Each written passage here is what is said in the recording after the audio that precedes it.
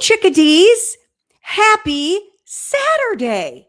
We are in the final day of Tennessee versus Zachary Adams, also known as the Battle of the Jennifers. Good morning, KS Granny, and happy Saturday to you, Kelly. We have a lot to cover. Yes, I have been following the Sharon Moore case out of the University of Michigan in Ann Arbor. I'll continue to follow that. There is an additional court date in January. I've added it to the docket. So, tomorrow when I send my update out, it won't be on there because it's so far in the future, but it is on the docket. I will be following and paying attention. We're in verdict watch in Brian Walsh. I said I thought it would be given to the jury on the 12th, and poof, look at that. It's like I have ESP or something, or ESPN. I do have ESPN. And let's see, Monday, I think it's Monday. I may be getting my dates mixed up. Actually, no, it's Tuesday. Tuesday, Sarah Grace Patrick has a hearing. I know you all don't know a ton about the Sarah Grace Patrick case. I'm hoping to do a deep dive of some sort in that. There's not a ton of information, but we can do kind of a little summary. And what else is going on this next week? I have to consult my list. This is what I remembered, which is saying a lot at my age that I even remembered all of that. Kelsey Fitzsimmons has a hearing. Courtney Clenny has a hearing. That hearing with Courtney Clenny, that is the one where she is going to ask for charges to be dismissed. And I think that takes us through to next week. Then the Christmas week, Antonio Brown has a hearing. So as far as scheduling goes, after today, I'm going to take Monday off, if y'all don't mind. I know normally we do a live stream on Mondays, but I need to get my wig trimmed. I need like about 2 pounds taken off the old misdemeanor wig. And so I am very much looking forward to my haircut that's taking place on Monday. But I will absolutely be doing Wine and Crime Wednesday. And my plan, fingers crossed, is that we'll do a little bit of a deep dive into Sarah Grace Patrick. And we're going to get into maps about where Holly Bobo was, maps about where Terry Britt was. We're going to do that on Wednesday as well. That's my plan as it stands right now. Yes. Dolly Parton. Yeah. I mean, I tease about the wig because that's what everybody joked about and thought that my hair was a wig when I was at Adelson. And so, yeah, I got to get her trimmed up because it's a little wild and there's way too much hair. Good morning, Ava. Good morning, Melissa. Thank you so much for joining. And let's see, if you are on the replay crew, make sure you pop me a comment to tell me that you're on the replay crew and do the thing. Like, subscribe, share, notify, all the stuff. Okay, that being said, are we ready? Are we really ready to get into the final bit of testimony and then closing arguments and jury instructions and verdict and all of it? Let's do the thing, all right?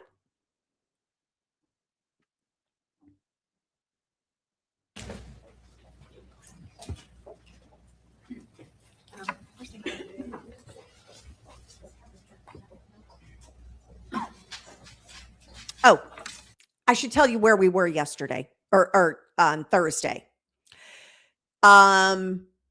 Thursday, we left off with John Reeves, the cell phone expert that the defense called to testify.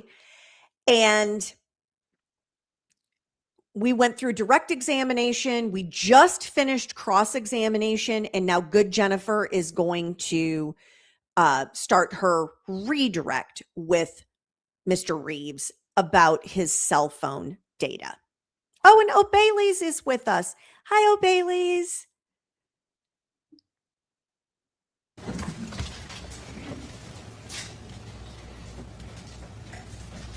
Okay, good, Jennifer. What are we doing here?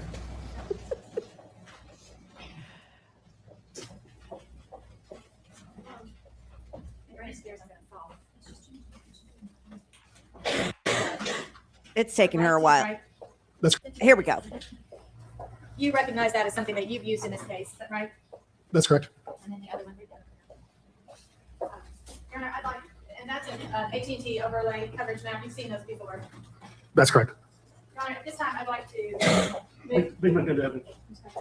What do we say, 217, 219? As you drive around different roads and which tower is actually being used. So it's also an overlay map, but it's just specific as to road names. This is actually, there's a significant difference between this map and that map. Not just because it's the roads that are drawn out, but this map is actual collected data from the device that drove these roads and showed what cell sites served through these areas, whereas that map is produced based on predicted physics modeling and calculations. Okay. So this is what I would call real world data. This is what was actually in place when they drove it, whereas that other map is prediction that tries to model real world data. Okay. And so, Your Honor, I'd like to move the second item, and it is 218 in the evidence of this matter. So we'll look at this map 219, right here. And would you agree with me that this area right here is the Shiloh Road Tower? Shiloh Road or Natchez Trace Tower. I think we've called it by both names. Okay, the Shiloh Road Tower. And it's, will you read the number for the record off as to what the number here is? So the tower number is 1096, and the sector numbers are 10961, 10962, and 10963. Okay, and right here, what color is the sector 3 of the Shiloh Tower? I believe you're actually pointing to sector 1, right? Okay, is that sector 1? Yeah, sector Okay, 1, sector 2, sector 3. Okay, so sector 1, what color is that sector 1? Well, there's lots of blue on there, so I'll call it blue, but it's a medium dark blue. Okay, and what is this green color right here that bleeds into it? It's an olive green, I guess. Okay, and then what, I meant what sector number is that? Oh, that sector number is 31523. And is that what we were calling Cox 3? Correct. Cox Road, southwest sector. Okay, and so this Shiloh Tower sector, that's a fairly weak sector as you compare it to other sectors. Is that accurate? Yeah, there are other sectors on here that you can see. Even the south sector here reaches out much further than that one does. You can do kind of a similar analysis even on like the Parsons sector, just as far as how much area it covers. Okay, and you at some point actually were overlaid this map with a road map, isn't that right? That's correct. And that Yellow Springs Road where Shane's, Austin's house is, and Yellow Springs Church is, and where his grandmother's barn is, those all showed up in Cox 2 sector clearly, didn't they? That's correct. They were not in that small Shiloh Road sector. That's correct. Okay.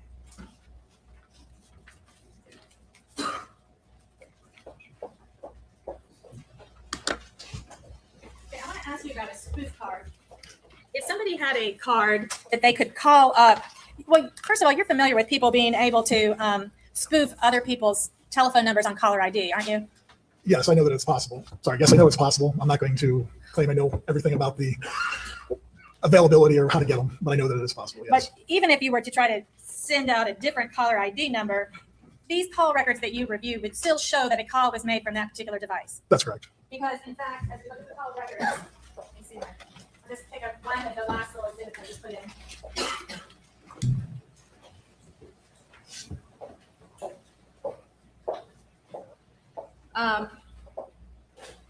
This is the subscriber information right here. This column, it's called IMSI.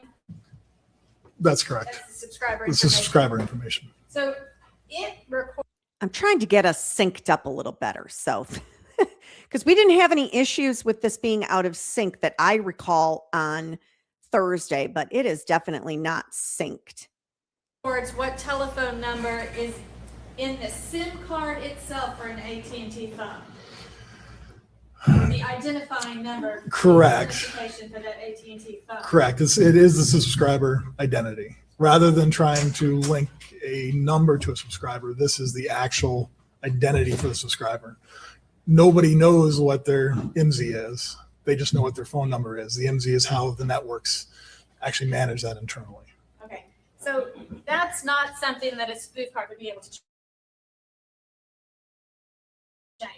This is what it is, regardless. That's correct. As far as Okay, so any call made with this subscriber information, and then this other column, and it's the IMEI, that's the equipment identifier.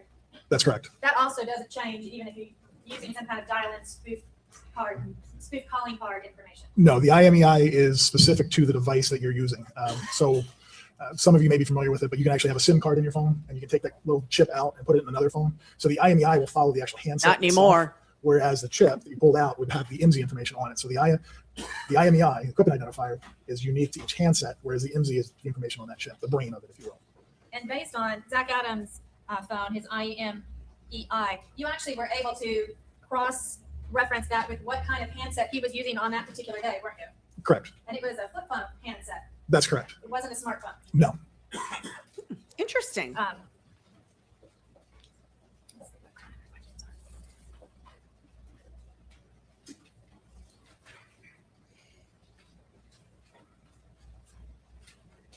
So, as far as Shane Austin, let me pull the records up.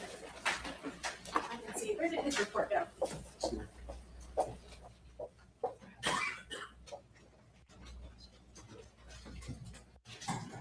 We're still sorting stuff out here. So So Shane Austin's telephone, I'm looking at page 13 of your report. You can go ahead and Would you like me to plug that back in again? What? Would you like me to plug that back in again? flip it upside down. I've gotten it. This one is upside down. That one's right side up. Got it. There. So if you go back to page 13, where you were looking at Shane Austin's records, that's it, right there. Okay, so Shane Austin's telephone is on the Cox 3 tower at 9:23 a.m. That's correct. Okay. Holly Bobo's cell phone is down on the Parsons tower at 9:25 a.m. That's correct. So 2 minutes later, she's down on the Parsons tower. That's correct. And then 20 minutes later, Shane Austin is on the on his home tower still, the Cox Road home tower, Cox 3. Yes, at 9:45 a.m. he's on cell 31523. And going back to the information about Zach Adams and Jason Autry being over by the Birdsong Road exit off of Interstate 40. And that's page 16. Yes, oh, you're there. Had they gone down, to see, it's kind of hard on your map, but right below where you have the number 39078 in that sector, the Birdsong 8 sector, right there. There's that little jig of water that sticks out from the Tennessee River, which is kind of hard to see on the. You're talking about this area over Yes, I'm talking about that kind of slough, little area of water. So if somebody were driving along the edge of the Tennessee River and then across the top northern section of that slough of water, and they were on the telephone, they would have to be in that 39078 sector. If they're on the telephone while they're driving along there, they would have to be in that sector. here? That is the sector that serves that area, correct? Okay.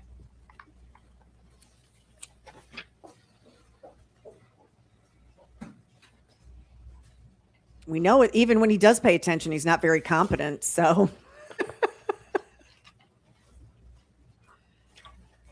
oh, this is not a good redirect. Cross-examination, the prosecutor was asking you a lot of questions about the phone, could possibly be in somebody's pocket.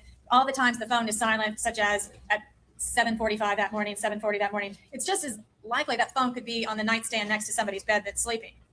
That's correct. The phone's not speaking, then there's no information to be gained from that. You don't know. That's correct. And the portion of time, going back to Zach Adams, which I think is probably page 10. If you go back to his page 10, is that page? No, that's Jason Autry, so he must be page 7. So if we look at Zachary Adams' records on page 7 that morning, at 8:38, he's on his home sector, which is the Cox 2 sector. Is that right? Can you point to that record up there at 8:38? Yes. That's correct. Okay. And then at 8:53, he's on Cox 2 sector. But it is possible that he didn't even leave his home that morning. He could still be I'm at sorry, I his just want home. to make sure I'm clear on something. You said at 8:53 he's on the Cox. 2. Well, Cox 3, I'm sorry. Yeah, sorry. So at 8:53 a.m. he has a voice call out to Jason Autry, and it is on the 3rd sector of Cox Road, the southwest sector of Cox Road, 31523.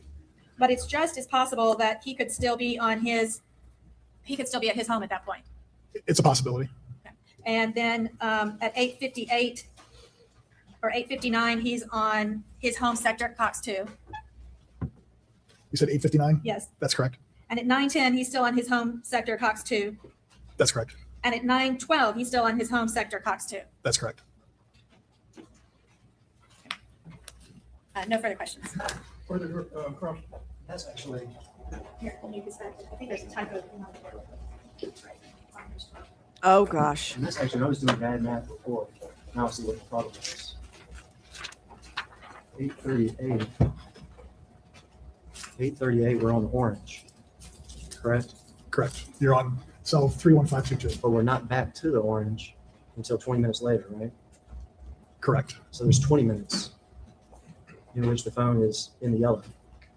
There's 20 minutes between the two call records that place him on. That's Cox Road, Southeast Sector. And I think as you just answered, is it possible that he's in the yellow, but he's actually at his house? Like your answer said it was possible, right? It's possible. It's not the most likely scenario, but it is certainly possible. And equally possible if he was showing in the orange, that he was actually in the yellow. Just the reverse of what we just said. What Well, orange not- are we if talking you say in the about? yellow, that's not very specific. If the question is, was he over at Shane Austin's residence and it showed up in orange, that's not likely. It's not likely at all. Just Not because likely you're or so not possible. anything's possible. It's very, very unlikely. And you mentioned something earlier, a good way to get real world data or to see what's actually happening in the real world, right? Right. Would be the drive test stuff. Correct. Well, you were asked about the Birdsong River and this route. This is a very hilly, very mountainous, very rural area, right? Correct. Well, did you drive test that? Well, number one, drive testing today with whatever the network is today wouldn't be indicative of what it was back in 2011. Certainly in the last 6 years, AT&T could have and most likely did modify their cell sites. The drive test data that we were looking at earlier was actually done by AT&T back in that time frame. It was my understanding they drove the areas that they were specifically concerned with, which did not include the area out by Birdsong. Exactly. So this wasn't drive tested in 2011, is that correct? That's correct. And isn't it true that that limits your confidence with regard to whether or not a route passing through, what color is that? Green? Olive green? Teal. Does that limit your confidence when we're talking about 2011? We're and talking drive teal tested route now? through a hilly What is mountainous area? happening? And your answer about the route? It doesn't limit my confidence because what we're looking at here is still the predictions for the set between the sectors. So we know that there's no other service that would cover through that area. Predictions. Predictions, that's correct. But the drive test you described to us in your own testimony as getting information from the real world. That's correct. Oh, wait, one second. I just want to correct a typo. Did I miss one? There Or two is or 10? Page 12. I think I asked you to write that page number down. Yes. I just approached with his executive judge. Just to try to trick him or anything like that.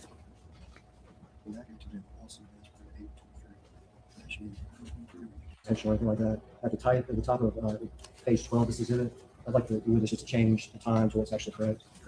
Yes, I incorrectly wrote 8:23 a.m. instead of 9:23 a.m. Ah, that makes the difference.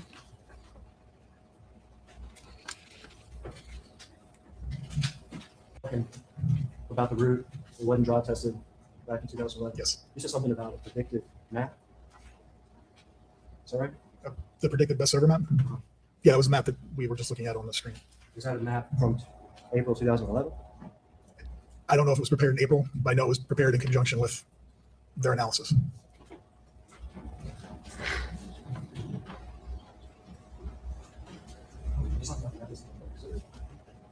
I could have that exhibit. I'm just going to get one back. The overlay map, that crazy thing. I've been watching so much Walsh. I'm waiting for him to say Ms. Gilman. Can I see? And it's crazy to look at, but I'm looking at it. I don't see the river on it, and I don't see that tower on it. That's correct. It's not on that map. That's all the questions. I have You build cellular telephone networks based on your physics prediction about coverage areas, don't you? I do. So when you call it a predictive map, it's accurate enough that you build entire networks based on those calculations, don't you? That's correct.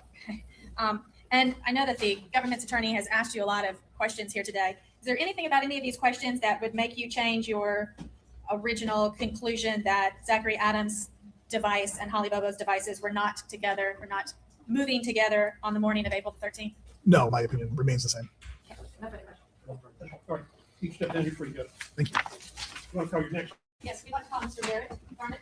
this one we said, should they be brief? Yes, Your Honor. I don't know who this is. We're going to find out.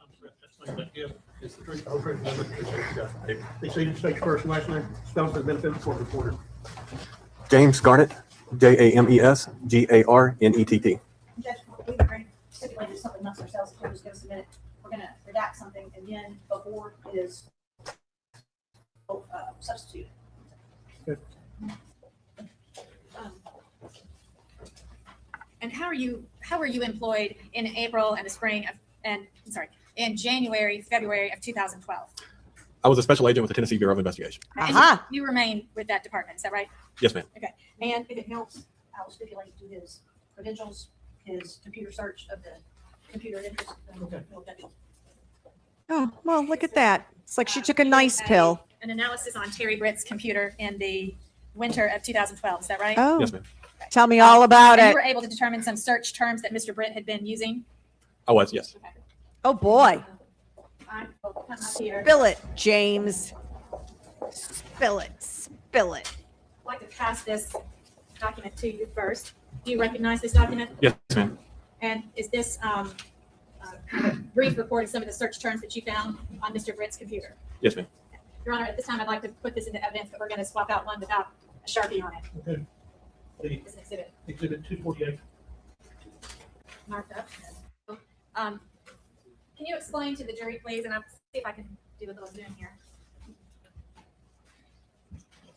Indeed. Who knows what this disgusting, despicable Can you man. explain to the jury how we know what search terms are being used Was here, such as looking. in this top line? Oh, What search I terms can are we already seeing see. that Mr. Britt has used on his computer?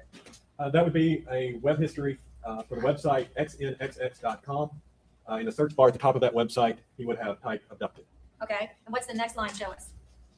Web history again for nudevista.com. In the search box at the top of that, the user typed rape and scene. The Now, plus, he didn't type the plus, he just typed those two separate words, is that right? no, ma'am. The plus is put there by the code. The computer. Okay, and then what's the next search that he did? Another search on the same website, nudevista.com. Can we get the dates for all of these, please? Sure. Would you Can let you me? read the date along with it then? Yes, this first one is a little bit confusing for going back to the xnxx.com and the abducted line at the very top. The program, the tool that I use, switched the day and month in that line. So it's still in January, but it is January 8th of 2011 is when that search was conducted. Okay. I thought they The said next one, the 2012. rape scene, that one was conducted on January 6th of 2012. Okay. Okay, that makes The more next sense. The new Vista in the search term was rape and anal. That one was conducted on January 12th of 2012. Okay. The next line was conducted again on January 12th of 2012 at 8:27 a.m. And that was newvista.com again, and anal rape was the term typed into the box. Okay. All three of these next ones are actually the same search term. It would have been typed by the user one time, but these are referring to on the results when they're presented in a gallery form on the web page. There'll be more than one page. So if they click next, for instance, if they're presented with 20 various images or videos on that page, they click next to get the next 20 images or videos. I don't on the need to next see page. him, So when you cameraman. see ones like me on the they're data. all three done, the same results, just different start. It says start equals 144, start equals 96, start equals 48. That's just another page. The user has essentially clicked next and gotten a new page of results. Same search term, same instance where they typed it in the box, just another page of results. So on these, it was newvista.com and the user typed anal rape into the search box.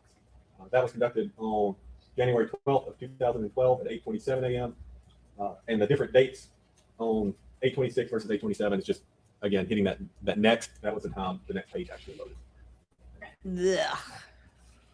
Ugh. The next one, newvista.com, anal rape, conducted on 1/12/2012 at 8:26. That one is the initial one. So that's where the user typed that the first time, and that's the first search for it that led to the previous three above it.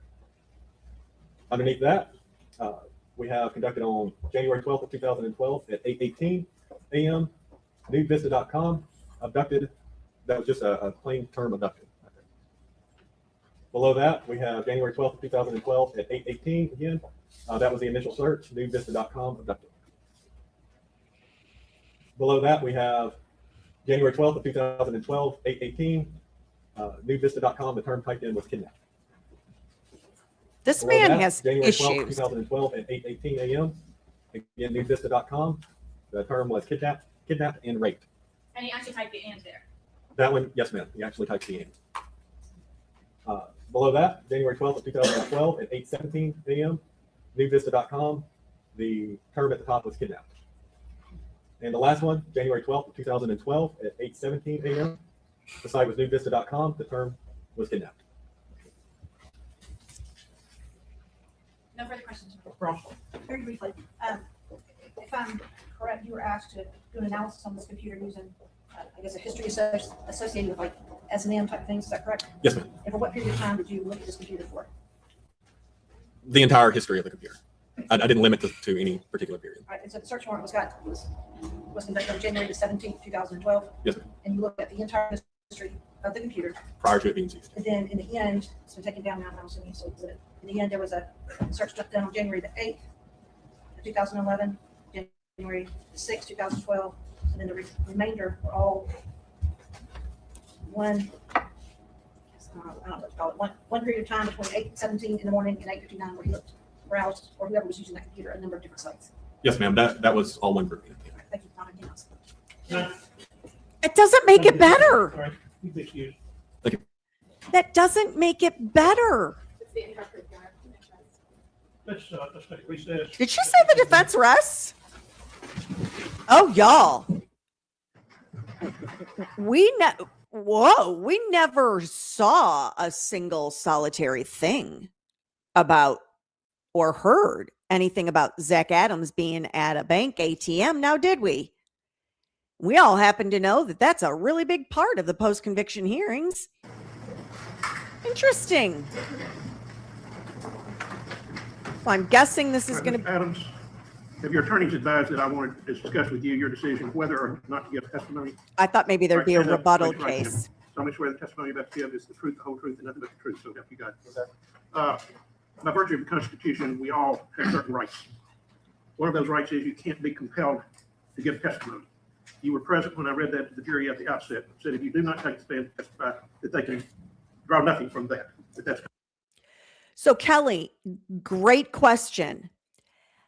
That is what one of the things is that's in dispute.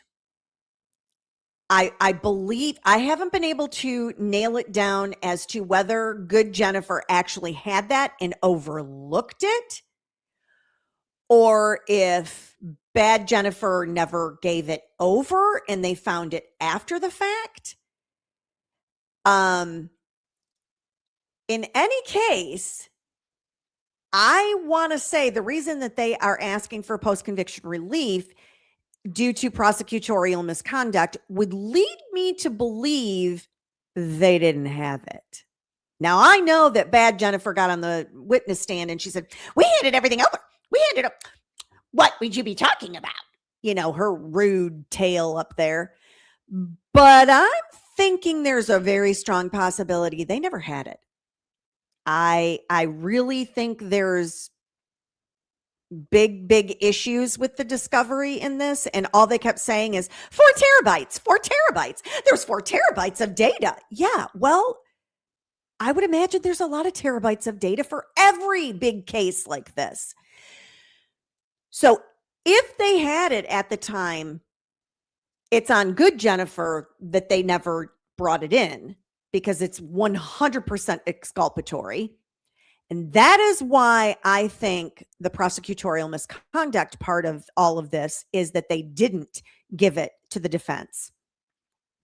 And it's exculpatory evidence. You have to turn it over. So that's all I know about that. constitutional right. Also, you have a constitutional right to give testimony if you you take the stand. If you do, you'd be subjected to cross-examination, and your credibility would be judged by the jury with the same standards I've already charged you. This is your decision, okay? You can make it having consulted with your attorneys. I would expect you to consult with your attorneys, but this is not their decision. This is your decision. You're standing there between two of your attorneys. Mr. Gonzalez came on the case late, but you had ample opportunity to discuss it with Mr. Simmons and Ms. Thompson. Is that correct? Yes, sir. Having said all of that, is it your election not to give testimony? Yes, sir. Is that correct? Are you doing this freely and voluntarily? Yes, sir. You don't feel you've been pressured either way, to give or not to give? No, sir. This is your decision. Yes, sir. All right. But he was. Anything further? No, Your Honor. No, Your Honor. All right. You can be seated.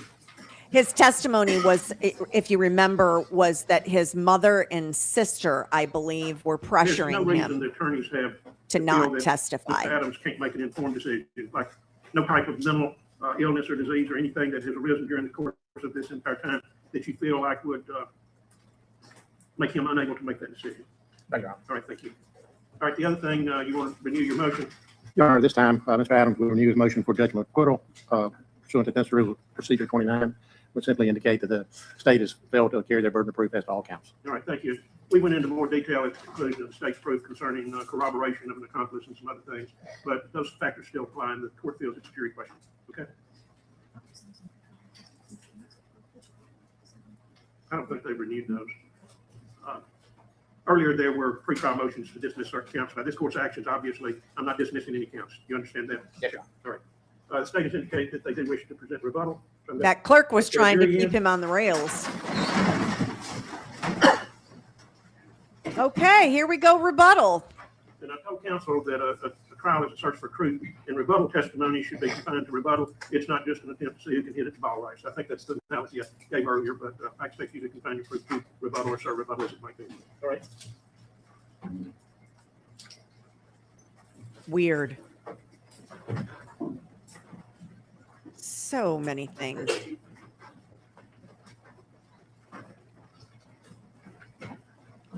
I don't know, Kelly, whether Natalie was ever in the court watching the trial. Right, be seated. That's a good question. I don't They know already the arrested answer their to that. case in chief. The defense is now rested. So at this time, I told the parties if there's any rebuttal proof, you'll be confined to rebuttal, but you may call your first rebuttal witness on behalf of the state. Before we start the short rebuttal, Your Honor, we announced earlier in the trial with the defense. There's going to be a stipulation with regard to some phone records and a list of numbers associated with people. We just thought we'd like you to do this at the end of the proof. So I have this marked as next moment's in honor. P-249. That'll be helpful to the jury to know who belongs to what phone number, because y'all have made it a mystery through the entire testimony. This has been rough how it's been presented. Oh, we've got Dana Bobo coming back up again. It's been a while. I'm going to go ahead and place you back under oath.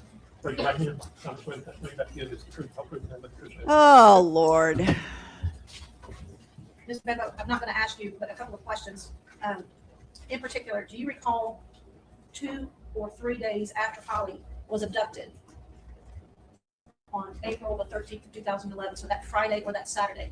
Do you recall going to several different locations with your cousin? It's in the courtroom, Sheriff's Department. Yeah. Was one of those locations the trailer, property surrounding the trailer that belonged to Shane Austin? Yes, Do you recall, and can you tell the jury whether or not you noticed a burn barrel? yes, there was a burn barrel. Did you walk around the property? Yes, I did. What else did you notice? It was I can tell you what, it's a black truck sitting behind the trailer.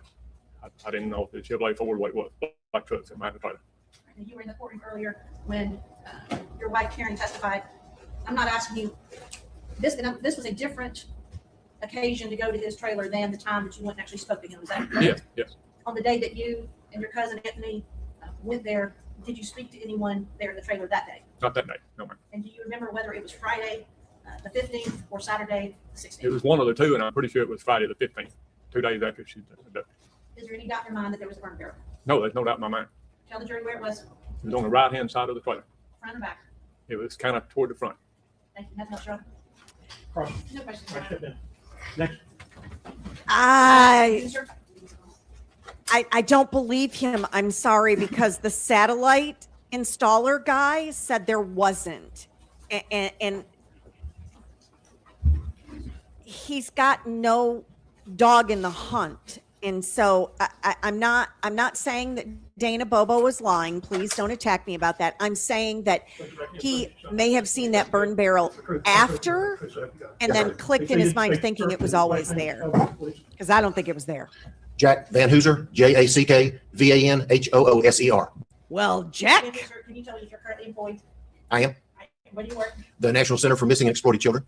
And prior to your current position, did you work for the Tennessee Bureau of Investigation? I did, yes, ma'am. For how long? A little over 30 years. Okay, and did you retire from that organization? Yes, ma'am. In what year?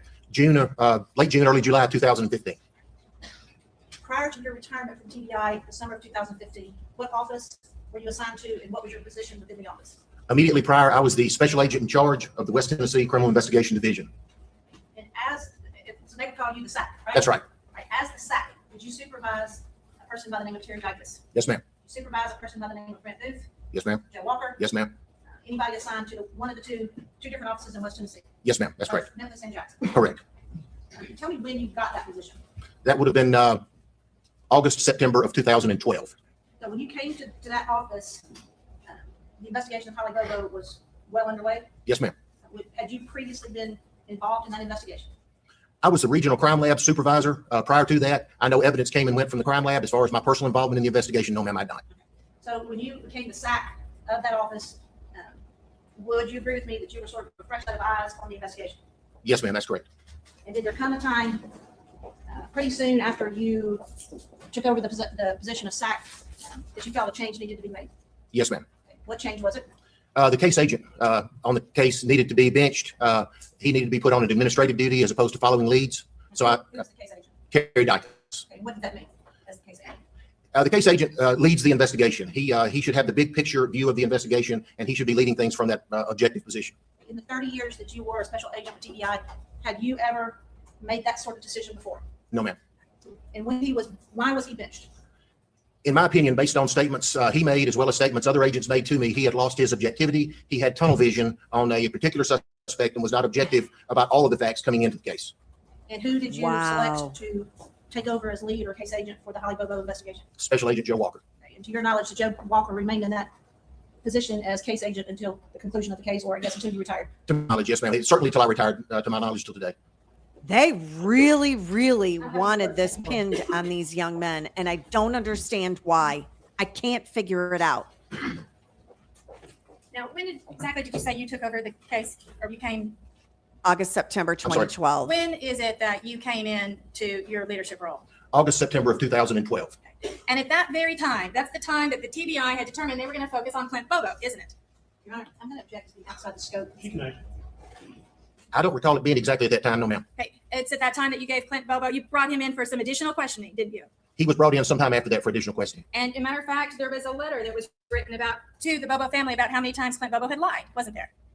Oh, I recall the letter. I don't recall any details. I didn't write the letter. But you recall that it outlined all the times that the TBI thought that Clint Bobo had lied or changed his story. His story had changed over time, yes, ma'am. And also, you all were, at the time, the TBI was very focused on the fact that they thought that Clint Bobo was somehow involved in his sister's abduction. We're kind of getting outside the area of rebuttal. Which is why I objected. Your Honor. Actually, if we're going to go outside, I have a whole lot more questions that I would have asked. I tried to keep it narrow. It's not narrow. They're saying that they've taken Terry Dykes off because he had tunnel vision. I say that the TBI at that time had tunnel vision in another inappropriate area, and that was the Bobo family. You're outside the area of rebuttal. Okay, no further questions. Done? All right, step down, you're free to go. Thanks, sir. what just happened? I don't have any further questions. You sir rebuttal? No, Your Honor. Y'all, I kind of mapped out a schedule for you folks earlier. what I think in everyone's good with that. the world? I think it's unfair if I were to continue to go today. We're going to let you folks out early. If we don't, I promise you it will be very late. We will bring you in as close to 8:30 as we can in the morning. We've got to get you fed. Okay. Guess what's The up order that we next, will then guys? Is you will be handed additional materials for your notebooks that will go behind the next divider. Unfortunately, you don't have to fit the notebook. It's a lot of material. It's a very long charge. It will take me perhaps close to an hour to read that to you. We will then take a recess because I don't like to break up closing argument if I can keep from it. I'd rather there be some continuity and some. Oh, Kelly, I know what happened. She was trying to. I'm saying what just happened because I can't believe it just happened. What happened is, good Jennifer tried to cross-examine the rebuttal witness about the case agent, the lead case agent, having tunnel vision. That is specifically and precisely what good or what bad Jennifer brought in the Sir rebuttal. The problem then became that good Jennifer was saying, okay, great, you came on tunnel vision, let's talk about some different tunnel vision, and it was all shut down, saying it's outside the scope. Well, I don't know how you can have it both ways. You can, and I'm not an attorney. Maybe an attorney on here would be like, oh yeah, that's totally fair. But in light of everything else I've seen this particular judge rule on, I'm not buying it. It looks a lot like thumb on the scale to me. So that happened. She was actually trying to get in that at the time this particular gentleman that was testifying came on with in a supervisory role over Terry Dykes. They were all wanting to pursue Clint Bobo because he had lied and he had made up different stories. So, yeah, then that was shut down. Interesting. Well, And so for we'll take a break after that charge that I read to you. Sometimes you've got that in front of you, but still it can be somewhat dry. It's very important, but it can be somewhat dry.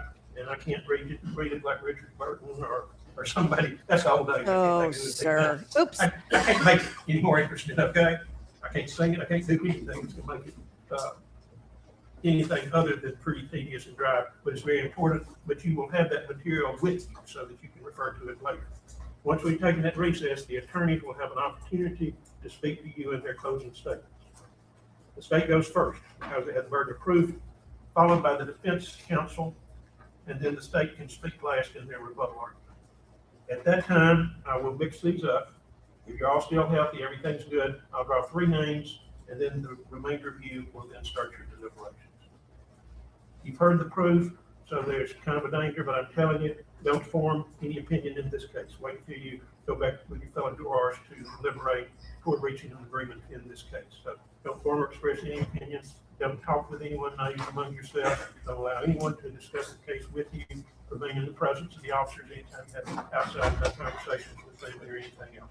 Do you have any questions? If everything goes well, you should get this case. Yes, sir. Yes, sir. Who the alternates are chosen, will they be just sent like back to, they won't be released? Right? They actually, once you start your deliberations, I can't substitute an alternate in. So What? I've never heard Yeah. that before. the lady that says me, we're gonna keep the alternates. So don't get too happy. Now, what I'm saying is like, Yeah, she was correcting him like, no, no, no, no, no, I no. guess they'll need to hear this information, right? In case something happens to one of the others, or will they be kept separate? I'll have to deal with that. They'll be kept. That's a valid question, sir. Your Honor, why are you not In prepared? the event that there's a sentencing hearing, they might be put in at that time because it's kind of like a mini trial. But this is all way ahead. It's theoretical, so don't hold me to anything yet, but that's. Yeah, you can't release all Right. of the Anything jurors until there's a verdict that's So been everybody understands. announced in As the much as I'd court. like to go forward, I don't think it'd be fair. to How does he them. not know Matter of fact, that? they're gonna stay with me a few minutes to further discuss the details that will make tomorrow pretty good. Okay? So you folks at this time, please. Ay, ay, ay, ay, ay. All right, let's get moving on here. I will not keep the jury instructions at Listening to the, evidence in case. sorry, at the fastest speed that I've been playing it. Some of these individuals that testify speak very slowly, but I know the jury instructions are going to be coming from Judge McGinley, and I think at 1.25 speed is probably going to be the best for us to watch that. If we need to go back, then let me know. I hope that answered your question, Kelly, when you asked to rewind and play. All right, are we ready for jury instructions? We're closing in. Listening to the evidence in case something comes up and someone is discharged so that they can be substituted in. But unfortunately, you don't get to take off and be free, okay? We're Right. involved. His assistant, his clerk assistant, is Okay, we're the ready one to that start the hearing. corrected him. At Gosh, this this is time- like super loud. That has been placed in your Woo. notebook. Is the sound better for all of you now? It's not necessary. Got the word officers with them. All right, please start with page 9. Everybody got a copy of that in your notebook behind the next tab? They didn't mess with your personal stuff. It was just inserted in the notebook, either by her or my secretary. She put it in, so she didn't go through your personal stuff. So it's like she's got other things to do. Legit, the clerk had to correct him. Next charge. Following that, we'll take a break, then we'll take up closing statements, okay? Okay, ladies and gentlemen, the evidence in this case has been completed, and it is my duty now to instruct you further as to the law. The first-degree felony murder, especially aggravated kidnapping, aggravated rape, and first-degree premeditated murder. Counts 1 and 4 charge the defendant with the offense of first-degree felony murder under alternative theories. The offense of first-degree felony murder necessarily includes the lesser offenses of facilitation of first-degree felony murder, second-degree murder, facilitation of second-degree murder, reckless homicide, facilitation of reckless homicide, criminally negligent homicide, and facilitation of criminally negligent homicide. Counts 2 and 3 charge the defendant with the offense of especially aggravated kidnapping under alternative theories. The offense of especially aggravated kidnapping necessarily includes the lesser offenses of facilitation of especially aggravated kidnapping, facility of aggravated kidnapping, facilitation, kidnapping, facilitation of kidnapping, false imprisonment, and facilitation of false imprisonment. Counts 5, 6, and 7 charge the defendant with the offense of aggravated rape under alternative theories. The offense of aggravated rape necessarily includes lesser offenses of facilitation of aggravated rape, facilitation of rape, aggravated sexual battery, facilitation of aggravated sexual battery, and facilitation of sexual battery. Count 8 charges the defendant with the offense of first-degree premeditated murder. The offense of first-degree premeditated murder necessarily includes the lesser offenses of facilitation of first-degree premeditated murder, second-degree murder, facilitation of second-degree murder, voluntary manslaughter, facilitation of voluntary manslaughter, reckless homicide, facilitation of reckless homicide, criminally negligent homicide, and facilitation of criminally negligent homicide. The defendant pleads not guilty to each and every offense embraced in the indictment. Criminal responsibility for the conduct of another. The defendant is criminally responsible as a party to the offenses of first-degree felony murder, especially aggravated kidnapping, aggravated rape, and/or first-degree premeditated murder, or any of the lesser included offenses if the offenses were committed by the defendant's own conduct, by the conduct of another for which the defendant is criminally responsible, or by both. Each party to the offense may be charged with the commission of the offense. The defendant is criminally responsible for an offense committed by the conduct of another if, acting with the intent to promote or assist in the commission of the offense, or to benefit in the proceeds or the results of the offense, the defendant solicits, directs, aids, or attempts to aid another person to commit the offense. A defendant who is criminally responsible for an offense may be found guilty not only of that offense, but also for any other offense or offenses committed by another if you find beyond a reasonable doubt that the other offense or offenses committed were natural and probable consequences of the original offense for which the defendant is found criminally responsible, and the elements of the other offense or offenses that accompanied the original offense have been proven beyond a reasonable doubt. With regard to counts 1 and 4, charging the defendant with murder and perpetration of kidnapping and rape respectively, this natural and probable consequences rule does not apply. There is no requirement that the killing be foreseeable in order to hold a defendant criminally responsible, only that the defendant intended to commit the alleged kidnapping or rape. In deciding the criminal responsibility of the defendant, the jury may also take into consideration any evidence offered that the defendant attempted to thwart or withdraw from any of the offenses that followed from the original offense. To find the defendant criminally responsible for the acts of another, it is not necessary that you find the defendant was present or that the defendant took a physical part in the crime. Encouragement of the principal offender is sufficient. However, mere presence during the commission of the offense is not sufficient to support a conviction. Before you find the defendant guilty of being criminally responsible for said offense or offenses committed by the conduct of another, you must find that all the essential elements of the offense or offenses have been proven by the state beyond a reasonable doubt. Facilitation of a felony. Any person who commits the offense of facilitation of a felony is guilty of a crime.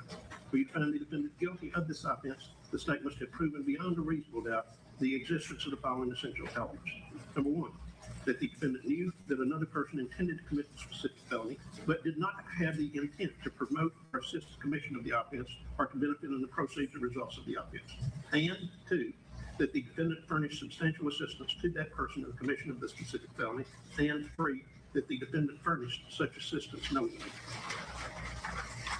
Counts 1 and 4, first-degree felony murder. Any person who commits first-degree felony murder is guilty of a crime. If you find the defendant guilty of this offense, the state must have proven beyond a reasonable doubt the existence of the following essential elements. Number 1, that the defendant, or one for whom the defendant is criminally responsible, unlawfully killed the alleged victim.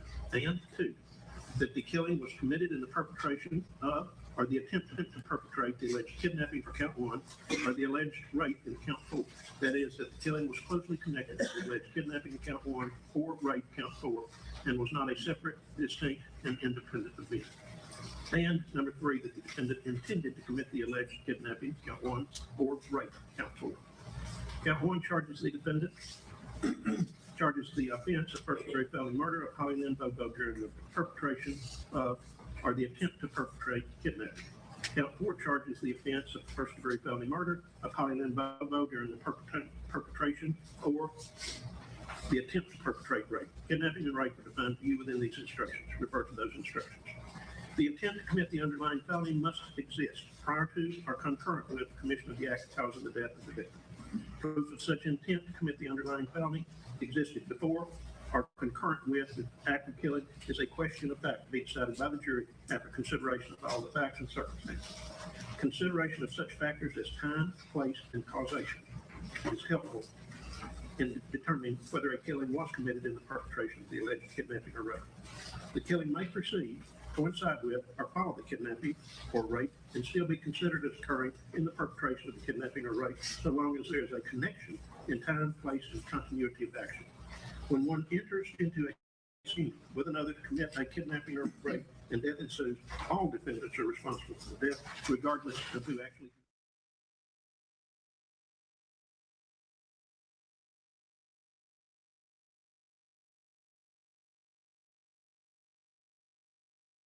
The essential elements to constitute facilitation of a felony and first-degree murder have previously been set out in these instructions. Refer to these instructions here. If you find from the proof beyond a reasonable doubt that the defendant is guilty of facilitation of first-degree felony murder, you will so report your verdict on your verdict form. If you have a reasonable doubt as to the defendant's guilt of facilitation of first-degree felony murder as charged in the indictment, then your verdict must be not guilty as to this offense, and then you shall proceed to determine his guilt or innocence of second-degree murder, a lesser included offense. Second-degree murder. Each person who commits second-degree murder is guilty of a crime. For you to find the defendant guilty of this offense, the state must have proven beyond a reasonable doubt the existence of the following essential elements. Number 1, that the defendant unlawfully killed the alleged victim, and number 2, that the defendant acted knowingly. If you find from the proof beyond a reasonable doubt that the defendant is guilty of second-degree murder, you shall so report your verdict on your verdict form. If you have a reasonable doubt as to the element, if you have a reasonable doubt as to the defendant's guilt of second-degree murder as charged in the indictment, then your verdict must be not guilty as to this offense, and then you shall proceed to determine the guilt and innocence of facilitation of second-degree murder, a lesser included offense. Facilitation of second-degree murder. The essential elements necessary to constitute facilitation of a felony and second-degree murder have been previously set out in these instructions. Refer to those instructions here.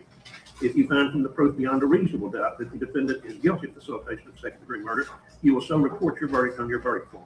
If you have a reasonable doubt as to the defendant's guilt of facilitation of second-degree murder as charged in the indictment, then your verdict must be not guilty as to this offense, and then you shall proceed to determine his guilt or innocence of reckless homicide, a lesser included offense. Reckless homicide. Any person who commits the offense of reckless homicide is guilty of a crime. For you to find the defendant guilty of this offense, the state must have proven beyond a reasonable doubt the existence of the following essential elements. Number 1, that the defendant killed the alleged victim, and number 2, that the defendant acted recklessly. If you find from the proof beyond a reasonable doubt that the defendant is guilty of reckless homicide, you will so report your verdict on your verdict form. If you have a reasonable doubt as to the defendant's guilt of reckless homicide as charged in the indictment, then your verdict must be not guilty as to the offense, and then you shall proceed to determine his guilt or innocence of facilitation of reckless homicide, a lesser included offense. Facilitation of reckless homicide. The essential elements necessary to constitute facilitation of a felony and reckless homicide have been previously set out in these instructions. Refer to those instructions here.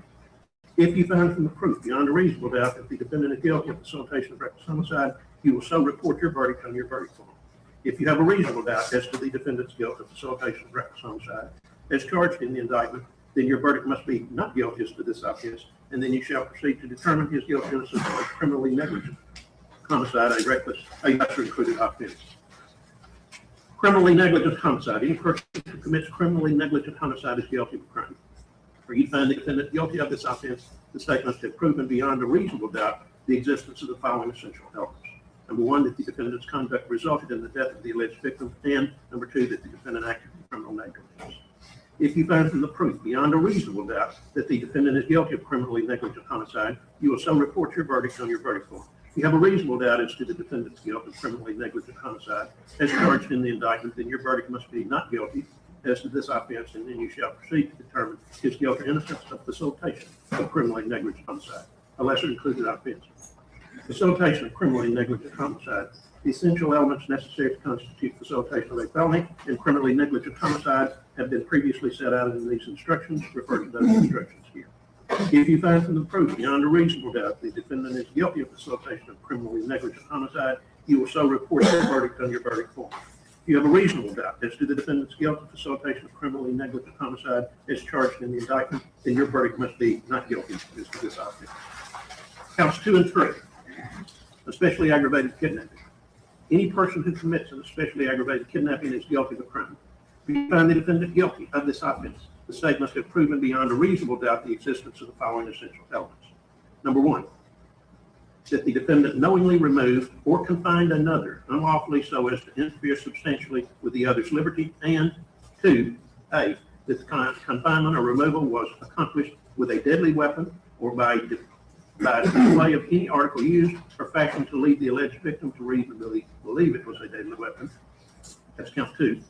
Or B, that the alleged victim suffered serious bodily injury, which was count 3.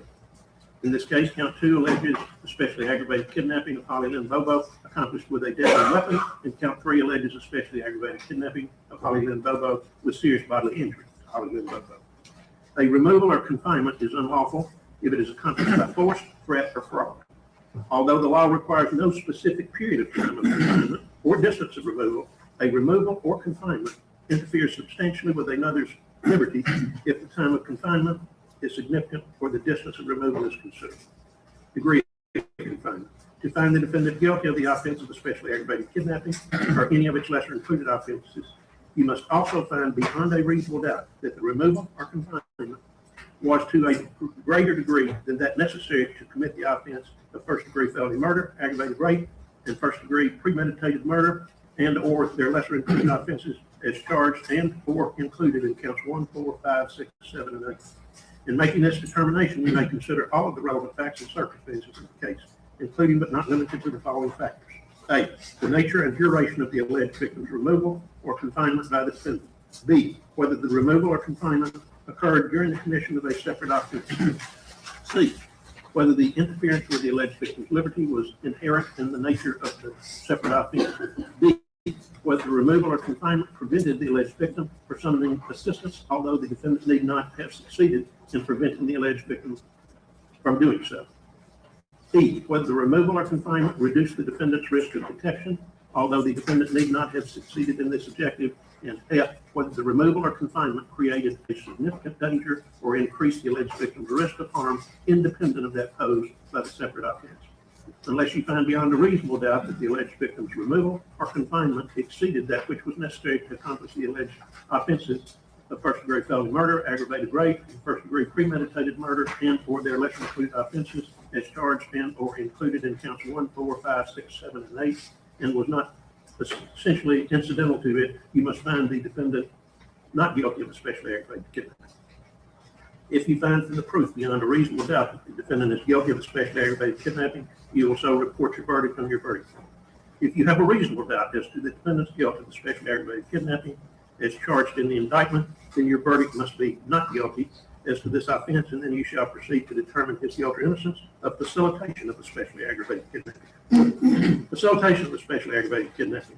The essential elements necessary to constitute facilitation of a felony and especially aggravated kidnapping have been previously set out in these instructions. Refer to those instructions here. If you find from the proof beyond a reasonable doubt that the defendant is guilty of facilitation of especially aggravated kidnapping, you will so report your verdict on your verdict form. If you have a reasonable doubt as to the defendant's guilt of facilitation of especially aggravated kidnapping as charged in the indictment, then your verdict must be not guilty as to this offense, and then you shall proceed to determine his guilt or innocence of aggravated kidnapping. Aggravated kidnapping. Any person who commits an aggravated kidnapping is guilty of murder. If you find the defendant guilty of this offense, the state must have proven beyond a reasonable doubt the existence of the following essential elements. Number 1, that the defendant knowingly removed or confined another unlawfully so as to interfere substantially with the other's liberty, and 2A, that the defendant possessed or threatened the use of a deadly weapon, that's count 2, or B, that the alleged victim suffered bodily injury, that's count 3. A removal or confinement is unlawful if it is accomplished by force, threat, or fraud. Although the law requires no specific period of time of confinement or distance of removal, a removal or confinement interferes substantially with another's liberty if the time of confinement is significant or the distance of removal is considerable. Here again, refer to the explanation of degree of confinement in the instruction on especially aggravated kidnapping. If you find from the proof beyond a reasonable doubt that the defendant is guilty of aggravated kidnapping, you will so report your verdict on your verdict form. If you have a reasonable doubt as to the defendant's guilt of aggravated kidnapping as charged in the indictment, then your verdict must be not guilty as to the offense, and then you shall proceed to determine his guilt or innocence of facilitation of aggravated kidnapping. Facilitation of aggravated kidnapping. The essential elements necessary to constitute facilitation of felony and aggravated kidnapping have previously been set out in these instructions. Refer to these instructions here. If you find from the proof beyond a reasonable doubt that the defendant is guilty of facilitation of aggravated kidnapping, you will so report your verdict on your verdict form. If you have a reasonable doubt as to the defendant's guilt of facilitation of aggravated kidnapping as charged in the indictment, then your verdict must be not guilty as to this offense, and then you shall proceed to determine his guilt or innocence of kidnapping. Any person who commits the offense of kidnapping is guilty of a crime. For you to find the defendant guilty of this offense, the state must have proven beyond a reasonable doubt the existence of the following essential elements. Number 1, that the defendant knowingly removed or confined another unlawfully so as to interfere substantially with the other's liberty. And number 2, that the removal or confinement was under circumstances that exposed the other to a substantial risk of bodily injury. A removal or confinement is unlawful if it is accomplished by force, threat, or fraud. Although the law requires no specific period of time of confinement or distance of removal, a removal or confinement interferes substantially with another's liberty if at the time of confinement, if the time of confinement is significant, the distance of removal is considered. Here again, refer to the explanation of degree of confinement in the instruction on especially aggravated kidnapping. If you find from the proof beyond a reasonable doubt that the defendant is guilty of kidnapping, you will so report your verdict on your verdict form. If you have a reasonable doubt as to the defendant's guilt of kidnapping as charged in the indictment, then your verdict must be not guilty as to this offense, and then you shall proceed to determine his guilt or innocence of facilitation of kidnapping. Facilitation of kidnapping. The essential elements necessary to constitute facilitation of a felony and kidnapping have been previously set out in these instructions. Refer to those instructions here. If you find from the proof beyond a reasonable doubt that the defendant is guilty of facilitation of kidnapping, you will so report your verdict on your verdict form. If you have a reasonable doubt as to the defendant's guilt of facilitation of kidnapping as charged in the indictment, then your verdict must be not guilty as to this offense, and then you shall proceed to determine his guilt or innocence of false imprisonment. False imprisonment. Any person who commits the offense of false imprisonment is guilty of a crime. If you find the defendant guilty of this offense, the state must have proven beyond a reasonable doubt the existence of the following essential elements. Number 1, that the defendant removed or confined another unlawfully so as to interfere substantially with the other's liberty, and number 2, that the defendant acted knowingly. A removal or confinement is unlawful if it is accomplished by force, threat, or fraud. Although the law requires no specific period of time of confinement or distance of removal, a removal or confinement interferes substantially with another's liberty if the time of confinement is significant or the distance of removal is considered. Here again, refer to the explanation of degree of confinement in the instruction on especially aggravated kidnapping. If you find from the proof beyond a reasonable doubt that the defendant is guilty of false imprisonment, you will so report your verdict on your verdict form. If you have a reasonable doubt as to the defendant's guilt of false imprisonment as charged in the indictment, then your verdict must be not guilty as to the offense, and then you shall proceed to determine his guilt or innocence of facilitation of false imprisonment. The essential facilitation of false imprisonment. The essential elements necessary to constitute facilitation of a felony and false imprisonment have been previously set out in these instructions. Refer to those instructions here. If you find from the proof beyond a reasonable doubt that the defendant is guilty of facilitation of false imprisonment, you will so report your verdict on your verdict form. If you have a reasonable doubt as to the defendant's guilt of facilitation of false imprisonment as charged in the indictment, then your verdict must be not guilty as to this offense. Counts 5, 6, and 7, aggravated rape. Any person who commits the offense of aggravated rape is guilty of a crime. For you to find the defendant guilty of this offense, the state must have proven beyond a reasonable doubt the existence of the following essential elements. Number 1, that the defendant had unlawful sexual penetration of the alleged victim, or the alleged victim had unlawful sexual penetration of the defendant. And number 2, A, that force or coercion was used to accomplish the act and the defendant was armed with a weapon or any article used or fashioned in a manner to lead the alleged victim reasonably to believe it was to be a weapon, that's as to count 5, or B, that the defendant caused bodily injury to the alleged victim, that's count 6, or C, that the defendant was aided or abetted by one or more persons and that force or coercion was used to accomplish the act, that's count 7. And number 3, that the defendant acted either intentionally, knowingly, or recklessly.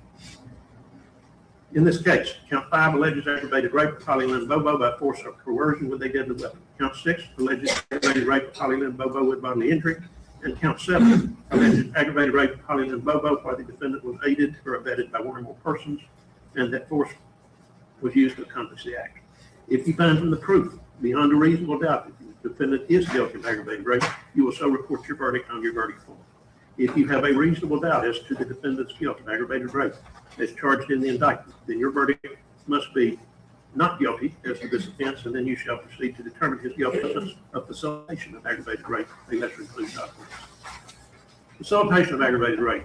The essential elements necessary to constitute facilitation of a felony and aggravated rape have been previously set out in these instructions. Refer to those instructions here. You find from the proof beyond a reasonable doubt that the defendant is guilty of facilitation of aggravated rape, you will so report your verdict on your verdict form. If you have a reasonable doubt as to the defendant's guilt of facilitation of aggravated rape as charged in the indictment, then your verdict must be not guilty as to this offense, and then you shall proceed to determine his guilt or innocence of rape, a lesser included offense. Rape. Any person who commits the offense of rape is guilty of the crime. For you to find the defendant guilty of this offense, the state must have proven beyond a reasonable doubt the existence of the following essential elements. Number 1, that the defendant had unlawful sexual penetration of the alleged victim, or the alleged victim had unlawful sexual penetration of the defendant. And number 2, A, that force or coercion was used to accomplish the act, or B, that the sexual penetration was accomplished without the consent of the alleged victim, and the defendant knew or had reason to know at the time of the penetration that the alleged victim did not consent, and 3, that the defendant acted either intentionally, knowingly, or recklessly. If you find from the proof beyond a reasonable doubt that the defendant is guilty of rape, you will so report your verdict on your verdict form. If you have a reasonable doubt as to the defendant's guilt of rape as charged in the indictment, then your verdict must be not guilty as to this offense, and then you shall proceed to determine his guilt or innocence of facilitation of rape, a lesser included offense. I don't even know how they could have gotten Facilitation of there. rape. The essential elements necessary to constitute facilitation of a felony and rape have been previously set in these instructions. Refer to those instructions here. If you find from the proof beyond a reasonable doubt that the defendant is guilty of facilitation of rape, you will so report your verdict on your verdict form. If you have reasonable doubt as to the defendant's guilt of facilitation of rape as charged in the indictment, then your verdict must be not guilty as to this offense, and then you shall proceed to determine his guilt or innocence of aggravated sexual battery, a lesser included offense. Aggravated sexual battery. Any person who commits the offense of aggravated sexual battery is guilty of a crime. For you to find the defendant guilty of this offense, the state must have proven beyond a reasonable doubt the existence of the following essential elements. Number 1, A, the defendant had unlawful sexual contact with the alleged victim in which the defendant intentionally touched the alleged victim's intimate parts or the clothing covering the immediate area of the alleged victim's intimate parts, or B, that the alleged victim had unlawful sexual contact with the defendant in which the victim intentionally touched the defendant. I don't know how you could prove that or the clothing covering the immediate with any area of the defendant. or any other person's intimate parts. And 2, A, that force or coercion was used to accomplish the act, and that the defendant was armed with a weapon or any article used or fashioned in a manner to lead the alleged victim reasonably to believe it to be a weapon, or that the defendant caused bodily injury to the alleged victim, or C, that the defendant was aided or abetted by one or more persons, and that force or coercion was used to accomplish the act, and number 3, that the defendant acted either intentionally, knowingly, or recklessly.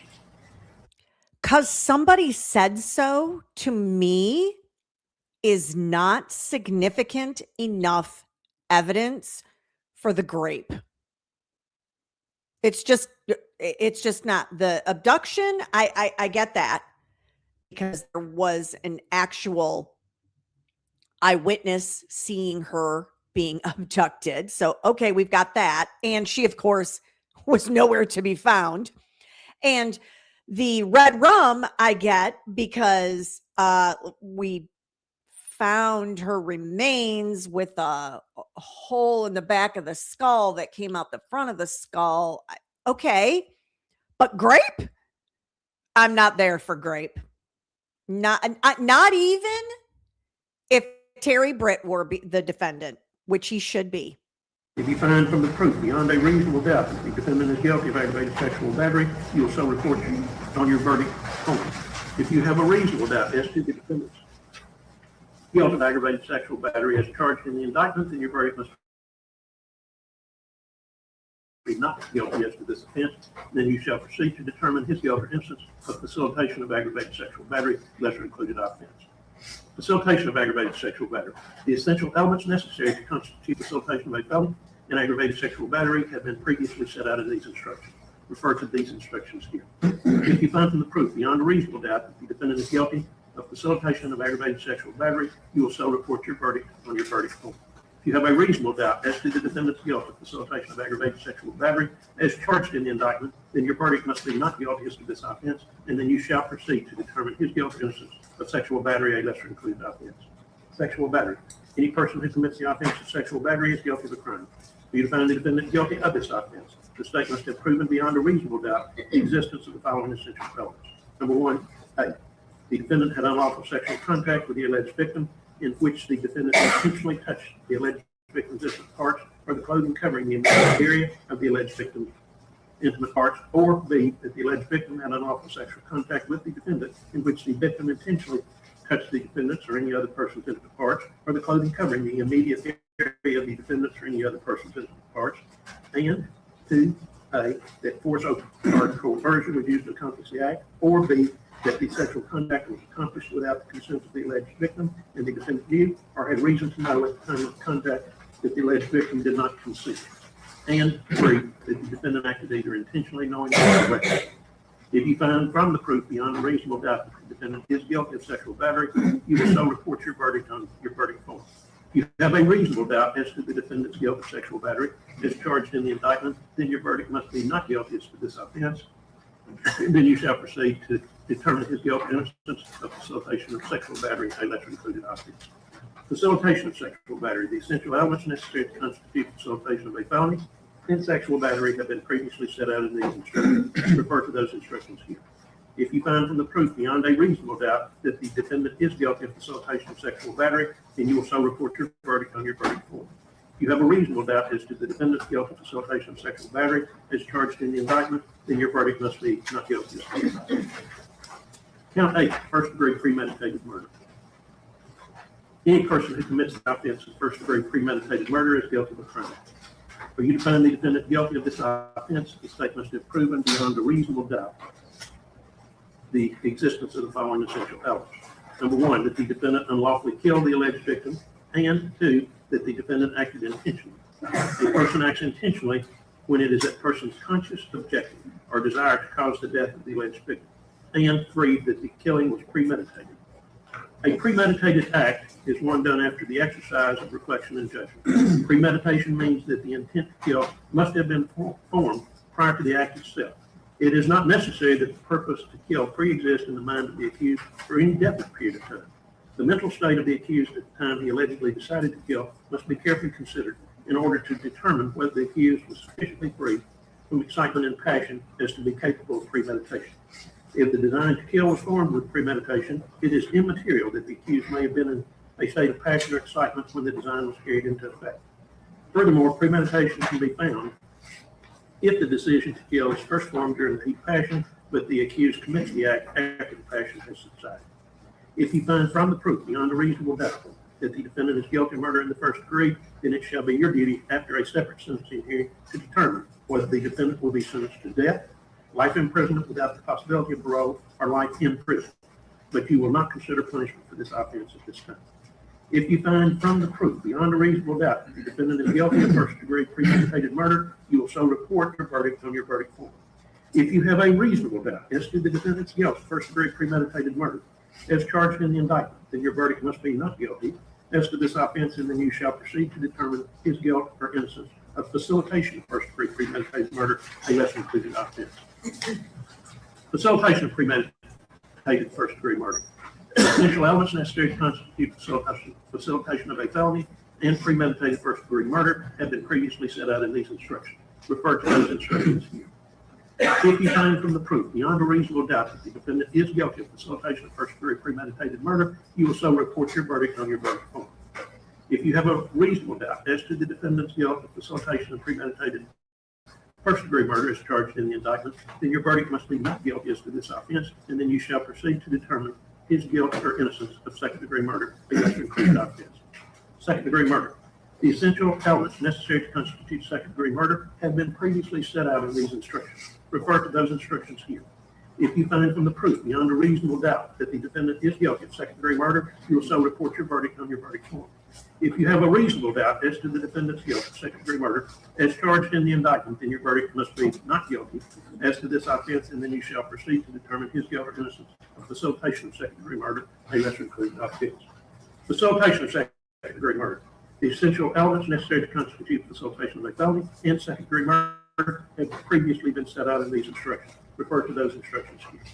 If you find from the proof beyond a reasonable doubt that the defendant is guilty of facilitation of second-degree murder, you will so report your verdict on your verdict form. If you have a reasonable doubt as to the defendant's guilt of facilitation of second-degree murder as charged in the indictment, then your verdict must be not guilty as to this offense, and then you shall proceed to determine his guilt or innocence of voluntary manslaughter, a lesser-included offense. Voluntary manslaughter. Any person who commits voluntary manslaughter is guilty of a crime. If you find the defendant guilty of this offense, the state must have proven beyond a reasonable doubt the existence of the following essential elements. Number one, that the defendant unlawfully killed the alleged victim. And two, that the defendant acted intentionally or knowingly. And three, that the killing resulted from a state of passion produced by adequate provocation sufficient to lead a reasonable person to act in an irrational manner. The distinction between voluntary manslaughter and second-degree murder is that voluntary manslaughter requires that the killing result from a state of passion produced by adequate provocation sufficient to lead a reasonable person to act in an irrational manner. If you find from the proof beyond a reasonable doubt that the defendant is guilty of voluntary manslaughter, you will so report your verdict on your verdict form. If you have a reasonable doubt as to the defendant's guilt of voluntary manslaughter as charged in the indictment, then your verdict must be not guilty as to this offense, and then you shall proceed to determine his guilt or innocence of facilitation of voluntary manslaughter, a lesser-included offense. Facilitation of voluntary manslaughter. The essential elements necessary to constitute facilitation of a felony and voluntary manslaughter have been previously set out in these instructions. Refer to those instructions here. If you find from the proof beyond a reasonable doubt that the defendant is guilty of facilitation of voluntary manslaughter, you will so report your verdict on your verdict form. If you have a reasonable doubt as to the defendant's guilt of facilitation of voluntary manslaughter as charged in the indictment, then your verdict must be not guilty as to this offense, and then you shall proceed to determine his guilt or innocence of reckless homicide, a lesser-included offense. Reckless homicide. The necessary elements to constitute reckless homicide have been previously set out in these instructions. Refer to those instructions here. If you find from the proof beyond a reasonable doubt that the defendant is guilty of reckless homicide, you will so report your verdict on your verdict form. If you have a reasonable doubt as to the defendant's guilt of reckless homicide as charged in the indictment, then your verdict must be not guilty as to this offense, and then you shall proceed to determine his guilt or innocence of facilitation of reckless homicide, a lesser-included offense. Facilitation of reckless homicide. The essential elements necessary to constitute facilitation of a felony and reckless homicide have been previously set out in these instructions. Refer to those instructions here. If you find from the proof beyond a reasonable doubt that the defendant is guilty of facilitation of reckless homicide, you will so report your verdict on your verdict form. If you have a reasonable doubt as to the defendant's guilt of facilitation of reckless homicide as charged in the indictment, then your verdict must be not guilty as to this offense, and then you shall proceed to determine his guilt or innocence of criminally negligent homicide, a lesser-included offense. Criminally negligent homicide. The essential elements necessary to constitute criminally negligent homicide have previously been set out in these instructions. Refer to those instructions here. If you find from the proof beyond a reasonable doubt that the defendant is guilty of criminally negligent homicide, you will so report your verdict on your verdict form. You have a reasonable doubt as to the defendant's guilt of criminally negligent homicide as charged in the indictment, and your verdict must be not guilty as to this offense, and then you shall proceed to determine his guilt or innocence of facilitation of criminally negligent homicide, a lesser-included offense. Facilitation of criminally negligent homicide. The essential elements necessary to constitute facilitation of a felony and criminally negligent homicide have been previously set out in these instructions. Refer to those instructions here. If you find proof beyond a reasonable doubt that the defendant is guilty of facilitation of criminally negligent homicide, you will so report your verdict on your verdict form. If you have a reasonable doubt as to the defendant's guilt of facilitation of criminally negligent homicide as charged in the indictment, then your verdict must be not guilty as to this offense. Definitions. Where appropriate, the following definitions apply to these instructions. You shall refer to these definitions when considering any of the offenses embraced in the indictment, if so specified, or only to limited offenses if so specified. For the offenses and lesser included offenses, other than facilitation, of first-degree felony murder and first-degree premeditated murder only. Here, intentionally means that a person acts intentionally with respect to the nature of the conduct or to a result of the conduct when it is a person's conscious objective or desire to engage in the conduct or cause the result. Here, knowingly means that a person acts with an awareness that his or her conduct is reasonably certain to cause the death of the alleged victim. The requirement of knowingly is also established. It is shown that the defendant acted intentionally, as defined above. Here, recklessly means that a person acts recklessly when the person is aware of, but consciously I agree, disregards Juice a Box. substantial and unjustifiable risk that the alleged victim will be killed. The risk must be of such a nature and degree that its disregard constitutes a gross deviation from the standard of care that an ordinary person would exercise under all the circumstances as viewed from the accused person's standpoint. The requirement of recklessly is also established if it is shown that the defendant acted intentionally or knowingly as defined above. Here, criminal negligence means that a person acts with criminal negligence when the person ought to be aware of a substantial and unjustifiable risk that the alleged victim will be killed. The risk must be of such a nature and degree that the failure to perceive it constitutes a gross deviation from the standard of care that an ordinary person would exercise under all the circumstances as viewed from the accused person's standpoint.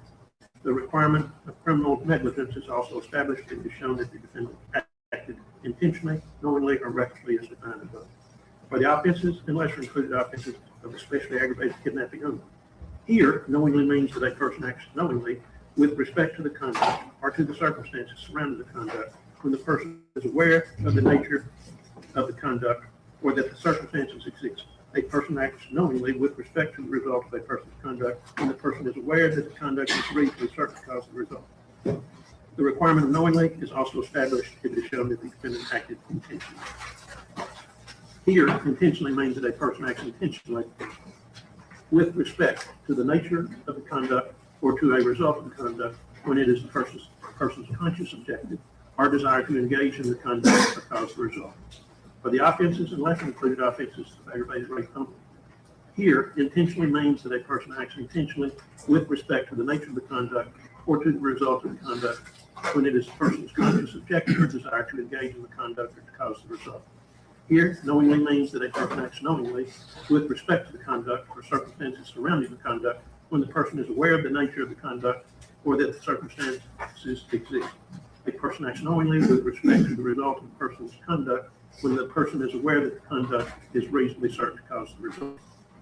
Here, recklessly means that a person acts recklessly with respect to the circumstances surrounding the conduct or the result of the conduct when the person is aware of but consciously disregards a substantial and unjustifiable risk that the circumstances exist or that the result will occur. The risk must be of such nature and degree that its disregard constitutes a gross deviation from the standard of care that an ordinary person would exercise under all the circumstances as viewed from the accused person's standpoint. Sexual penetration means sexual intercourse, cunnilingus, fellatio, anal intercourse, or any other intrusion, however slight, of any part of a person's body or of any object into the genital or anal openings of the alleged victims, the defendants, or any other person's body, but omission of semen is not required. Cunnilingus Absolutely means a no sex act evidence of this. by placing the mouth Zero. on or in the vagina of another. Fellatio means a sex act accomplished with the male sex organ in the mouth or lips of another. Intrusion into the alleged victim's mouth is not required. Coercion means threat of kidnapping, extortion, force, or violence to be performed immediately or in the future, or the use of parental, custodial, or official authority over a child less than 15 years of age. Victim means the person alleged to have been subjected to criminal sexual conduct. An aider and abettor is one who advises, counsels, procures, or encourages another to commit a crime.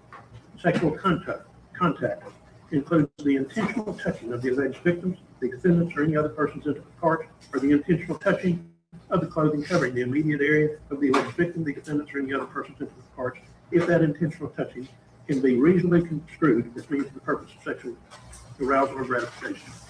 Intimate parts include the primary genital area, groin, inner thigh, buttock, or breast of a human being. For the offense of facilitation Wow. of felony only. Here, knowingly means that a person acts knowingly with respect to the conduct or the circumstances surrounding the conduct when the person is aware of the nature of the conduct or that the circumstances exist. A person acts knowingly with respect to the results of the person's conduct when the person is aware that the conduct is reasonably certain to cause the result. Here, the requirement of knowingly is also established and it is shown that the defendant acted intentionally. Here, intent means that a person acts intentionally with respect to the nature of the conduct or the result of the conduct when it is that person's conscious objective or desire to engage in the conduct or cause the result. For any of the offenses, deadly weapon means a firearm or anything manifestly designed, made, or adapted for the purpose of inflicting death or serious bodily injury, anything that in the manner of its use or intended use is capable of causing death or serious bodily injury. Force means compulsion by the use of physical power or violence. Fraud is defined as the term is used in ordinary conversation and includes but is not limited to deceit, trickery, misrepresentation, and subterfuge. Serious bodily injury means bodily injury that involves a substantial risk of death, protracted unconsciousness, extreme physical pain, protracted or obvious disfigurement, or protracted loss or substantial impairment of a function of a bodily member, organ, and mental faculty. Bodily injury includes a cut, abrasion, bruise, burn, or disfigurement, and physical pain or temporary illness, or impairment of the function of a bodily member, organ, or mental faculty. Violence means evidence of physical force unlawfully exercised so as to damage, injure, or abuse. Physical contact is not required to prove violence.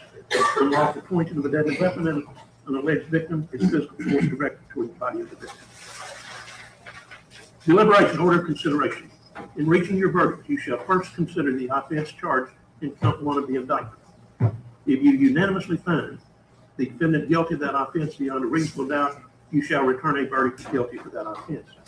If you unanimously find the defendant not guilty of that offense or have a reasonable doubt of the defendant's guilt of that offense, then you shall proceed to consider whether or not the defendant is guilty of the next lesser included offense in the order from greatest to least within the count of that indictment.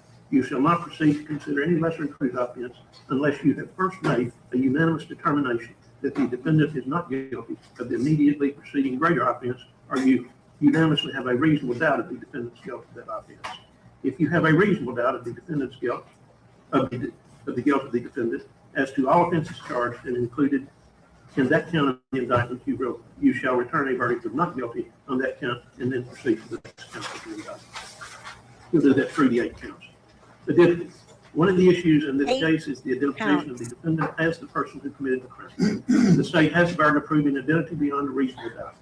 Identification testimony is an expression of belief or impression by the witness, and its value may depend upon your consideration of several factors. Some of the factors which you may consider are: 1, the witness's capacity and opportunity to observe the offender. This includes, among other things, the length of time available for observation, the distance from which the witness observed the lighting, and whether the person who committed the crime was a prior acquaintance of the witness. The degree of certainty expressed by the witness regarding the identification and the circumstances under which it was made, including whether it is the product of the witness's own recollection. Number 3, the occasions, if any, on which the witness failed to make an identification of the defendant or made an identification that was inconsistent with the identification at trial. 4, the occasions, if any, on which the witness made an identification that was consistent with the identification at trial and the circumstances surrounding such identification. And 5, any other factors fairly raised by the applicant. Again, the state has the burden of proving every element of the crime charged, and its burden specifically includes the identity of the defendant as the person who committed the crime for which he is on trial. If after considering the identification testimony in light of all the proof you have a reasonable doubt that the defendant is the person who committed the crime, you must find the defendant not guilty. Expert witness. Previously, I instructed you concerning expert testimony. In addition to my prior instructions, you're instructed that in giving his or her opinions, some expert witnesses may have testified that he or she took into consideration certain statements made by other persons. Because the statements of other persons were made outside the courtroom, they may only be used for you. They may only be used by you only for evaluating the expert witness's opinion, testimony, and cannot be relied on as proof of the truth of the matters asserted in those statements. Credibility and impeachment of witness. Previously, I've also instructed you concerning credibility and impeachment of witness. In addition to my prior instructions, you're instructed that a promise of leniency or other favorable agreement is a factor you may consider in determining the credibility of the witness. Evidence has been presented that witnesses testifying against the defendant on behalf of the state of Tennessee have been offered/granted immunity for prosecution for criminal action committed by them. You must carefully evaluate the weight and credibility of the testimony of any witnesses who may have been induced by agreements with the state to testify against the defendant. You are further instructed that a witness may be impeached by testimony by a credible witness that the assailant's general reputation for truth and veracity is so bad that he or she would not believe him or her under oath in a court of law. You are further instructed that if, from the evidence presented, you find that a witness has been convicted of a prior crime or crimes, you can consider such only for the purpose of its effect, if any, on his or her credibility as a witness. Accomplice. An accomplice is a person who knowingly, voluntarily, and with common intent with the principal offender unites with him or her in the commission of the crime. If a witness was an accomplice in the crime, then his or her testimony must be corroborated. Corroborating evidence is that evidence entirely independent of the accomplice's testimony, which taken by itself leads to the inference not only that a crime has been committed, but also that the defendant was implicated in it. This independent corroborative testimony must include some fact or circumstances that affects the defendant's identity. Corroborative evidence may be direct or entirely circumstantial, and it need not be adequate in and of itself to support a conviction. It is sufficient if the corroborative evidence fairly and legitimately tends to connect the defendant with the crime charge.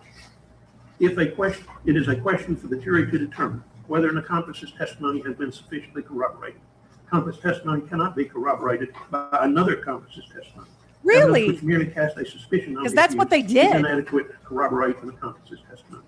In this case, the court charges you that the witness, Jason Autry, was an accomplice in this alleged crime, and before the defendant can be convicted, you must find that this accomplice's testimony has been sufficiently corroborated. Evidence of other crimes or bad acts. How? If, from the proof, you find that the defendant has committed crimes or bad acts other than that for which he is on trial, you may not consider such evidence to prove his disposition to commit such crimes or crimes as that for which he is on trial. This evidence may be considered by you for the limited purpose of determining whether it provides A, the complete story of the crime. That is, such evidence may be considered by you where the prior crime or bad acts and the present alleged crimes are logically related or connected, or are part of the same transaction, so that the proof of the other 10 or is necessary to prove the one charge or is necessary for a complete account itself. B, motive. That is, such evidence may be considered by you that tends to show a motive of the defendant for the commission of the offense presently charged. C, the defendant's intent. That is, such evidence may be considered by you if it tends to establish that the defendant actually intended to commit the crime with which he is presently charged. Such evidence of other crimes or bad acts, if considered by you for any purpose, must not be considered for any purpose other than specifically stated. Prior statement of the defendant. The court instructs you that if there is evidence of an oral or written statement given by the defendant in this case, you may take it into consideration with all of the other facts and circumstances proved in the case. In considering the statement, it is for you, the jury, to say what weight you will give the statement. You may believe any part of the statement or disbelieve any part of it, and you may believe the whole statement or disbelieve it in its entirety. Confession or admission against interest. Evidence has been introduced in this trial of a statement or statements by the defendant made outside the trial to show a confession or admission against interest. A confession is a statement by the defendant that he committed the crime charged. An admission against interest is a statement by the defendant which acknowledges the existence or truth of some fact necessary to prove to establish the guilt of the defendant, or which tends to show guilt of the defendant, or is evidence of some material fact, but not amounting to a confession. While this evidence has been received, it remains your duty to decide if in fact such statement was ever made. If you believe a statement was not made by the defendant, you should not consider it. If you decide the statement was made by the defendant, you must judge the truth of the fact statement, and so determining, consider the circumstances under which the statement was made. Also, consider whether any of the other evidence before you tends to contradict the statement in whole or in part. You must not, however, arbitrarily disregard any part of any statement, but rather should consider all of any statement you believe was made and is true. You are the sole judge of what weight should be given to such statement. If you decide a statement was made, you should consider it with all other evidence in the case determining the defendant's guilt or innocence. Stipulations. A stipulation is an agreement. The parties have stipulated that certain matters of fact are true. They are bound by this agreement, and in your consideration of the evidence, you're treated as though these facts are proven. Alibi. The defendant has presented evidence of an alibi in this case. An alibi is defined as evidence which establishes that the defendant was not present at the scene of the alleged crime when it allegedly occurred. If the defendant was not present when the crime was committed, he cannot be guilty. The burden is on the state to prove beyond a reasonable doubt But that he the defendant abducted was her. at the scene of the crime when Got it was it. committed. If you find from your consideration of all of the evidence that the state has failed to prove beyond a reasonable doubt that the defendant was at the scene of the crime when it was committed, you must find the defendant not guilty. The weight to be given alibi evidence is a question for the jury to decide, considering all the facts and circumstances of the case. The state must prove beyond a reasonable doubt the culpable mental state of the accused. Culpable mental state means the state of mind of the accused at the time of the offense. This means that you must consider all the evidence to determine the state of mind of the accused at the commission of the accused at the commission of the offense. The state of mind which the state must prove is contained in the elements of the offenses as outlined in the instructions above. Any inference of concealment or destruction of evidence. Any attempt by a person to conceal or destroy evidence is a circumstance which, considered with all the facts of the case, may justify an inference of guilt. While that inference is by no means strong enough of itself to warrant conviction, yet it may become one of a series of circumstances from which guilt may be logically inferred. Whether the evidence presented proves beyond a reasonable doubt that the defendant so acted is a question for your determination. If this fact is proven, this fact alone does not allow you to find that the defendant is guilty of the crime alleged. However, since an attempt by a defendant to conceal or destroy evidence may be caused by consciousness of guilt, you may consider this fact, if it is so proven, together with all of the other evidence when you decide the guilt or innocence of the defendant. On the other hand, a person entirely innocent of a particular crime may attempt to conceal or destroy evidence, and this may be explained by proof offered or by the facts and circumstances of the case. Concealment or destruction of evidence of a crime is not proof of premeditation. Whether there was any attempt to conceal or destroy evidence by the defendant, the reasons for it, and the weight to be given to it are questions for you to determine. Inferences. The court has charged the jury considering an inference that the jury may make in regard to certain evidence in this case. However, the jury is not required to make this inference. It is the exclusive province of the jury to determine whether the facts and circumstances shown by all the evidence in the case warrant the inference which the law permits the jury to draw. This inference may be rebutted by direct or circumstantial evidence or both, whether it exists in the evidence of the state or is offered by the defendant. Although the defendant is not required by law to do so, when the defendant offers an explanation to rebut the inference raised, you should consider such explanation, along with all of the evidence, to determine not only the correctness of the inference, but also the reasonableness of the defendant's explanation. You're not bound to accept either the inference or the defendant's explanation. The state must prove beyond a reasonable doubt every element of the offense before the defendant can be found guilty. When we come back, the attorneys will be given an opportunity to address you in their closing statements. I remind you again that what the attorney says is not evidence. Since the state has Thank the burden of goodness proof, for they have that. the right to open final argument, followed by defense counsel, then the state may speak last in rebuttal. At the conclusion of argument, I will address briefly a few administrative matters and some final jury instructions. Then you will retire to the jury room for your deliberation. We're going to take a recess now, take 15 minutes, continue to follow the admonitions by regular counsel. Okay. We're going to take a little bit of a breather here. I'm going to get us set up, but I've got several things that I wanted to make sure that I covered. Bear with me while I get my life in order over here. So I think it was Truth is Love that stated that she lives in the area, knows the case well. And I could be wrong. It may not be her. But someone in the chat earlier this week did say that the Bobos do not believe this crime was committed by Zach Adams.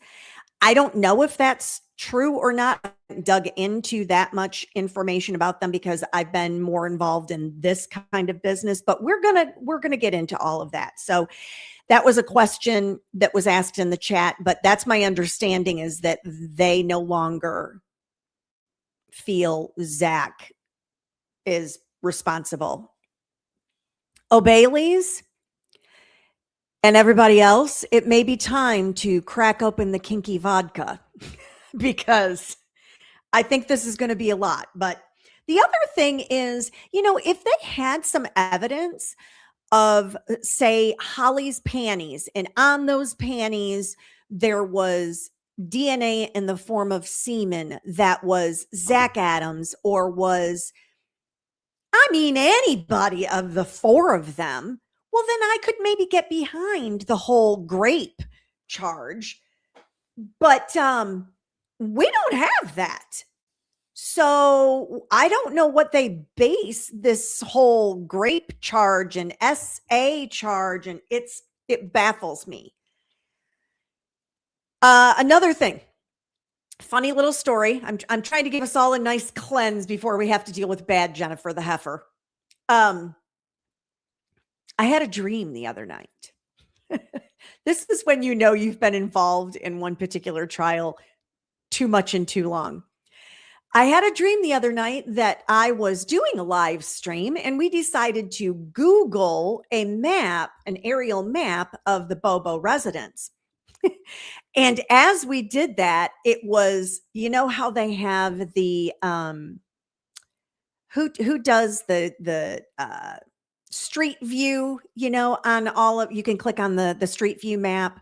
Well, this was similar to that it actually was live.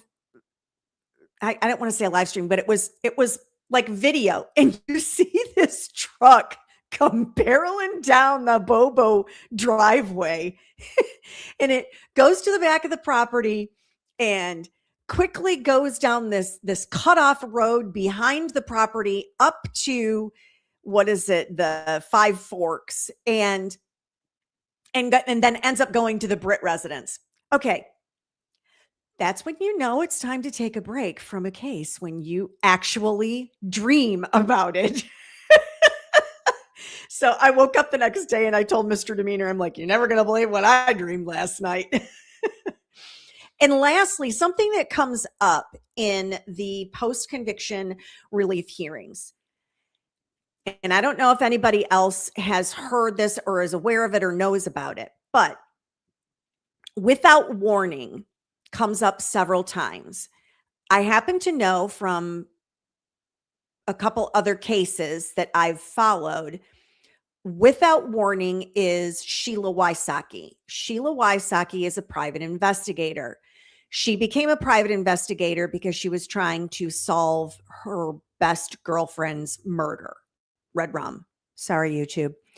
And so she became or started this private investigative firm without warning. I don't know what the exact correlation is with this Bobo case and Sheila Wysocki and without warning, but it seems there is some sort of connection. And I say all of that to tell all of you, if you want to see an outrageous case or learn a ton about an outrageous case, it was one that Sheila Wysocki was heavily involved in.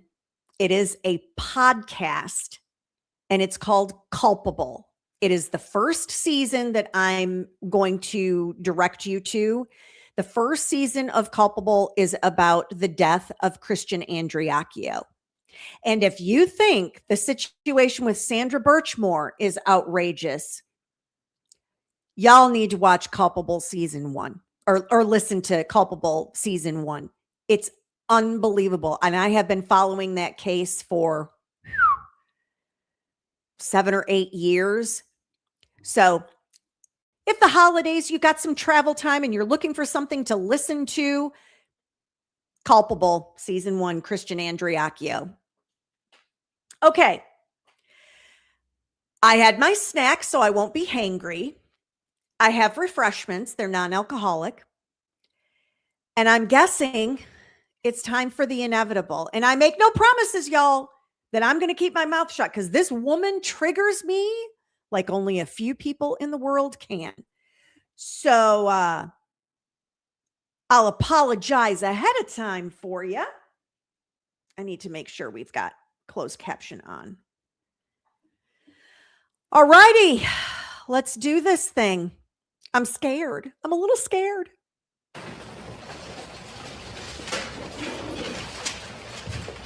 Six years. Whispering Rocks? What? Whispering Rocks? And we've been here Oh 2 boy. weeks. But this is not the first time that Miss Karen has been in the same room as the man that killed her daughter. Oh yeah, but not today she is. He's back at the She clink. told you when she testified that she had gone to him, to Zach Adams, described the man who led her daughter into the woods, who took her. And she testified that he said that was shame. From the mouth of Zach Adams. That was shame. April 13th, 2011, Shane Austin took her through the woods. What Pepper. just happened? He raped her in a barn. Even Whispering Rocks was like, Judge, what are And you then doing? Jason and Zach took her to the river under a bridge. You stand in that place under the bridge, and there's water, there's trees, there's rock, there's cars. They whiz by on the I-40 bridge over the Tennessee River. A bridge that we've all crossed and crossed and crossed. But as you do it, you can't see down to this place at all. There on the rocks next to the river and the trees. Stand in that place, you're all alone. That's why they All go alone. do drugs. But she Oh, went no. all alone, Oh no. wrapped in a blanket under that bridge. He'd be like Stevie With the Wonder. cars whizzing past. She was not all alone. Because two men, two bad men, one stood at her feet and one at her head.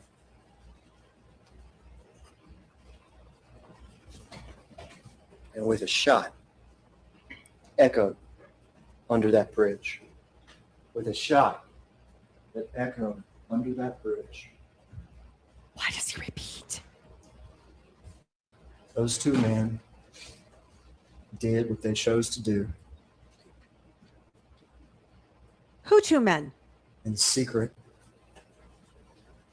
What happened to Holly Bobo started, and it was bonded together between these two men who had just done this terrible, terrible work. I want to come back to the secret. The I want to come Secret. back to that. Is that But that first I wanna Netflix take documentary? a The timeout. Secret? Because just like y'all, I listened to at least an hour of reading. Legal terms, lesser included offenses, things about the law. There was Yeah, one thing that was part's read boring.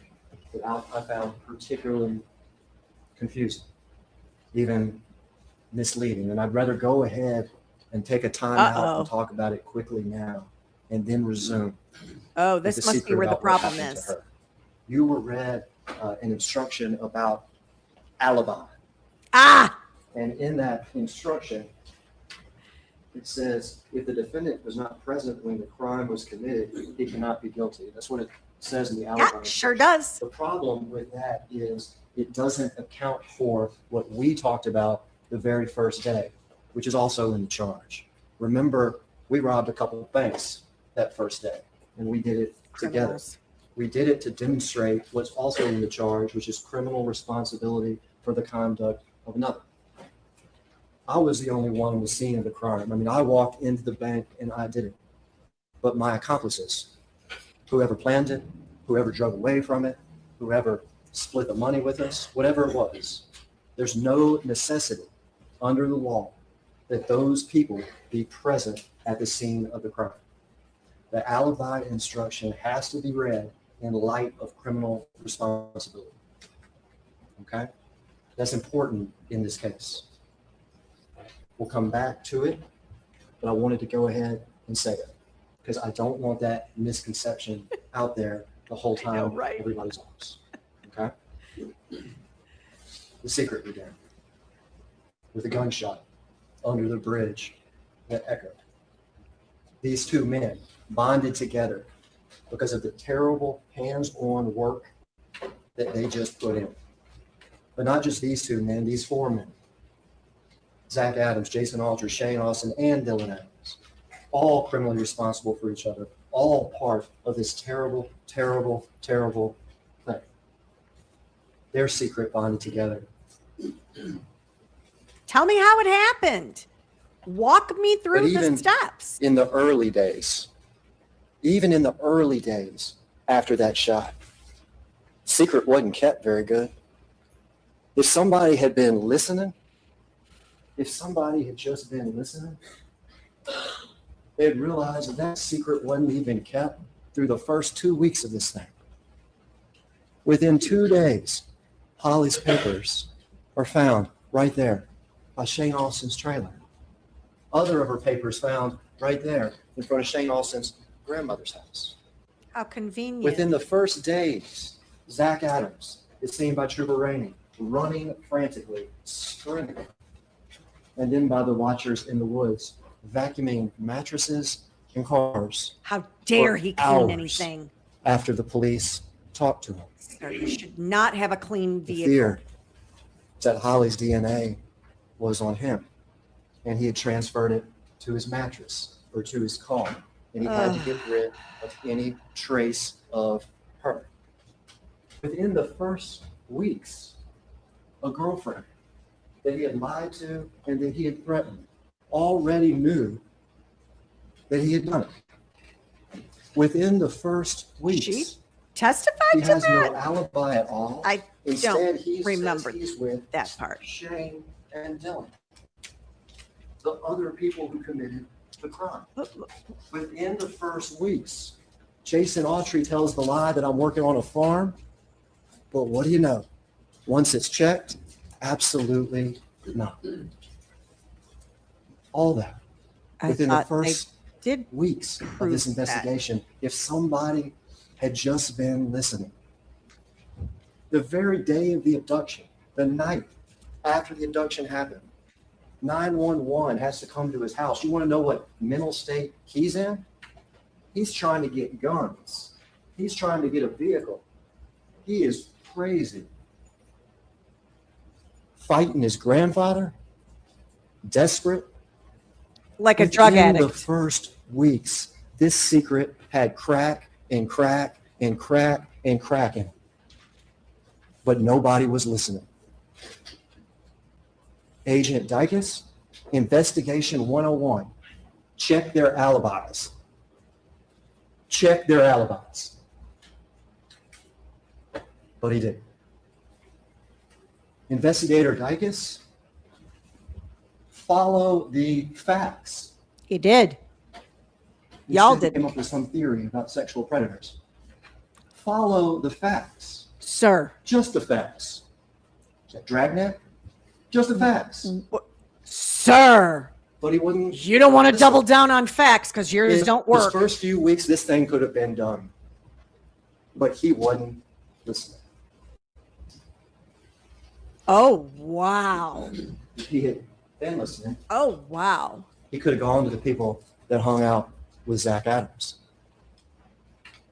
He could have asked Anthony Phoenix, and he would have heard that Zach said, I couldn't have picked a prettier bitch. Oh, my gosh. It was If fun. if they don't stop saying that, He could have gone to Jamie Darnell, and he would have heard, he said he can't clear his name.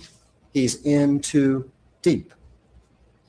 He could have gone to Carl Statler and heard, he said Shane hit it. He said he did it. Could have gone to Cooper and Kirk, the inmates in the lockup, and he could have heard, oh, yeah, those inmates. tell my brother, tell my Riveting brother, testimony. Dylan, to shut his mouth, or else I'm going to lay him in a hole beside her. They could have heard him say, you got to kill a bitch to get a $2 million bond. They could have heard him. Why do they love saying that so much. It is so offensive to the family. Stop it. He said it over and over and over again in the opening. I am enraged and disgusted that you would choose to continue to say something like that. It's not necessary. It's not necessary. He's just trying to inflame the situation. And sorry, I'm already, and it's not even bad, Jennifer. It's not even the heifer. It's Whispering Rocks that has me all, ugh. Them say they have no body, they have no gun. They could have heard person after person after person that hung out with him and was around him. And this already crack secret could have been done. Finally, the people around Dylan Adams come forward. I don't want to hear that, O'Bailey's. And when they do, finally, somebody listens. Finally, somebody goes to Dylan Adams. And what do you know? The same names we've been hearing since the second day of the investigation. Zach Adams, Shane Austin, Jason Austrin, Dylan Adams. To Dylan's friends and to Dylan, and we got the same people. This secret wasn't even well kept. Not early on and not later. Except by one man, Jason Austrin. Ha! See, Jason Austrin knew, Oh, yeah. just as we know, that when he drove up to that trailer and the body, she was in that blanket and he agreed to help,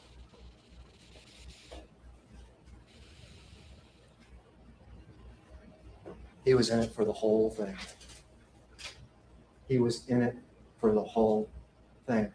He knew that when he agreed to help and took her in that blanket to the river with Zach, that he was just as responsible as Shane Austin, just as responsible as Dylan Adams, How come her just as phone responsible didn't go? as Zach Adams I'd like for to what know happened to and what was going to happen to that girl. She was never going to come out of that blanket alive. that. Blanket, quilt, Not a chance. farm blanket? No, quilt. He knew just how Don't guilty know what colors. he was. Just how guilty they all were. And for years, he kept his secret. Until late 2016, When he needed something. when Poof, his I memory. think the best way to put it is he just told it. He just told it. To investigators, Shame on this jury. just like last week on that stand.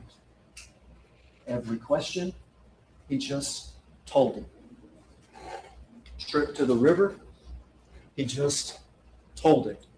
Except it doesn't match the Taking evidence. body in the Not blanket, Holly. her in the blanket, out of the bed of that truck and laying it down on the rocks. He just told it. Where'd the blanket go? What Where is it he now? Himself called her. The fucking bitch is still alive. He just told it. Why, sir? When the shot rang out, when Zach killed her while he was not trying to help her, looking out to make sure the coast was clear, he just told it. Right. For a whole day, question after question after question. He just told it. Sure. The early cracks in the secret. All the people around Zach. Dylan Adams and his friends. And now the man who was under that bridge with his hands on the blanket that she was in and still alive. He came in here and he just told it. You just told it. But even more than that, his account is corroborated and corroborated and corroborated. What did he tell us Corroborated. Shane was That's hard to doing when say he that pulled up? way. Y'all got to get out of here. I got a cable guy coming sometime. Is that an Well, what do attorney you know? thing to not know how to say He had a cable guy corroborated? coming that day. Corroboration. What did he say Zach said about the rape? Other than the crude part that Zach said about, Oh, now you're going to Dylan say there are during the rape. crude things? but what did he say Zach said about the rape? He said we had to end early because somebody started cutting their grass. Huh? We had to get out of there because somebody started cutting their grass. Well, what do you know? Brian Betty, the neighbor to Shane's grandmother, where that barn is, the neighbor. What was he doing that morning? Who said this? Cutting his grass. I never heard anything about Cutting ending early his because grass. the neighbor was y'all, did I miss part Jason of the tells us. testimony? Later that afternoon, we go to Victor Dinsmore's, well, not his house. He's working at Miss Dottie's house. He says there's a scuffle or a fight. So were they at Miss Something Dottie's about or were hitting it. they at Dinsmore's What do you house? know? Victor Dinsmore describes the same thing that afternoon.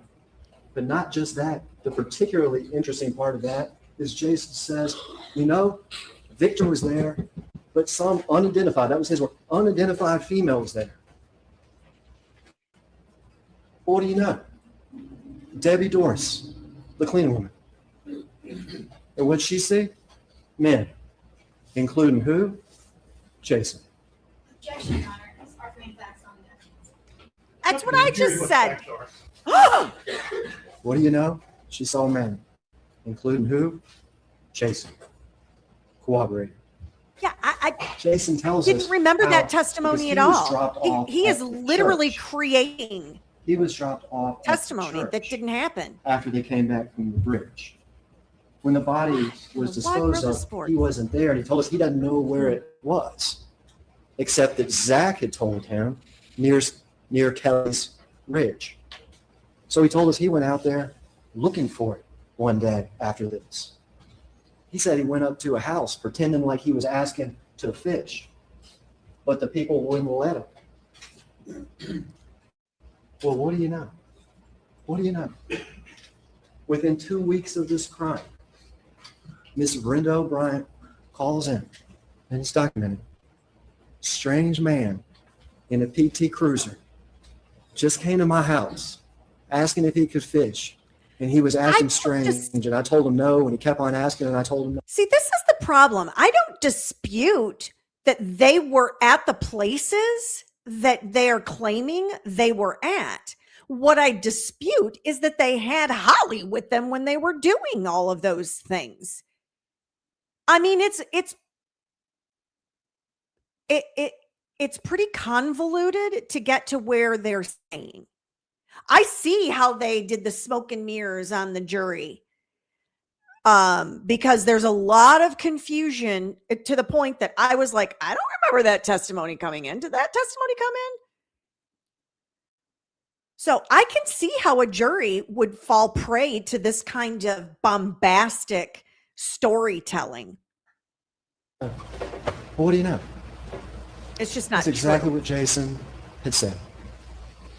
Corroborated and corroborated and corroborated. Look at even closed caption thinks But he's even saying that- cooperated. There's more. Because what did Jason say in late 2016? Shane Austin and they sold the gun. The gun. No body, no gun. Sold the gun to Victor Dinsmore. But we don't know that's the gun that put Go to the Victor hole Dinsmore. in the skull. Gun was disposed of over by Joe Holiday Road. Small little street. Years and years and years ago. They sold it to me sometime after Holly was killed. And that's where I got rid of it, me and my wife. And what do you know? That's a big problem if that's not the right gun, y'all. That's a huge problem The gun. to try to prosecute Right there. him again. The man and his wife that Jason and Shane sold it to years and years ago. He is corroborated and corroborated. Corroborated, sir. Early cracks Zach's friends and all the things he said. The friends of Dylan Adams and Dylan Adams. Jason Autry just told it, and he was corroborated and corroborated and corroborated. But even then, Stop there's more. saying it. 2 confessions, admissions, while he was in jail to 2 entirely different people. Christopher Swift, who doesn't, is he lying on Zach? Is Christopher Swift lying on Zach? He told us he doesn't even want to believe that Zach is capable of doing this. But nevertheless, he tells you what Zach said. I was there for the worst part of it. I was there for the worst part of it. One of us killed themselves. I was there for the worst part of it. Talking about Holly. And explained later that one of us, Stop doing that. Shane Austin, killed himself.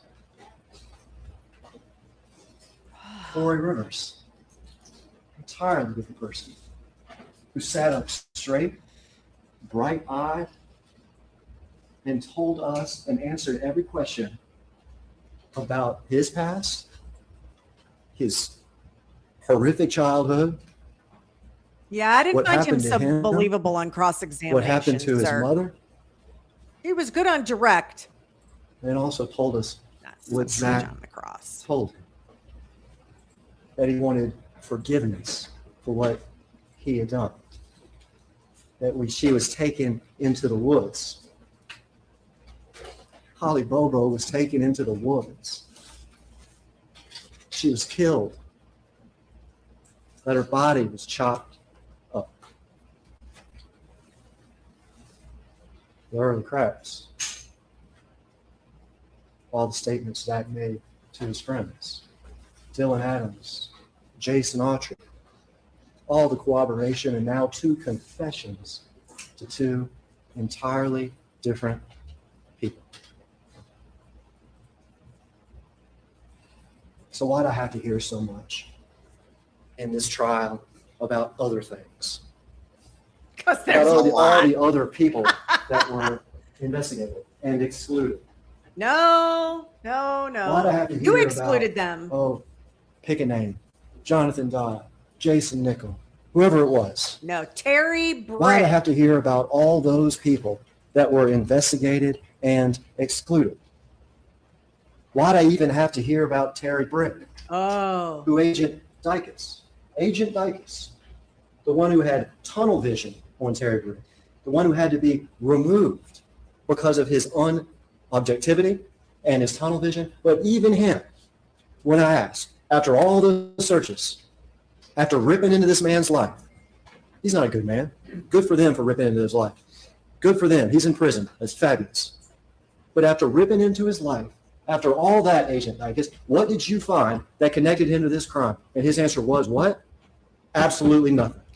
I don't think that was his answer. I remember testimony, and it may not even have been from Terry Dykes, but I definitely know that there was a palm print on the front of Holly's car that Terry Britt could not be excluded from placing there. So, no, sir, when I hear not excluded, that means to me you are still included as a possibility for that.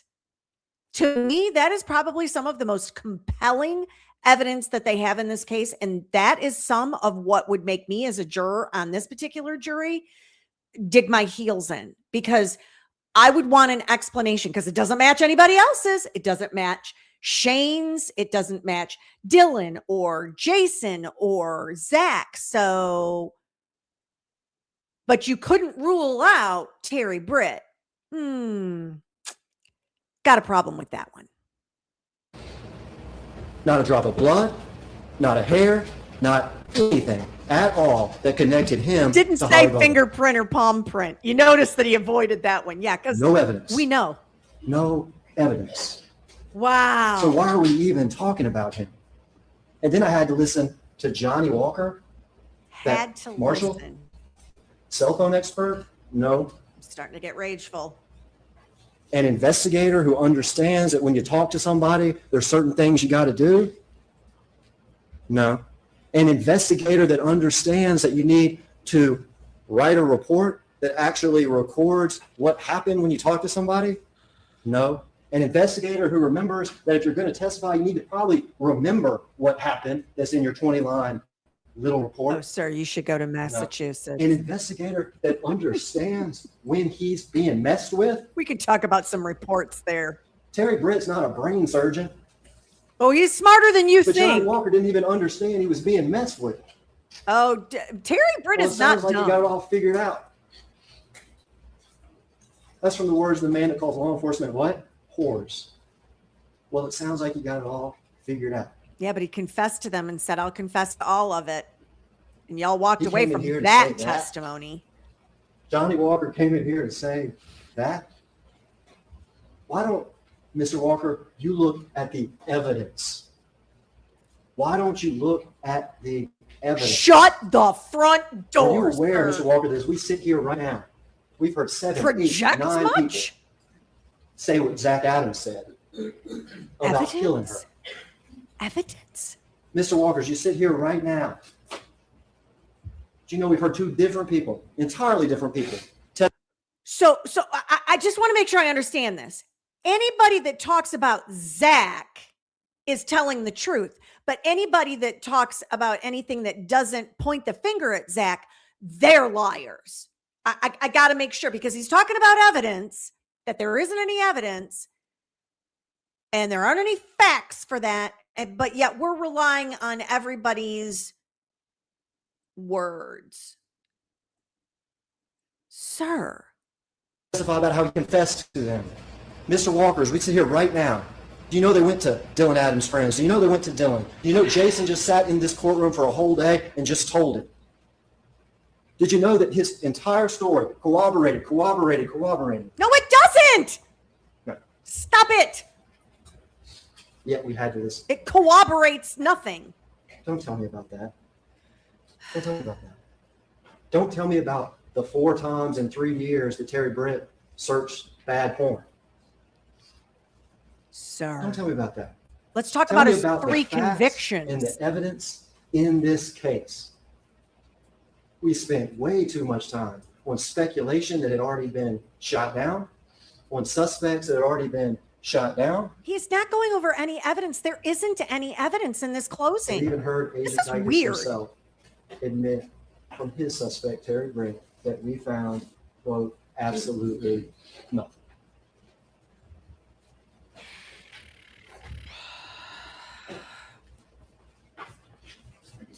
If those Two phone things. records are so great, why aren't you drilling into that? The math. Oh, yeah, let's talk about math. The math in this case is actually pretty simple. The only question in this case is, do you have the right people? Because everyone agrees, she was taken, she was kidnapped, and that kidnap started when she was taken, and it continued all the time until she was killed. That she was Yeah. taken, that she was kidnapped, Yeah. that she was raped, and No. that she was murdered. Yeah. You just listened for an hour about lesser included offenses or something like that. I heard crazy stuff like negligent homicide or like sexual battery. I heard crazy stuff. What's And the only math? things Tell me that the we see math. In this trial are not whether or not she was murdered because she was, not whether or not she was murdered in the perpetration of a felony because she was, not whether or not she was kidnapped because she was, not whether or not she was raped because she was. No, The she only question is, wasn't. We do have don't the right know that. And the math on that is pretty simple. 4 people. That's the math he's talking about? 4 Zach people? Adams, Jason Autry, Oh, for heaven's Dylan Adams, Shane Austin. Shut the front 4 people. door. Mm-mm, One killed himself. mm-mm. The one at the coon hunt. The one looking at him. The one with the hidey holes behind his house. The one with the paper 75 yards from his front Whoa. yard. The one with Whoa, what are we talking about? Hidey holes. Y'all, where did that come in? Did I miss some testimony? Hidey holes? What's he talking about? the heat coming down on him. One killed himself. Dylan Adams. They went to his friends. They went to him. And what do you know? After they did, got the right people. Jason Autry. He just sat in here and told it. You got the right people. Wow. Zach Adams. Holly Bobo. Holly Bobo. Face to face with him. In the same room. The man that took her into the woods. And he said, that was shame. That was shame. He didn't say, I don't know who that was. He didn't say, oh, that was, pick a name. Pick a name that we've heard. Doesn't matter. James Barnes. He didn't say it was Terry Britt. He didn't say, I got no idea. He said, that was Shane Austin. 4 people. 4 people. Do we got the right people? We can No, go one by one by one by one. sure don't. It was one person, and you didn't even get And him. the second thing.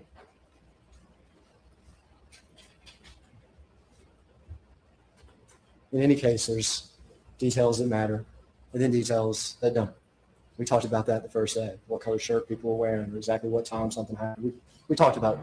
Any case has all sorts of details, but some details can be real important. It was just 2 more witnesses. There was so many witnesses that got on the stand, but it was just like the others, 2 more witnesses. And you may not have caught how important what they said was. Oh, tell me, Whispering Rocks. Cooper was the inmate who was sitting in the Chester County lockup. Uh-huh. He was the one who was going to be transferred to O'Brien County. Uh-huh. Kirk was the inmate who was sitting further, waiting to come to court.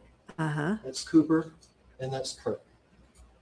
Cooper described how Zach Adams came into that lockup, asked him if he would be able to talk to the federal prisoners in O'Brien County. He said, yeah, maybe through the door. Zach says, we'll get a message to my brother. Tell him to stop talking, or else I'll lay him in a hole next to Holly Bobo. He didn't Kirk say was Holly the same Bobo. thing. He said Here's her. Zach talking to Cooper. And she wasn't in a hole. And I would want But you know my what else they sibling both to hear they shut told up too if they were going to start telling They stories. both heard Zach say, because remember, Cooper didn't want him saying this to him. He said, I got angry with him, and maybe even I threatened to slap him if he didn't stop talking. But he didn't stop talking. He said, not worried or something to that effect, because they got no body and they got no gun. Remember that? Not just from Cooper, but from Kirk. One of them said They got weapon no and one body, said gun. So and they that got is no not the same gun. in the story. Well, when did that happen? When did that conversation happen? They testified it happened on March the 4th. March the 4th of 2014. March the 4th of 2014. March the 4th of 2014.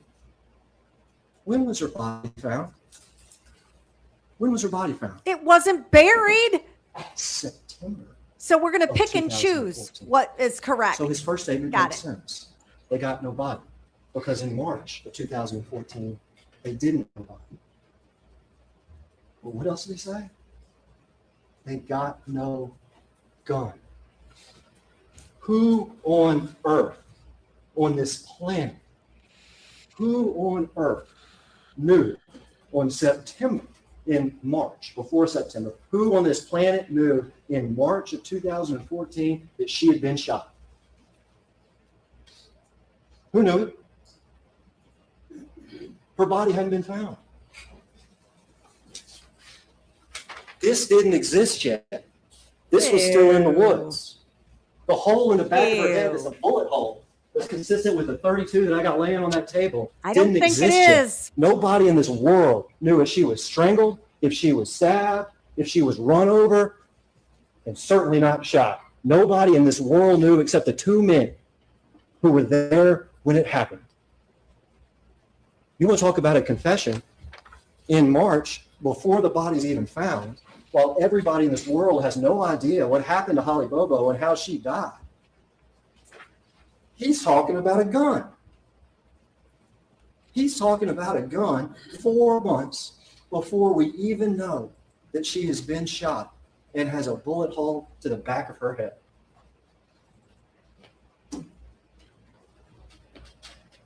Under that bridge, Under that bridge, you're all alone.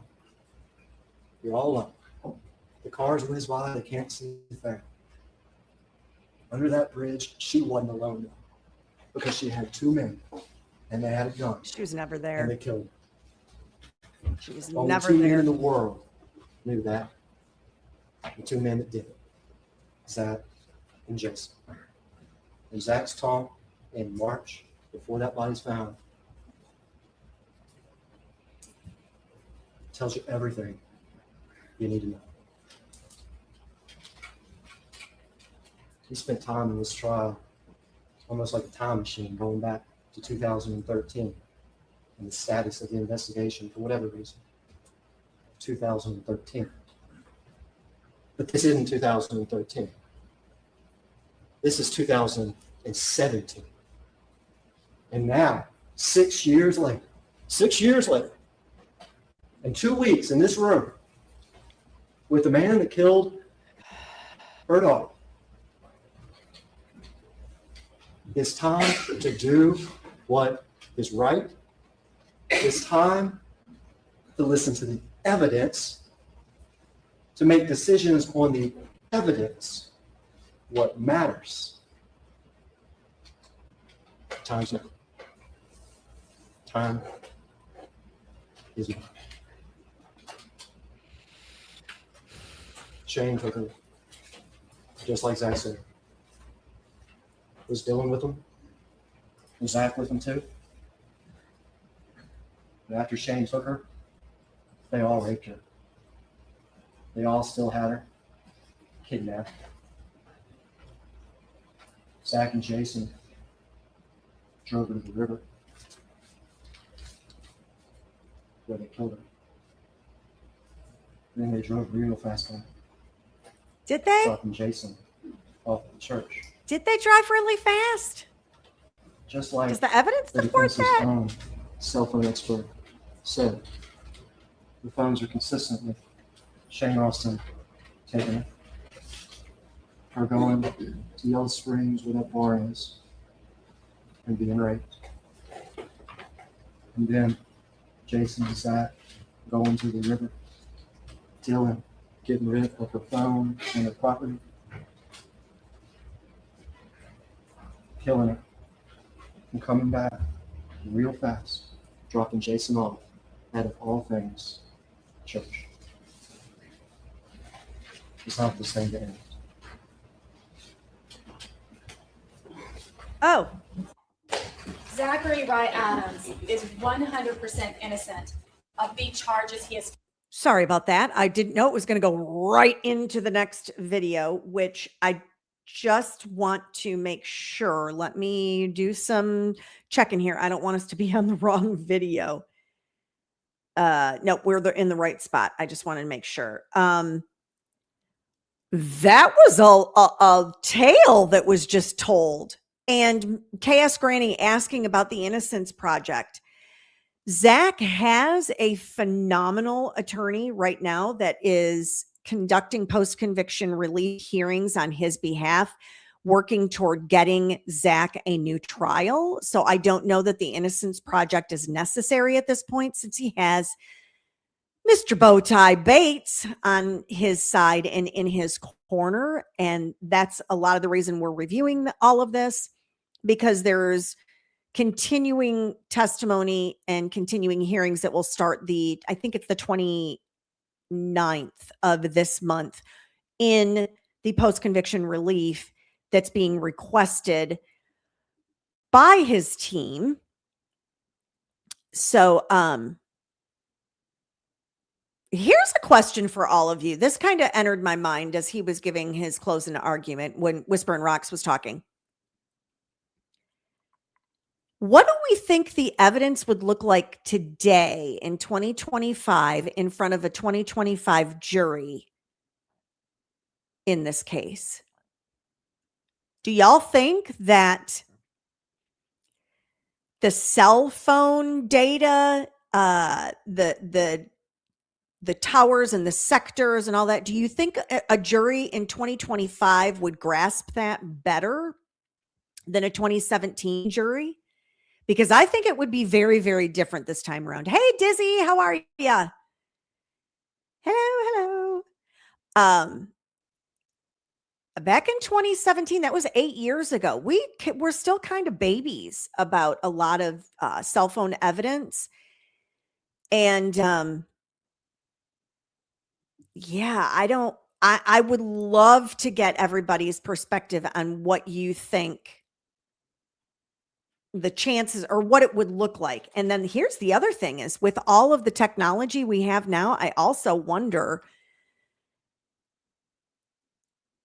will we have more evidence to support the fact that someone else is responsible for these crimes? So here we go. Facing in this case. And the important thing for you to remember today is that non-evidence is not evidence in this case. Think of all the, quote, non-evidence that the government has put in their case. They put in the evidence of a white truck through Christy Clinty and John Bad. But that, in fact, was not evidence that Mr. Adams committed the kidnapping, rape, and murder of Holly Bobo. It's not related to the crimes he's charged with. Think about the shoe print in the carport that the government put in regarding the, quote, evidence in this case. That's not evidence that points to Mr. Adams being involved in this crime. Think about the pink underwear that was found at the side of the road. The government went to all the trouble of putting that underwear in the case. Turns out that, in fact, was not Holly Bobo's underwear. The man mowing the lawn, that's not evidence in this case that points to a crime. The mattress at Zach's house, Zach vacuuming his truck, the camouflage clothing, the scratches on Zach, and the nervousness. All of that is non-evidence in this case. But yet the government went to the trouble of putting it in. The white truck, the white pickup truck. The government showed that the truck was traveling south while Holly's cell phone is traveling north. That, again, is not evidence in this case, but it makes it sound suspicious. It's just a way to get people's suspicion in this case, get their suspicion riled up and thinking about, well, it's possible. I mean, what is possible here? The cases in criminal defense or criminal law are not made on what is possible. It's what does the evidence show beyond a reasonable doubt. What about the shoe print in the carport? Again, the government knew that the shoe print was made by Clint Bobo's shoes. They knew that, but yet they put in the shoe print to try to show something suspicious. Remember, it's the defense that Did you put see in the judge? fact that shoe print was made by, or quite possibly made by, Clint Bobo's croc that he was wearing that day when Holly Bobo disappeared. It's the defense that actually put in law enforcement to come in and say, no, that shoe print was made by, that shoe print was consistent with the shoes that Clint Bobo was wearing that day. What about the palm print on Holly's Mustang? The government went through a lot of trouble to try to put in this palm print when it's the defense that brought in the fact that all four people that the government has spent their whole first part of their argument arguing were involved. Dylan Adams, Zachary Adams, Jason Autry, and Shane Austin were all four excluded as being the person who owned that palm print, that handprint on Holly Bobo's car. And yet you heard the law enforcement involved in the case say that Terry Britt was never excluded as being the owner of that palm print. That's right. Why not? Why didn't they go to that trouble and get his prints and try to exclude him on that? Think about the pink underwear. They put in the pink underwear. It's the defense that actually put the evidence in that questioned Brent Booth and brought it to your attention that, in fact, that pink underwear did not belong to Holly. But yet it's found outside Shane's trailer there by his driveway, and the government wants to put that in just to add the creep factor there. The government is really trying to pump the creep factor in this case. The man mowing the yard, that Brian Vitt was there mowing the yard. The government puts that in as though it corroborates Jason Autry's story. Don't say corroborates. What is wrong with these people? Specifically said was he didn't notice anything unusual that day, and he was outside mowing his grass while this alleged crime was occurring down the street. The mattress at Zach's house. The government knew that mattress belonged to Rebecca Earp. Rebecca Earp testified that yes, she had a mattress there at Zach's house, and that was during the time that they were in the process of breaking up. That mattress is outside. The government knows that mattress has nothing to do with it. Besides, the government's story was that none of this crime occurred at Zachary Adams' house. And yet they bring in that mattress and the vacuuming of the mattress and just to make it look suspicious. The same with that truck, the vacuuming of the black truck and the camouflage clothing. All of that was done in order just to have some kind of evidence in, because the government knows that juries expect evidence. So the government has gone to all this trouble to put some kind of evidence in, so you have something to take back with you, something to look at as being possible evidence of Mr. Adams' connection to this crime. But when in fact, all those different pieces of evidence that they put in are not evidence. Next, you have the scratches and the nervousness. Again, the government had reason to believe that these were not connected to Zach Adams being involved in the case, but yet they put it in so they have some kind of evidence. So here's what the government story is that we have. We have Candace Woods, who says that she sees Shane staring at her and Holly at the coon hunt in a creepy way. Then you have Clint Bobo. Clint Bobo describes somebody who has dark hair. It's down his neck to his collar. He's 5'10", 5'11", 200 pounds, looks like his cousin Richie Pratt. We have John Babb, who says he sees a white truck headed south going at a high rate of speed down the road. And then you have a fact gap, because now the government isn't able to explain what happens in between. They have a fact gap, and thank goodness Jason Autry comes along. So in the government's case, here's what happens. It's a good Jason closing. then steps up and says that Dylan gives Zach oral sex, and then Zach is able to rape Holly Bobo, but Zach describes it when he's talking to Jason Autry as a brief encounter. Jason shows up at Shane's house. That's when Jason gets involved. There's a body in the back of Zach's truck. Jason gets high. They drive to the river. Jason didn't do anything wrong, according to Jason's story. He just grabs Holly. He watches Zach grab a gun and shoot Holly with a gun that he recognizes being Shane's gun. They just pick up the body, put it back in the truck. Jason gets driven back to the Yellow Springs Methodist Church. He's dropped off there, and then that's ends of Jason's involvement. So that's the government story. Government then says several hours later, Jason shows back up at Zach's house, looking for a pill. Jason, Shane, Zach, and Dylan go over to Dottie's to see Victor. Jason says to Zach, "You don't have to kill her." Jason claims that Shane says to Zach, "You didn't have to kill her." Zach says to Shane, "You're just as guilty. You hit it." Zach punches Shane. This is all just part of the government's story. Again, none of this directly relates to evidence that shows that Zach Adams was involved in the kidnapping. She's absolutely right. These are things that Jason's claiming is said later. 2 days later, Jason meets with Zach and Dylan at the gas station. Zach tells Jason he threw Holly's body near Kelly's Ridge. Zach tries to make a deal with Jason to have Dylan killed. Jason accepts the deal. Jason takes Dylan to the river, but his whole plan gets spoiled by a random boater. Sometime later, Jason says he sees buzzards at Kelly Ridge. He asks the homeowner to fish in their pond. And then while stealing deer equipment, Zach tells Jason, "Looks like we got by with this shit." And Zach tells Jason the real reason they were there was to show Clint how to make meth. Holly saw us raise hell, and that's why we took her. So that's the government story. It's complete with its own little motive there, as the motive being to cook meth with Clint Bobo. The government also has Dr. Mark Ross that comes in. He says that the cause of death is a gunshot wound to the back of the head. The range of fire is indeterminate. The size of the hole is 9 millimeters by 11 millimeters. 32 caliber bullet is 32 inches in diameter, and anything that's 0.3, not 32 inches, 0.32 inches in diameter. Anything that's 0.36 inches or smaller could have made the hole.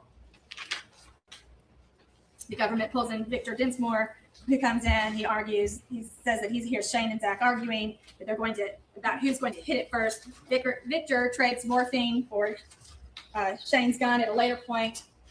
Victor gives the gun to his wife later. Victor tells his wife to get rid of the gun. The wife throws the gun in a creek. The gun is retrieved 6 years later. They have Steve Deaton come in. He's the water rescue man. He says that after 6 years, the gun is found laying under 15 inches of water, sitting on top of a drainage feature. And Mike Frizzell is the government's cell phone expert. He comes in and says that Holly's phone traveled north, and because of the locate and the call records, it puts Holly and Zach in the same general area. That is the end of the government story. Well, now it's time to listen to the rest of the story, because when you dig down deep into what the government says and what the facts really are, you'll see that their story is absolutely full of holes. What they're wanting you to do is to ignore all the many mysteries and the holes that they have left in their story, and to just completely then buy into their theory that what the government cannot explain, that's what Dylan and Shane did. That's going to be the theory of the case. So the rest of the story is what we have is Candace Wood. She says that she sees a man staring at Holly and her at the coon hunt, and then he's standing there scooting dirt. So what she notices, and she says he really creeped her out, but it's a guy who's talking on the cell phone. She says he's standing there the whole time talking on the cell phone, scooting dirt with his foot, and he keeps looking at her and Holly. And what she also says is that he's standing still in one location, which is what you would expect if somebody's talking on the phone. She said part of what made her suspicious about him was that he just kept standing there and he didn't move anywhere and was watching them. And she said it was for 10 or 15 minutes. Well, that's what you would expect if somebody's on the phone. And I'm certain that there were two very attractive women there at the coon hunt. Maybe the guy was a creep. Maybe he just happened to be on the phone and noticing two women, but she says that she felt threatened by it. And of course, now, years later, knowing that Holly disappeared a few days later, she has feelings of what if she told, but clearly at the time, what she saw did not upset her so much that she even would mention it to her boyfriend. At the time, she didn't even say, hey, boyfriend, Justin, do you see that guy over there staring at me? He's bothering me. I would tell Mr. So Demeanor, I'd be what like, she sees at the that dude time over isn't there. enough to really bother her. It's only when it comes up days later and Holly has disappeared that she starts to think about it and as she thinks about it and as she stews about it, to her mind grows worse and worse, but all she describes is a person talking on the phone scooting dirt.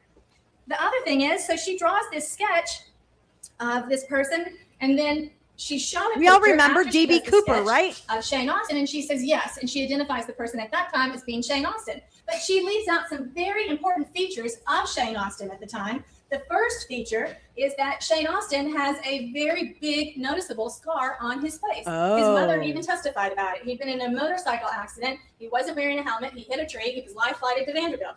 And he has a deep scar between his nose and his mouth, and it goes across his cheek. And he had a The other droopy thing eye, I is thought, Shane's too. whole right eye socket was decimated. It was flattened, and they had to have multiple surgeries where they were rebuilding his eye socket, and it left his eye droopy, which means the white of his eye, when you looked at him, the white That's of kind his of eye was showing significant. underneath the iris of his eye. That's something that's very unusual about people. And people would absolutely notice that. If you're looking at somebody, I can see even the people that have on glasses, I can still see the whites of their eyes, and I can see the iris of their eyes, even if you have on glasses. So she's looking at somebody, and he has a distinct deformity of his eye where the eye socket and the nose bridge has all been broken, and it's not seating the eye properly anymore. That's something that you would notice. The other third thing that she doesn't mention is Shane's goatee. Shane wore a goatee because he was self-conscious of his scar, and he wore a goatee to try to help diminish the look of the scar, even though the scar was further out on the cheek and it didn't diminish the whole thing. But Shane had a goatee at the time. Facial hair would definitely be something that you would mention. So she draws the picture first. She leaves out the three very important distinguishing features of Shane Austen in this picture. And then later when she's shown a photo, she said, well, yeah, that's the person. But it doesn't quite fit. Even if you all were to say, well, I do think that that's Shane Austen there, there's no other evidence that Shane knew anything else about Holly Bobo, that he knew where she lived or who she was, or that Oh, he was at he the did coon anything, hunt. more Okay. than that day. His mother clearly testified that he did not have a car, that his truck that he had that was parked behind his trailer had been wrecked, and it barely drove, and it drove sideways, and they took the keys. She specifically said they took the keys. Shane didn't have a key to her house, and they had locked the keys away. So Shane, first of all, had no opportunity. He had no transportation that he himself would have followed Holly home or known anything at all about Holly and where she lived.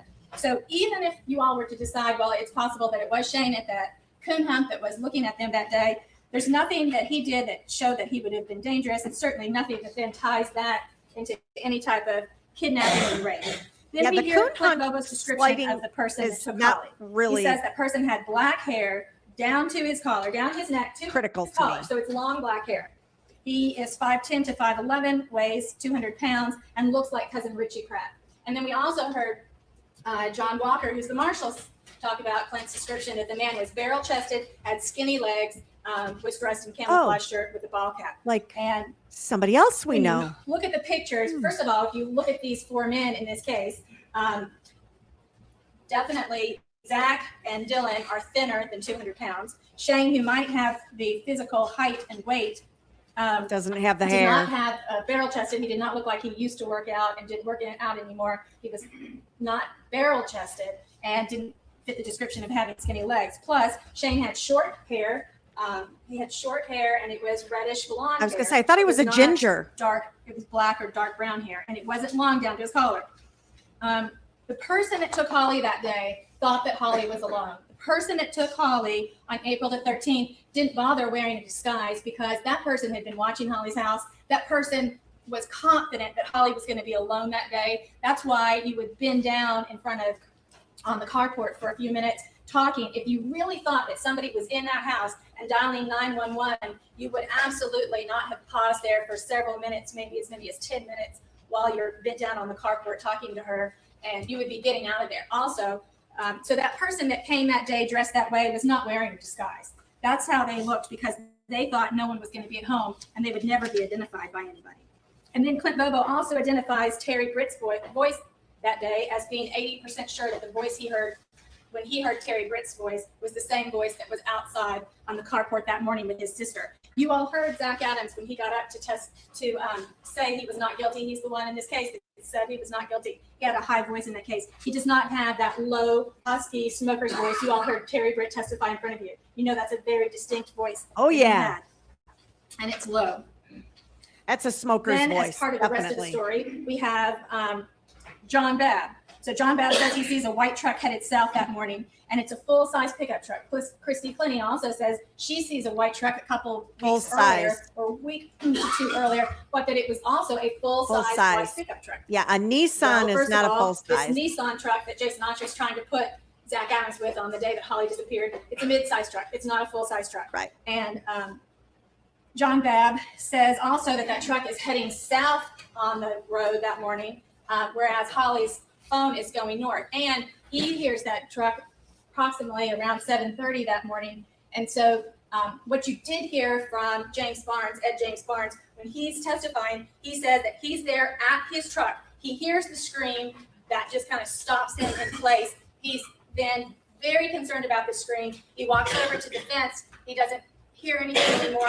He comes back to his truck. His wife comes out. He yells at her, "Get in the truck." And remember, he's facing the end of the driveway. So from the time he hears the scream, he's watching to see what cars are going by. He's facing the end of the driveway. They get in the car. They drive straight to Holly's house. They park there in the driveway at Holly's house. No cars come by because he's testified to that. And he's watching for cars. He has heard a scream that changed his morning. He now is driving a different way to work because of the scream. He's looking for cars. He's aware of what's going on. So that white pickup truck did not pass him. That means that white pickup truck came by before Holly came by. It's not evidence. It's non-evidence in this case. So let's talk about Jason Autry. Jason Autry has sold his death penalty to the government. That's what's happened in this case. Jason Autry has a death penalty just like Dylan Adams and Zachary Adams have in this case. And of all the three men, Jason's the one who sold his death penalty to the government. And he sold it to them, and the only price he had to pay was this tall tale that he came up with in January. Because you heard Jason testify that it was around January 20th, January 7th, 18th, 19th, and 20th, when he came in and had a 3-day proffer with the government in this case. And so he has attorneys. He has 2 attorneys, and he pointed them out in the courtroom. He has 2 attorneys that were sitting here. And so in a death penalty case, if you have 2 qualified death penalty attorneys in your case, those attorneys, Jason says, well, he just expects he doesn't know what he's going to get, and he just expects to get something in return, but he doesn't know what it's going to be. Sure. But good and well, if you've got 2 qualified death penalty attorneys, those death penalty attorneys are not going to let you go in and just talk up a storm and put yourself in the middle of something unless they know that you're going to at least get death off the table. And a death penalty, I'm sure that all of you members of the jury can imagine, the death penalty changes everything. When somebody is sitting there facing the death penalty and they know what that is, they have incredible pressure on them to have something change, to get that death penalty off the table. And so Jason Autry was able to sell his death penalty to the government for a tall tale. And he didn't do it until January. And what that means is he's arrested in the spring of 2014 on this crime. And he had years and years. And all the 3 discovery. years to sit from 2014 until January of 2017 to sit and perfect his story so that he could finally sell it to the government.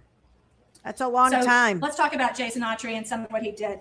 And as you can see, Jason Autry has kind of come across, sitting up here on the witness stand as we looked at him, he comes across as, oh, shucks, I'm just a good old boy, and just trying to do the right thing. Get him good, Jennifer. I was lying when I said I was innocent. Now I've come to you and told the truth. But Jason Autry is no shrinking violet. If you watched him closely and how he handled this whole thing, he absolutely was in control of the courtroom. Absolutely. He's the one, he just looked over at the judge and said, "Judge, may I approach?" When he was looking at the maps that the government had for him to look at, and when I was trying to show him, when we went through that whole long extracted map, mapping out on the map where he went that day. He absolutely was in control of that. He is a controlling person, which is going to be important in this story. But Jason Autry doesn't let other people boss him around. He absolutely took charge from the witness stand, was in command of things. And Oh yeah. so the fact that Jason Autry is controlling and tries to be the master of things is going to be important when we continue to talk about his story and what kind of story he came up with that day. So another thing to remember just about the white truck while we're still here, remember John Dodd had a white truck, and there were several people that said they saw John Dodd in that area that morning. And the thing about Jason Autry's story is he was able to combine it with a little truth, because the best lies that people tell, anytime somebody tells a really good lie, it has some elements of truth in it, some elements that makes you it can good. confirm with other people. And that's what Jason Autry has done here. So first thing he says is that Zach raped Holly as a brief encounter after Dylan gave him oral sex. And this is an absolutely incredible allegation. One of the things Jason has done is, as he's told his story about Zach Adams, who at one time was a friend of his, they were drug buddies. They were drug buddies into doing drugs together. And one of the things he does is he's able to weave so many little pieces in there just to make Zach sound like a bad person. And so one of the first little facts that Jason weaves into his incredible story from what happened that day is that he's talking to Zach and says, well, how is it that you're able to rape her? And he claims that Zach replies, well, that his brother had to suck him off so that he could get hard and rape Holly Bobo. And he adds that one just to make a dig at Zach Adams, to hurt someone that was an old friend. Such a gross And also thing. just to add a touch of homosexuality and incest and just really complete the picture that Zach's a bad person. Because it's ridiculous to think that in the middle of this rape, if Jason wants the jury to believe that Zach, Dylan, and Shane all raped Holly Bobo, that then there's also a brief session of incest between Dylan and Zach in order to sexually arouse Zach to rape Holly Bobo. That's just a silly extra that didn't need to be added, but he added it to make Zach sound bad. It's gross. The other thing he says is, the thing to keep in mind also is that when Jason is developing his story, he has access to the discovery, and that's the evidence in the case. When you think about the things that the defense put in to evidence in this case, first of all, we put in phone records, and phone records that have the locations with them. You all can go back there in the jury room and you're deliberating, and you can look at those phone records, and you all can see that the locations are there. And you don't have to know exactly where that location is that day. If you look at Jason's phone records, it just has a location and it has a number. So if you can just match Jason's number with Zach's number, you know they're at the same location.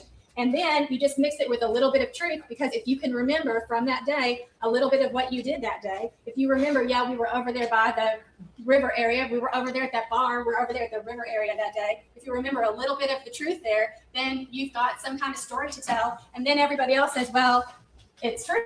I mean, everything else must be true because they were there together and their phones were there together. Well, remember, Jason Autry had access to all the evidence in the case, the same access to evidence that Zach Adams and his attorneys had. The other thing that we put in is we put in the lab reports. We put in the shoe report that showed there was a shoe print there that day. That's what the defense put in. The defense put in all kinds of other evidence in this case and knew enough about reports and things to ask questions. If you think about, and I'll try to go through some of it as we go along, but a lot of the, quote, the evidence that Jason Autry talks about, the things that he's using that are going to bolster his story, are things and information that would have been available to him as he was going through the evidence. And you remember Rita Austin testified that when she went to go see Jason, he showed her the report on the pink panties that are found outside Shane's house, and that the DNA showed that they were not Holly Bobo's underwear. Oops. And the DNA showed that there was an unidentified female and male on the underwear. And he also was able to tell them that Holly was shot and which direction the bullet in Holly's skull was going, where it entered, where it exited, and the 3 shell casings that were found at the site. And those are also that's the evidence that the TBI lab person at the body recovery site talked about, those 3 same shell casings. Yeah, he had the discovery, so he knew um, exactly what kind of tale he needed to weave. Jason knew that Brian Vitt was there mowing his grass that morning. You heard Brian Vitt, when I questioned him, he admitted that, yes, he had given that report to law enforcement early on in the case. And so he had made a report that he was outside that morning along Yellow Springs Road. So that's a fact that Jason would have known by throwing in that these things occurred near there. He now seems to have put himself actually there that Connected. morning because he says, well, I saw this person. But in fact, Brian Vitt didn't see Jason Autry there that morning. And so there's nothing that counter corroborates Jason's story. Jason also knew that the cable guy would have been coming to Shane's house that morning. That would have been in a report, and Jason would have known what Victor Dinsmore said because that would have been in a report. And the fact Brenda O'Brien, she's the woman whose father owns the pond across from Kelly's Ridge, and said that a person, a PT Cruiser, showed up that day. Jason would have had access because Brenda O'Brien said she called the police just a few days later after that happened and shortly after Holly disappeared to report that as suspicious activity in relation to Holly disappearing. So that's another piece of information that Jason Autry would have had when he was preparing his story. So now we'll go to our next slide. So Jason Autry, he's talking about showing up at Shane's house. So he says that he shows up at Shane's house that morning. And if you'll look at the phone record evidence that's been put in and the report from our phone expert, Jason Autry's phone never hits off of that cell tower that's there by Shane Austin's house. It doesn't Never. ever show that Jason is over there. So I don't think he ever was at to when Shane's that day. Jason might have been there. It's not on the phone records. It shows on the phone records that he's over by Zach's house. He's Right. hitting off of Zach's home tower that morning, but he does not hit off at any time Shane's home tower. So he says he shows up to Shane's house, and this is just kind of an incredibly crazy story that he tells. He says Shane is running around with a gun in a holster. And initially, when Jason tells his story in January of this year, he says that Shane has a .357 or a .38, and that's the kind of revolver that he's got that day. Yeah. And he specifically does Oops. not mention a .32. But later on, when the government finds a .32 and comes back to him and says, is this the He changes his weapon you're story. talking about? He says in court, well, yes, it's definitely the weapon I'm talking about. I can tell. Well, first of all, if you're going to believe his story, the gun that he saw, he says it looks just like the gun, but the gun that he saw years ago does not look just like that anymore because the gun that they have here today is very rusted. It's a rusted gun. It's been cleaned up some, but you wouldn't look at this gun right here with all this rust on it and everything and say, oh, that's the exact gun I saw, because if you're going to believe Jason's story, the gun has changed significantly. So, but yet he's able to just look at that gun and say, oh yeah, that's the gun for sure. And anybody that knows guns, I mean, if you're a gun person, you would not confuse a puny .32 caliber revolver with a .38 or a .357. If you're a gun person and you know guns, you would definitely know that there's a difference between those two guns. So he says that when he pulls up, that Shane's running around with a gun and that Dylan's standing in the doorway with his shirt off, and he has this strong smell of meth. He can smell meth chemicals and meth there. So I think clearly, again, Jason is implying that in the middle of the whole going and kidnapping, raping, murder of Holly Bobo, they've also cooked up a batch of cooking meth meth. that morning. And boy, those guys were busy, because between, I think it's 8 o'clock that was testified to when Holly's phone leaves the area. And I think that's around the time that Clint Bobo says he sees Holly walking off into the woods right before 8 o'clock, 7:58 approximately at that time.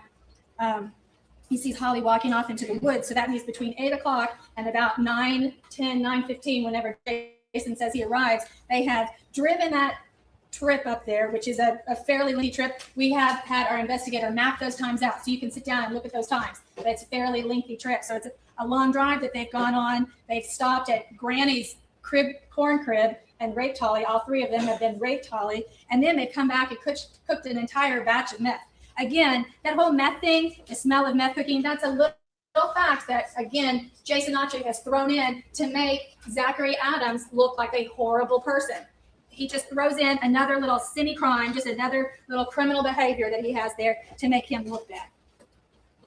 So he says he pulls in, and here's how things are set up. We have the PT Cruiser, and he parks right behind Zach's truck. He claims at that time that Zach has his white Nissan pickup truck there with him. There's the PT Cruiser right there. The pickup truck is parked in front of him. And then behind the trailer, he says this Shane's black truck is parked behind the trailer. And this is going to be important because if you're going to believe the state's theory in this case, and their theory is full of holes. I mean, they have kind of this mystery, everything's under the veil, and yeah, things are bad, but don't really pick up the veil and look under it, but here's kind of what's happened. And clearly the state is implying that after Zach and Jason allegedly leave to go to the river and take the body to bury it at the river. But then somehow Shane and Dylan are there, and they're the ones that go and dump Holly's possessions, and they're driving the phone around. I think that's clearly that Dylan is driving the phone around is what the government's trying to imply to you all and trying to argue. But how could that possibly be when Zach leaves this house? According to Jason's own testimony, all that's left there is this wrecked black truck that's parked behind the trailer.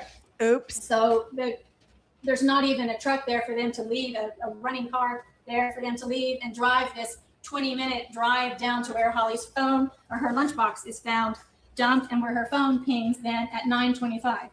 So that just doesn't make sense.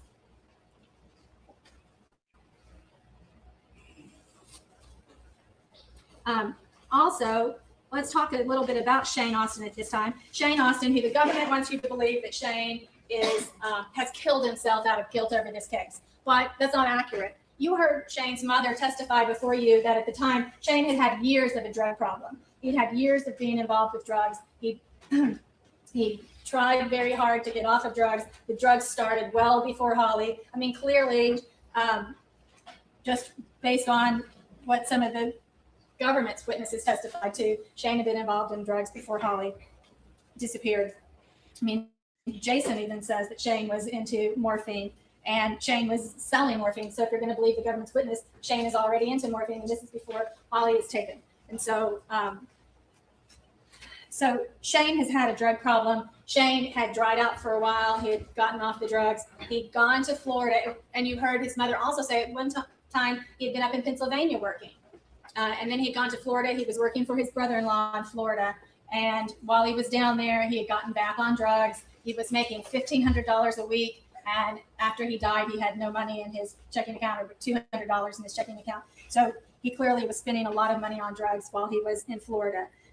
His brother-in-law found him high. He said that he was going to send him back home. Shane was facing the possibility of coming back home. He did not. He had gone off the wagon. He had been given multiple chances. He was really, really acting out of control because he was too high to get on the airplane when he was supposed to come back home. And he had torn up his hotel room, so they took him to a separate hotel room. And so then they found him dead the next, or I guess by the time his parents got down there, they discovered that he had died. But the government wants you to believe that this is all related to Holly. This is not related to Holly. This is related to drugs, too many drugs, and somebody that has a bad problem, especially with a lot of money to spend and in a city far away from most of the family that could have kept an eye on him and maybe tried to intervene. So, and then also the state waged around some kind of note during the talking with Rita Austin, Shane's mother. They're waving around this note about read this and what does this say to you? Don't you think this means something? But remember, that note doesn't come in as for the quote truth of the matter. Whatever was said about that, that's hearsay, doesn't come in. But there's no question that the people involved in this case had been big talkers and had said a lot of inappropriate things. But just simply because people were big talkers and saying a lot of inappropriate things is not evidence that in fact they are involved in this case or that they have in fact killed Holly Bobo. Remember, Terry Dykes testified that there were people in the case who had claimed to have Holly's head in their freezer. There were other people who had claimed to have Holly in the basement. And there were people that were using. Why aren't we prosecuting all of them? Inappropriate, but unfortunately, people that use Holly Bobo's name like a verb. You know, you're gonna end up like Holly Bobo. I'm gonna Holly Bobo you. You're gonna disappear like Holly Bobo. And that's what Terry Dykes admitted to, that was really hard because there were, he said, up to 20 people that had made different statements like that during his portion of the investigation, and his portion of the investigation was just through 2013. So that's unfortunate, but simply because people are using those type of phrases or going around saying those type of things does not mean that they were involved. I mean, after all, there was a lot of meth dealing, especially around certain people, because we heard a lot in that county. I mean, we heard a lot of people that testified on behalf of the state, and most of them, if they weren't law enforcement, came in and said, yes, at the time, you know, I was using drugs. Yep. I was using meth. I was friends with Zach Adams and had been using meth with him. So definitely an issue. Time will definitely So change all this things stuff with these about witnesses as waving this well. around and what was said, If this goes to a new if trial. it had been anything that clearly tied Zach Adams to the murder, certainly we would have heard more about it. something. If Zach were to get a new trial, would the state then, would it be a requirement that they put it in front of a grand jury before going to trial? Does anybody know that? See, this is one of those like legal questions. I'm not a lawyer, so I don't know all the legal stuff about it. Or would they just make the decision whether they wanted to retry the case or not? And I would guess there's a different process or a different district attorney's office at this time. It might be way, way different if he gets allowed a new trial. If you know, let me know. Story. We have Jason Autry. He says that he shows up at Shane's house and notices a body in the bed of a pickup truck.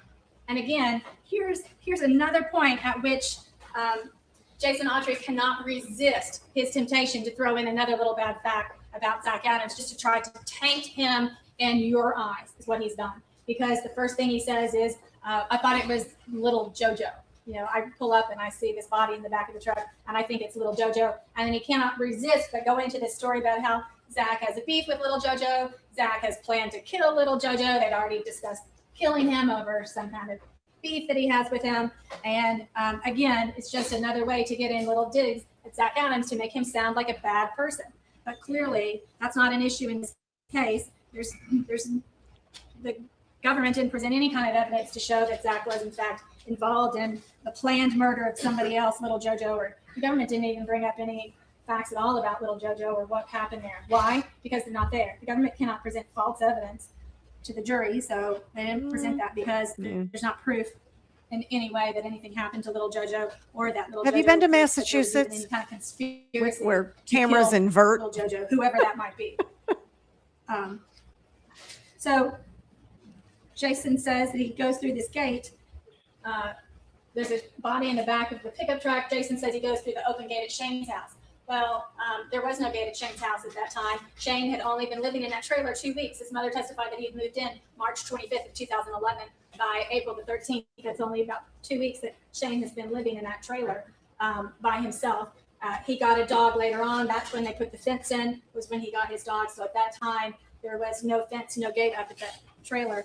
But it's something that Jason Autry remembered from another time. He remembered at some point there was a gate there. That's how you know that Jason Autry is not remembering from that day and what happened. He's just taken an amalgamation Ding, ding, ding, ding, ding. of different memories that he has from that property and put them all together. You know, he's just done a mishmash of things. So that's how you know that what he says on that day did not happen, because there was no gate. He also says that he sees a burn barrel. Rita Austin testified that at that time, during those 2 weeks, shortly after he moved in, that Shane did not have a burn barrel. But at that time, they were still taking Shane's trash for him. They'd gotten him a trash can from his sister's husband's work, one that had a lid strapped on it that they could keep the animals out of, and they took that trash can and put it up there.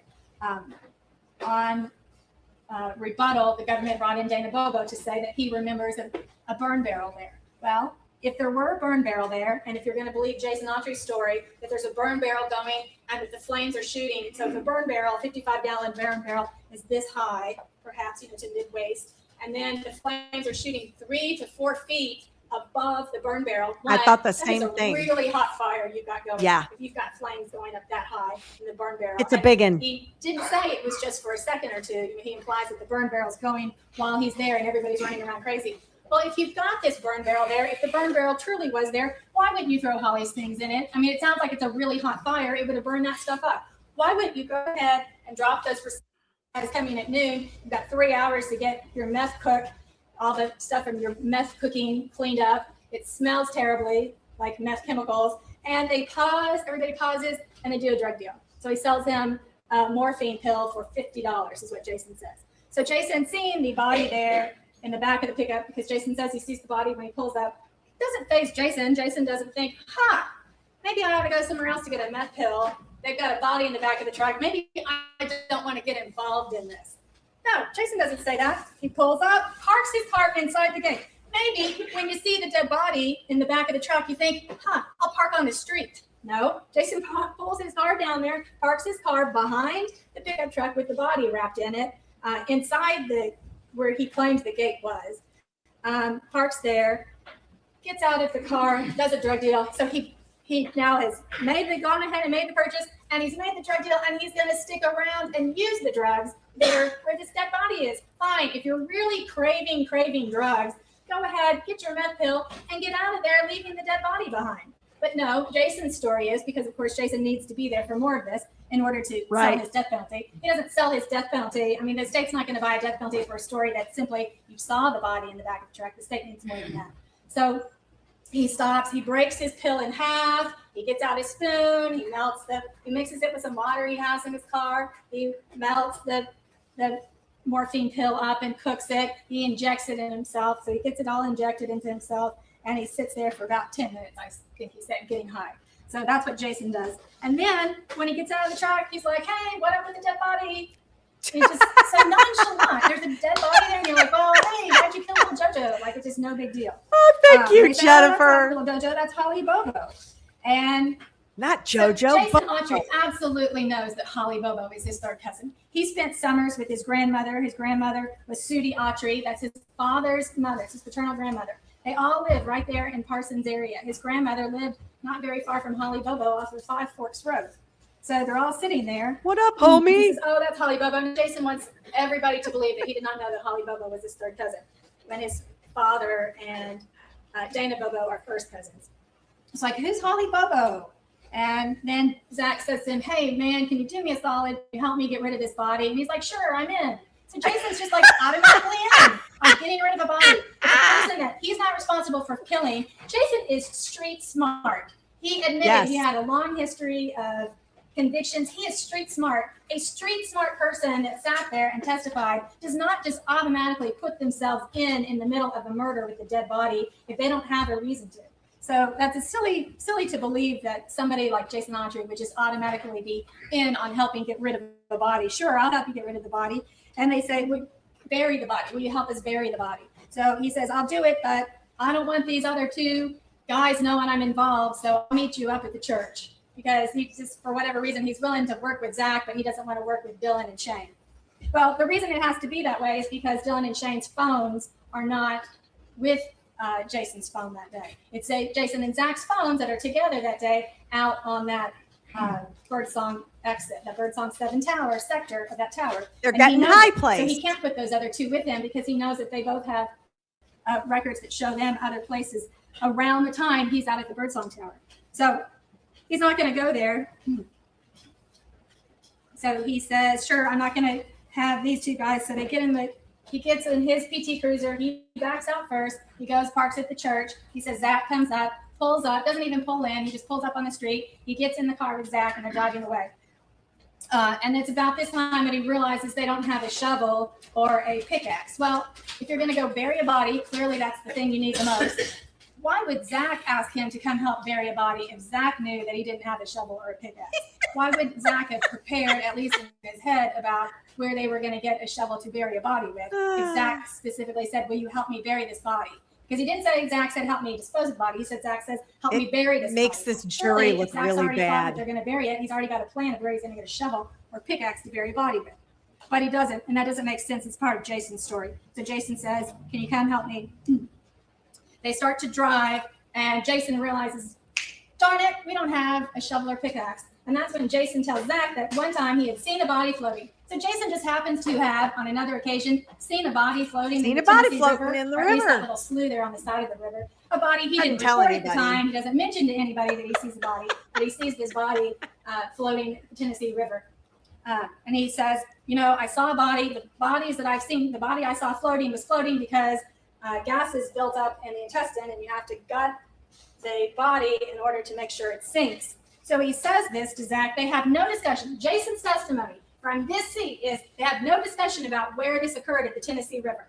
But Zach, he doesn't tell Zach where to go. He never says, drive here, drive there. Zach, by coincidence, drives to the exact place where Jason happened to have seen a body floating in the Tennessee River. The Tennessee River is The it's a massive body of water, coincidences. but he happens to drive to the uncanny. exact slough, not just the same Nick's Landing area or Brody's Landing area. He happens to drive to the exact slough where Jason saw a body floating years earlier.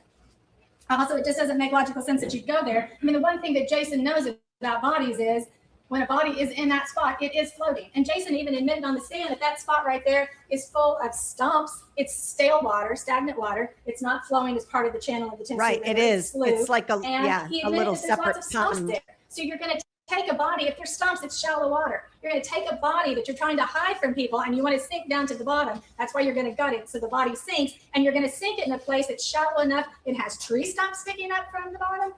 That doesn't make logical sense that you would do that. Because it's all lies.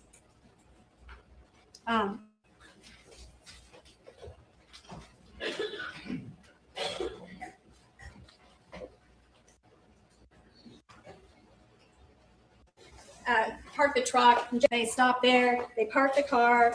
Park the truck. And Jason gets in the back. He jumps up into the truck. I mean, clearly he's not afraid of dead bodies because he's the one that first puts hands on this dead body as he's claiming. He jumps up into the truck. He grabs the body by the torso, picks up just the blanket. He just picks up the blanket and sets it right at the end of the truck so that then he and Zach can grab it together. They walk it over to this riprap, which he says is, a certain angle there on this. He gave a number. I'm sorry, I don't remember exactly what number he said it was. But he sets the body on this riprap at an angle sitting up. And I asked him, he says, as he's moving the body over there, he admitted that the body's bending in the middle, that it bent, like this, the feet and the legs come up. So we know that then this alleged body, he's claiming it's Holly's body, is facing face up because it wouldn't bend this way if it were face down. So we know it's face up. He sets it on the riprap. He says the head, torso parts to the top, the feet towards the bottom. He says Zach goes back to get a knife out of a fanny pack. It's at that moment that he claims that the leg moves and he hears a sound. Well, he says this tells him that the person is still alive. Well, if Jason is to be believed, one, the medical examiner said himself that bodies express gas and can make noises after they're dead. So simply because he hears a noise come from the body doesn't necessarily mean that the body is alive or that the foot moves. But Jason never checks to see if the body's alive. Jason never even checks to see if it is truly Holly Bobo. It's not, Jason's clearly not bothered with knowing exactly who the person's identity is. But he says that there's this orange spot on top of this a blood spot on the blanket the size of an orange at the top of the torso. He sets the body down. He then hears it make a noise. He's all upset now. She's heard our names, and he begins to curse bad curse words and yelling. She's heard our names, and now she can identify us. Well, I asked specifically on cross-examination, Jason, when did she hear names? Because he says the only conversation, first of all, he claims that they drive all the way there with this body in the back wrapped up in a quilt. So they're driving on open roads where other cars, they might pass other cars, and they have a body in the back of the truck wrapped in a quilt, and that's all. Jason says when he pulls up in the driveway, he can tell it's a body wrapped up in a farm blanket style, an old farm style blanket quilt. That turned into a quilt. He can tell when he looks at it in the back of the truck, it's a body. Because he instantly says, why don't you kill little JoJo?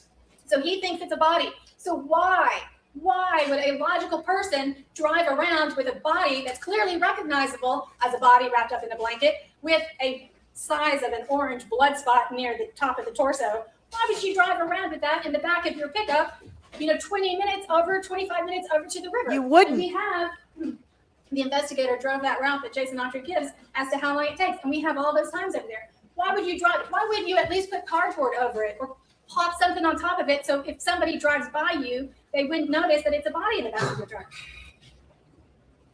That's a ridiculous story. But this is a story that Jason has come up with. It's what he needs to sell to the prosecutors.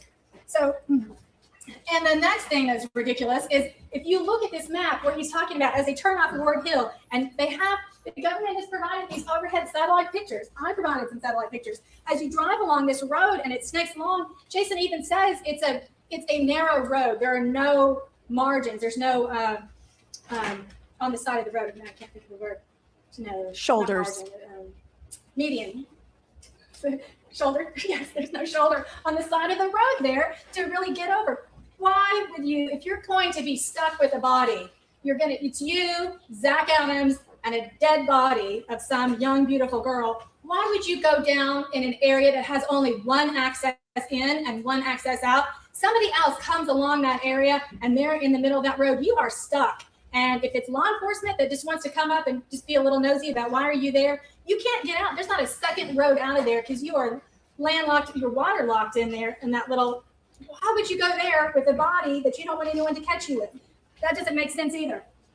But, and it's a narrow road there. So that's where Jason says that Zach automatically just drove to where he had seen a dead body before.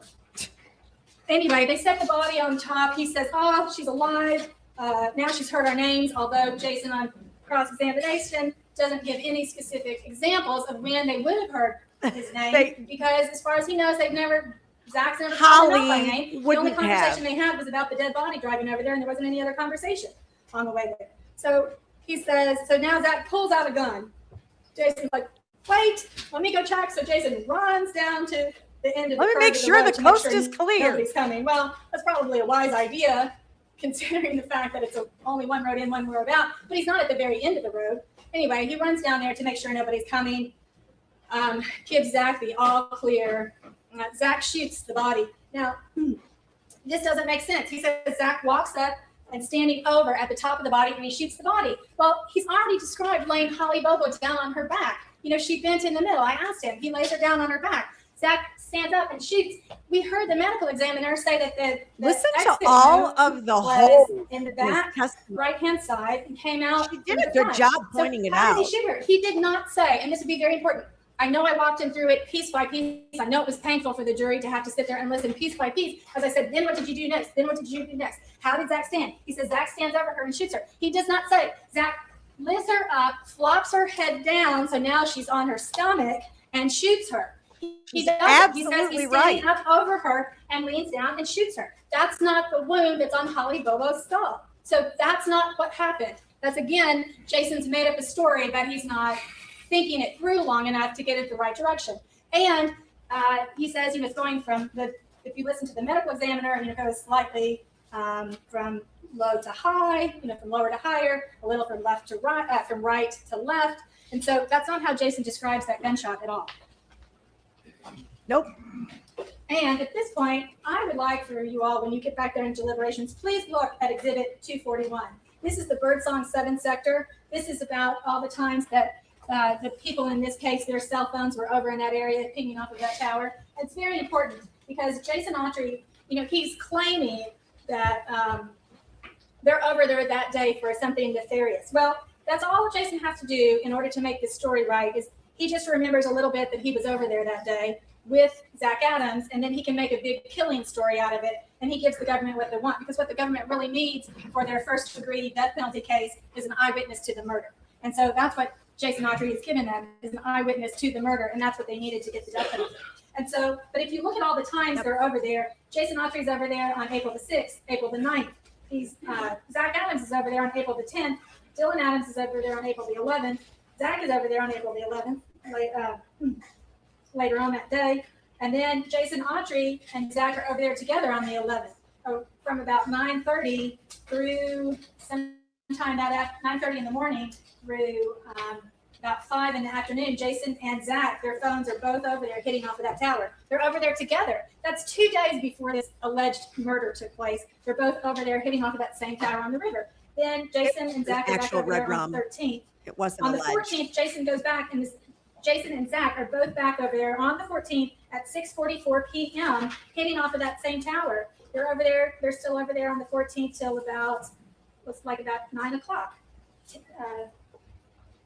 9:30. So why in goodness sakes would you, if you're sitting there, your friend has just shot this person, boom, and Jason describes the shot rings out, and that goes boom, boom, boom, boom. It's this really loud, birds, all the purple martins go flying, rah, and he hears this mystery boat start in the background. Vroom, vroom. So he's like, we've got to get out of here. We may have been seen, or somebody's here. We might be seen. They don't even dispose of the body. They're in such a rush to get out of there because he knows Jason is a wise man. He knows they're on federal property. This is now a federal crime to shoot a gun on federal property, and they are absolutely afraid of what would happen. So they have to get out of there. Why in the world would you go back the very next day and be in the very same spot again the next day with the same person that you just shot and killed somebody with the day before? You wouldn't do that. That's ridiculous. That's how you know, by looking at these records, that they're not really there in order to kill Holly Bobo. They're there for other reasons, because they go right back on the 14th the next afternoon. Jason's back over there again. You can look at these records, but on the 15th, the 22nd, the 27th.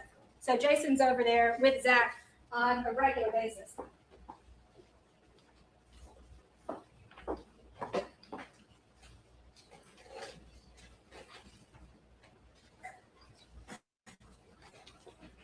And this is a popular place. Rita Austin testified it's a greenway where people go down there and walk. It's a popular place to go fishing. People go down there to go fishing a lot. It's not a place. If you have a whole county, Decatur County, a huge county, you live on a big bunch of land out in Decatur County. And there's so many abandoned, empty places where there nobody is, where you're out in the woods in the middle of nowhere. Why? Why would you go to a popular fishing spot to dispose of a body? You wouldn't. That just doesn't make logical sense. That's not where you would go to take a body, is to federal land where it's a popular fishing spot.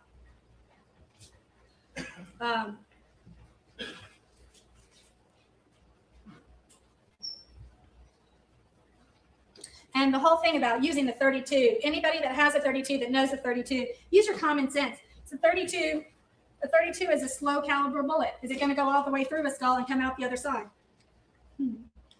So they say they pick up the body, but yet, you know that the TBI had lab technicians come in and testify about the body recovery site. They went over the body recovery site piece by piece. I mean, she was saying they were shoveling little scoops of dirt up, just little piece by little piece, and sifting them to see what they could find in the dirt. So they were doing that. And you heard all about Holly Bobo's house and how the TBI lab people went over there and they went through piece by piece and just looked at all the evidence they had. They took out all kinds of evidence from her house. What we didn't hear from the TBI was about the lab people that went to search Shane Austin's house. The prosecution didn't put, not Shane Austin, the prosecution did not put on people to testify about the search of Zach Adams' house. And I asked Fred Booth about it. He said they took hundreds of items, could be hundreds of items out of there. There could be as many as 500 items that the lab tested in this case looking for evidence. And yet this government doesn't put those witnesses on. Why? And what about the body recovery site? You know, if at the body recovery site they're there sifting through things, you know that they went to the Tennessee River and did the same thing. They didn't put on any proof about anybody being at the Tennessee River, sifting through the dirt, looking for little pieces of bone fragment, teeth, quilt, any kind of DNA or blood evidence from where Holly was shot there on the riprap. They didn't put that in. Why? Because there's nothing that showed up there. So their story is that she shot with this gun up there on the riprap. They pick up the blanket. Jason doesn't say that they sit down and pick up all the little pieces. How do they account for that being gone? How do they account for the fact that you can find teeth at the body recovery site, but there's no kind of evidence at all at the Tennessee River? Yeah, I want to address this. Beverly Flores has entered the chat and has very strong feelings about Zach Adams' guilt in this case. But I want to touch base on this because everybody has a right to their own opinion. You don't have to agree with me. We're jurors here, and that's what we do. Sometimes we have a juror that is in conflict or opposition to what our views are. And Beverly Flores has pointed out that the family doesn't deserve to get put through another trial or more BS. I completely agree with you. The problem is every defendant deserves a fair trial. And we, the people, deserve to know whether that trial was fair. And unfortunately for the Bobos, in this case, there's a lot of questions that need to be answered about what happened. And we have all, this is the first time I'm seeing you, Beverly, so I'm not picking on you at all. I just am pointing out that's the reason we have watched this trial, replayed it from the very beginning so that we could see the evidence or lack of evidence that was brought into this trial. And unfortunately, from your perspective, you believe that he needs to remain behind bars, and you're absolutely allowed to have that opinion. But all of us that have been watching this all week long beg to differ. There are a lot of holes in a lot of the testimony, and the math doesn't math for us. So I would hate for the Bobos to have to go through something again. But at the same time, I would also hate for an innocent person to be behind bars.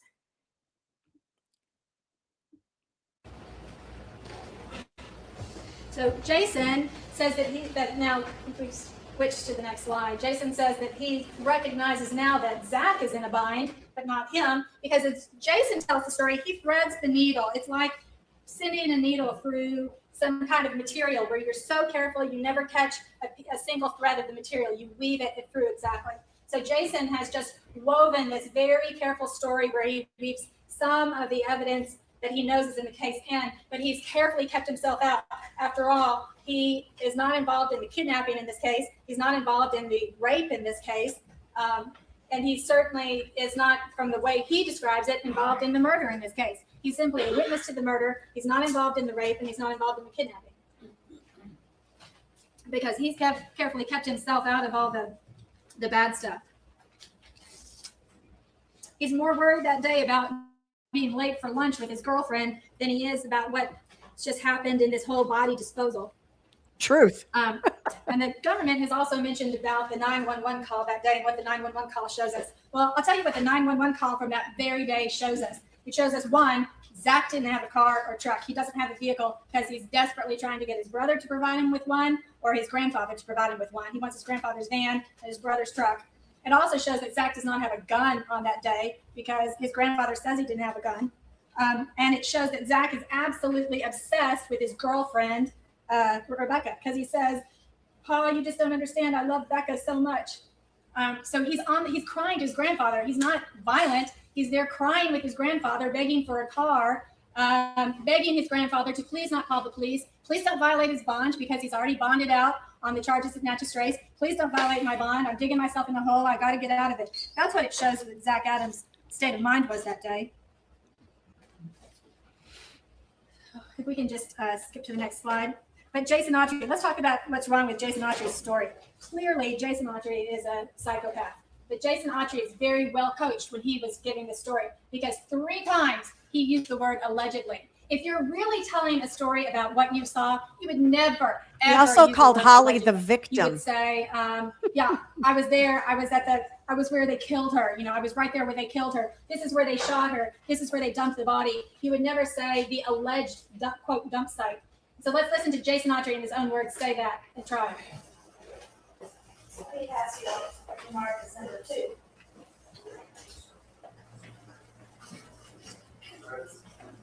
This is after we got in the vehicle and headed toward the ladies on the dump site. Okay, let's listen to the second time he uses the word allegedly. So he said he owns my car at some point. So he just naturally took you back to your car. You got out of the car, no conversation when you got out of the car. We had a conversation on the way back about how she had to be her. So again, how allegedly how he knew. After hearing that information, I went to work, the ladies right there. So, I mean, if something happens to you and you know it happens and you're tying it from memory, you would never use common language about something allegedly happened. You use allegedly if you're not sure something happened, if you're talking about something somebody else said. That's a word that law enforcement uses when they're describing things. It's not a word that a witness would normally use. So now we can go to the next slide. So Jason's story then is he shows up that day later on. So he already had a pill, which is 2 servings of morphine, according to him. But after they drop Zach off, he shows up just a couple hours later because now he's looking to buy another pill of morphine, he says. And he says that they go over, starts at Zach's house. They all get in Dylan's truck. And if you remember, Victor doesn't say he sees Dylan. Jason says Dylan is there, but Victor doesn't say he sees Dylan. They all get in Dylan's truck with Dylan, Shane, Zach, and Jason, and they drive over to Dottie's, where for some reason they know Victor's there. How do they know Victor's at Dottie's? What really happened is Zach, that morning after he gets back from over by the Tennessee River with Jason, Zach went, picked up Shane Austin at Shane's house. The phone records show that Jack is over there by Shane's house. Then Shane and Zach drive to Parsons. The phone records show that Zach and Shane are in Parsons, they go to Parsons directly after the Tennessee River. So if you look at their timing that day and their phone records go straight from about the Tennessee River, Zach's do, over to Shane's home tower for just a moment, and then they go into Parsons. So if you've got a dead body in the back, that doesn't make sense, because where did the dead body in the back of your white Moss pickup truck go? You go to Shane's and then you just drive directly into Parsons. It doesn't make sense there. And we know the drive into Parsons was, everybody in the chat, say it with me now, they were all together in Dylan's truck. Where? At the bank ATM that we never ever knew in 2017, but we know now that that's exactly where they were. So where did Holly's body go? What happened? Got problems. The math ain't mathin'. And Rebecca Earp testified. Oh, strike that. Yes, Kelly. And yes, not only were they at the bank ATM, but Zach said they went to the bank ATM backwards because Zach was driving, and he wanted Shane to be able to get his money out of the ATM without getting any business from him about trying to take any money or anything. So yeah, they weren't even going the right way in the ATM. That's a pretty specific recollection. So, but they, it doesn't make sense though that you would be in Parsons and with a dead body in the back or blood in the car. So they go to, what really happened is, as they're driving back from Parsons, they're with Shane, it's just Shane and Zach and Dylan in the truck. They're driving Shane back home, and you did hear testimony that for where Dottie Cooley's house is on Pew Road, you would pass by that as one of the ways you're coming back from Parsons. You pass by there on your way to take Shane home. So as they're getting ready to take Shane home, because he has to be there to meet the guy that's going to install the cable that morning, that's when they drive by Dottie Cooley's house and they see Victor's truck there. That's how it comes about.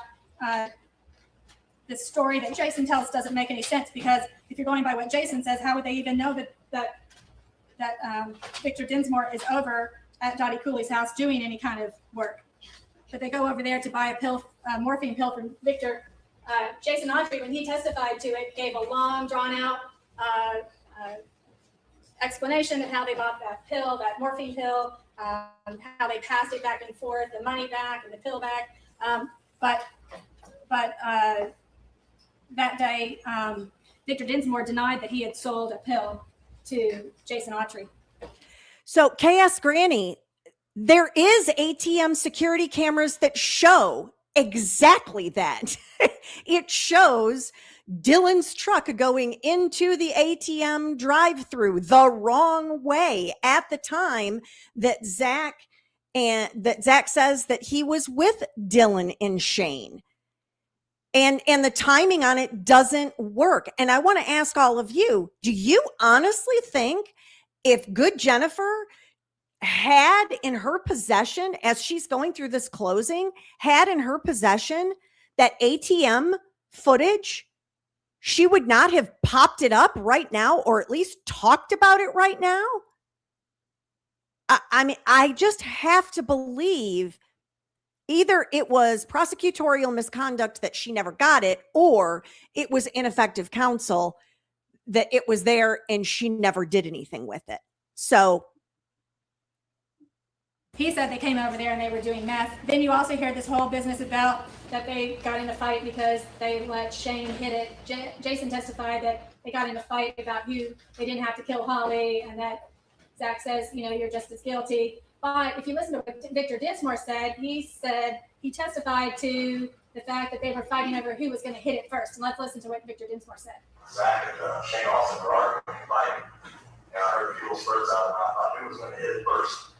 Okay, and so now looking back, Victor says, well, that was them fighting about who was going to rape Holly. But if you're going to believe Jason Autry's story, at that point, Holly was already dead and Holly had already been raped.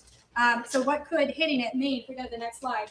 Jason Autry claimed that hitting it meant rape, but if you listen to what he says, he uses the word hit to mean a puff off of a meth. Exactly. They're drug addicts. sit on the ground. Took a couple of hits. Also, that night, And he says it again. And what did he say or do after he said that? he hit the ground a few times. So it's more likely, just looking at the evidence as plainly is that they're over there and they're fighting about who's going to take the first puff of marijuana. Remember that Who's going to hit it? You going to hit it? You going to hit it? statement that they gave to Terry Dykes was that they went to Parsons and then they used drugs for the rest of the day. So it would make sense that then they're using the meth, that then they're over there smoking marijuana with Victor Dinsmore.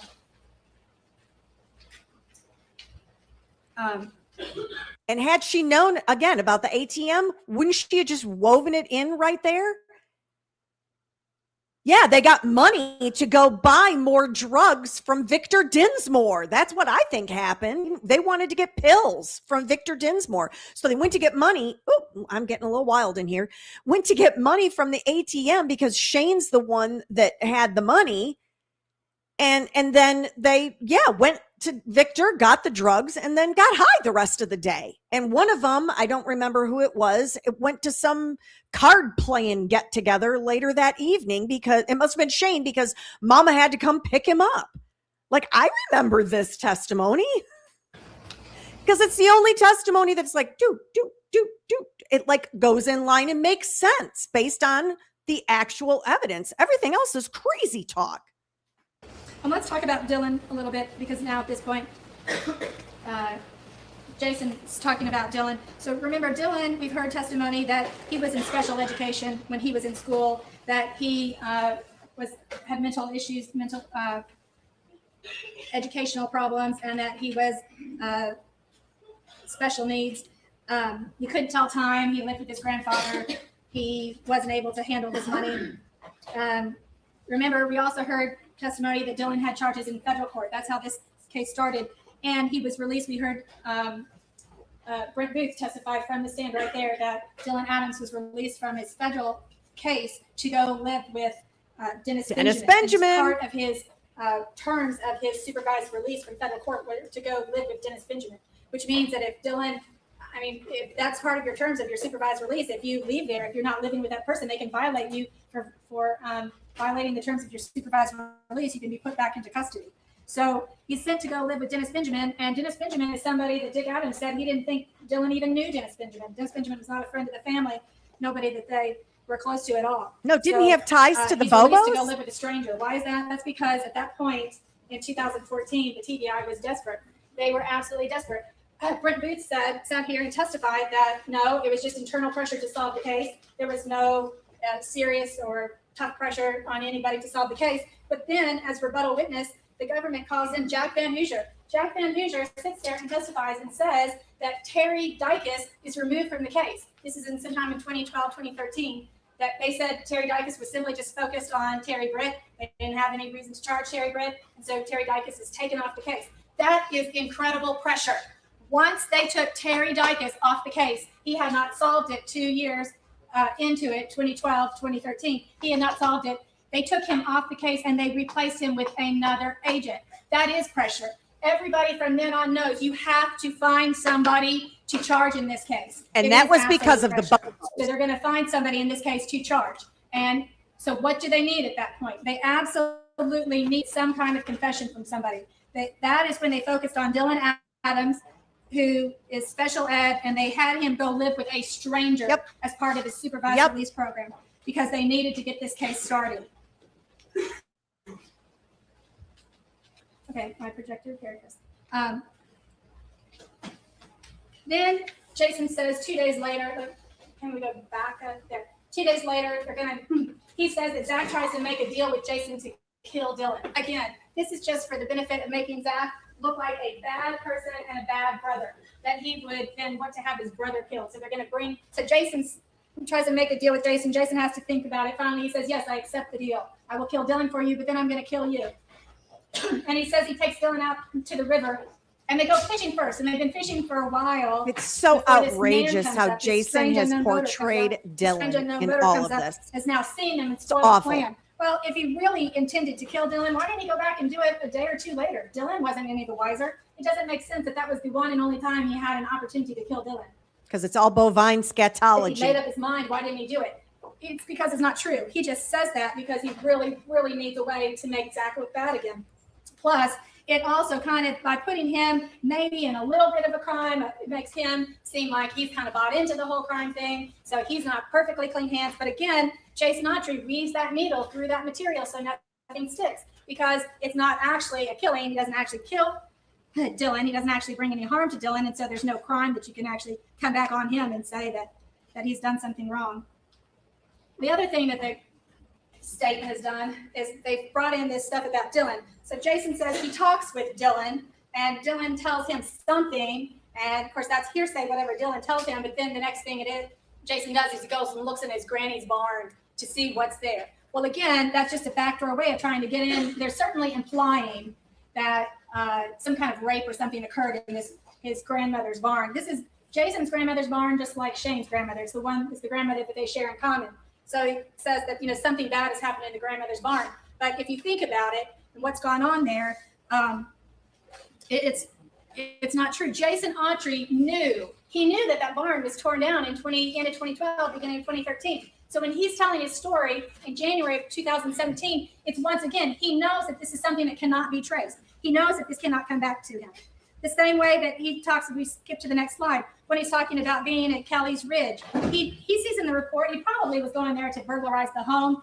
You heard that the men in the home had all gone out to search, so probably cars were gone. They'd gone out to search for Holly Bobo. Jason's probably thinking that home's abandoned at that time. He goes up there, but he sees in the discovery that they were there, that they had been there to search that house, that the woman had called in a report about him being there. So again, this is something he can try to fill in. But if you listen to the testimony, Kelly Ridge Road T-bones into those people's property. Jason wasn't there to try to figure out where the body had gone, because even if he were up there fishing, that road T-bones. Kelly's Ridge is on the other side of the road and going directly away from him. So he wouldn't have been there to try to look for a body. Jason says buzzards are there. That's something that cannot ever be disproved, saying, oh, on a certain day, buzzards were there. But it doesn't. I want to ask you all to tell me in the chat. I am curious if you were a juror, because as a juror for myself right now, and she's talking about Dylan, and Dylan is coming up in the story, and Dylan and Dylan and Dylan, I'm wanting to know why Dylan didn't testify. Y'all tell me whether you're thinking or questioning having the same question. Because as a juror right now, at this point, I would be asking, how come he didn't testify? Doesn't make sense. It doesn't make sense that Zach Adams would have taken Holly Bobo's body there, dumped it there, along with the purse and all the teeth and everything, and then at some point later on came back, moved the body, went ahead and moved the purse. If you were going to move the purse, why wouldn't you just pick up the purse and burn it at that time? Why would you go to the trouble of moving the purse but still keeping the ID right there with it? It doesn't make sense that she did that.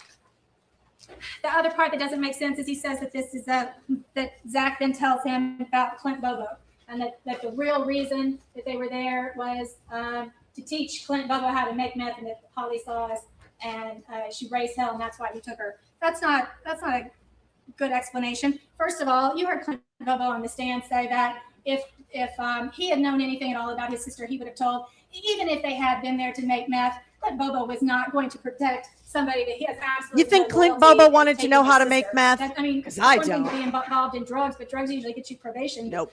It absolutely, he would not have protected Zach Adams from being involved in the disappearance of his sister. Let's look real quick at what does Dr. Marco Ross say. He says the hole in the skull is 9 millimeters by 11 millimeters, but he used the anthropology report, which if you look at Exhibit 174, and I'm it's on surprised page the defense 13 of didn't call him.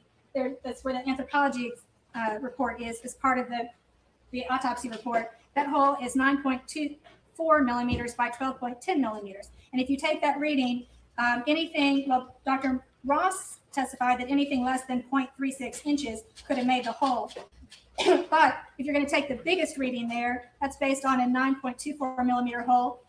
He also testified that bullets may not be round at the time of impact. Bullets can morph and be different shapes. So if you're going to use that 12.10 millimeter, a bullet as big as 0.48 inches could have made the hole, according to Dr. Ross. But a 32 caliber bullet is actually 0.3125 inches in diameter.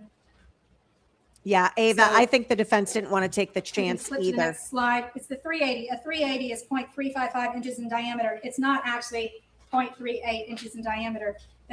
Just because it's something, a bullet is a certain caliber does not mean that in fact it's the same size. So a bullet, it's less than 0.36 inches in diameter and could have made that, not the mark, but the hole in the skull. So there was a 380 found at the site of the skull at the body recovery site. That's the bullet that killed Holly Bobo. It's not this 32 that they had. Holly Bobo was murdered where her body was found. What happened is the person that took her drove north. If you look at the cell phone records and her cell phone records, the person that took her drove north. And that's where her phone pauses. Her phone does not pause in the Yellow Springs Road exit area. The phone pauses up there when she's on Shiloh 2, Shiloh 1 area. Like our cell phone expert showed. That's where her phone is for 30 minutes and is unaccounted for. Once it hits Yellow Springs, once it comes back online and they start doing the pings, that's when the phone actually is moving. The phone moves. Each time they ping, they get a different number because the phone is not staying still. The phone is actually moving. So starting at 8:56, when they get their first ping, that phone is moving constantly and it moves quickly by where Jason Autry's grandmother's barn would have been. The phone moves by there very quickly and then goes down to where it's seen at 9:25, which is the last ping they get off of it. But so what happens is the person that takes Holly takes her up there, probably rapes her at the body recovery site where the body is eventually covered. It's up there beyond the Verizon cell phone tower. So that's not a tower anyone's pinging off of. Takes her up there, rapes her, leaves her purse because Holly's probably had her purse with her, was carrying it on her shoulder, takes her up there, rapes her, kills her there, just leaves her purse, pulls the $20 out of it, but does not bother to take the ring. If these are a bunch of meth heads, and if meth heads truly are doing something just for the money, they would have taken that diamond promise ring. The person that took Holly didn't do it, leaves her purse there, gets back in the car, and as he's driving away, the person that took Holly, probably Terry Britt, as he's driving away, he then no longer has Holly in the car. He's making a big circle back towards his house. He's throwing things out the window. That's why he would throw things out the window in front of the grandmother's house, Jason Autry's grandmother's house, and Shane's driveway, because it's not Shane. Even the biggest meth head wouldn't throw evidence of what they've just done right out in their driveway in front of them. In especially front of that their gun house. barrel. So that's what's happened there. Victor Dinsmore initially did not remember that the white pickup truck was hidden in his garage. It's only after Brent Booth, and Brent Booth was under a lot of pressure at the time to solve the case and to get additional evidence for this trial, that Brent goes to see him and in May of this year and says, let me tell you what's going to be testified to. It's going to be testified to that Zach Adams' white pickup truck is parked in your garage. And Victor says, no, absolutely not. And then Victor suddenly remembers, oh yeah, it was. I'm sure that Victor Dinsmore at some point was a suspect, even if not very long. He knows he was a suspect. He knows that things were thrown out on either side of him. He was told by law enforcement that Zach Adams was trying to use his as an alibi. That made him mad. So he's, of course, thinking that Zach is trying to somehow use him as an alibi. He wants to make sure that doesn't happen. He gets mad at Zach, although they had been friends at one time. He gets mad at Zach. And so he is going to agree with what law enforcement says, because he absolutely, wants to assist in law enforcement, and there's a $250,000 reward out. And because he's irritated with Zach, thinking that Zach has somehow tried to put him in the middle of this. But initially, Victor Dinsmore said that it was a 38 or 357 that he traded with Jason Autry. And again, a little bit of truth is always something. Remember, Victor Dinsmore said that he had a second 32. Now he identifies this gun here, this rusty gun, is clearly that's the same gun he saw then. But remember, Victor Dinsmore said he had a 32 that he threw into his cousin's pond. His cousin who lives up there in the Parsons area, he threw a 32 in her pond years before they got rid of this gun that Jason Autry brought him. Well, remember, they put this gun in the water. At first, they had to have somehow, we didn't hear from Sandra Dinsmore, but we must know that somehow she said that the gun was there by the water. They got a backhoe and they were digging along the side of the road. What does that tell us? That probably Sandra Dinsmore initially said the gun was buried on the side of the road. They brought them down several times when they couldn't find it. Suddenly, Sandra Dinsmore says, oh, I remember where the gun was now.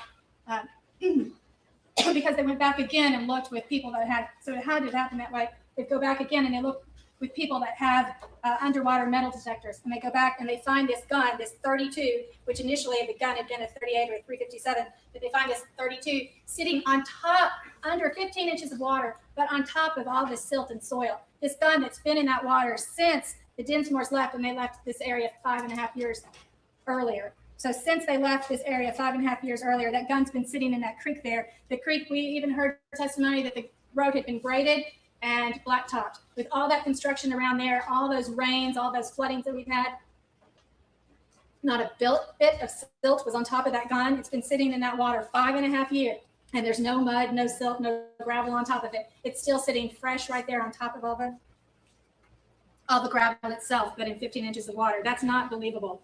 But there's a big reward in this case, and people. That's what I talked about. You know, a lot of people. We heard that Victor Dinsmore was not to be trusted. He's not a trustful person. He sold Jamie Darnell a house that he didn't really own, and took Can you imagine? $21,000 from him.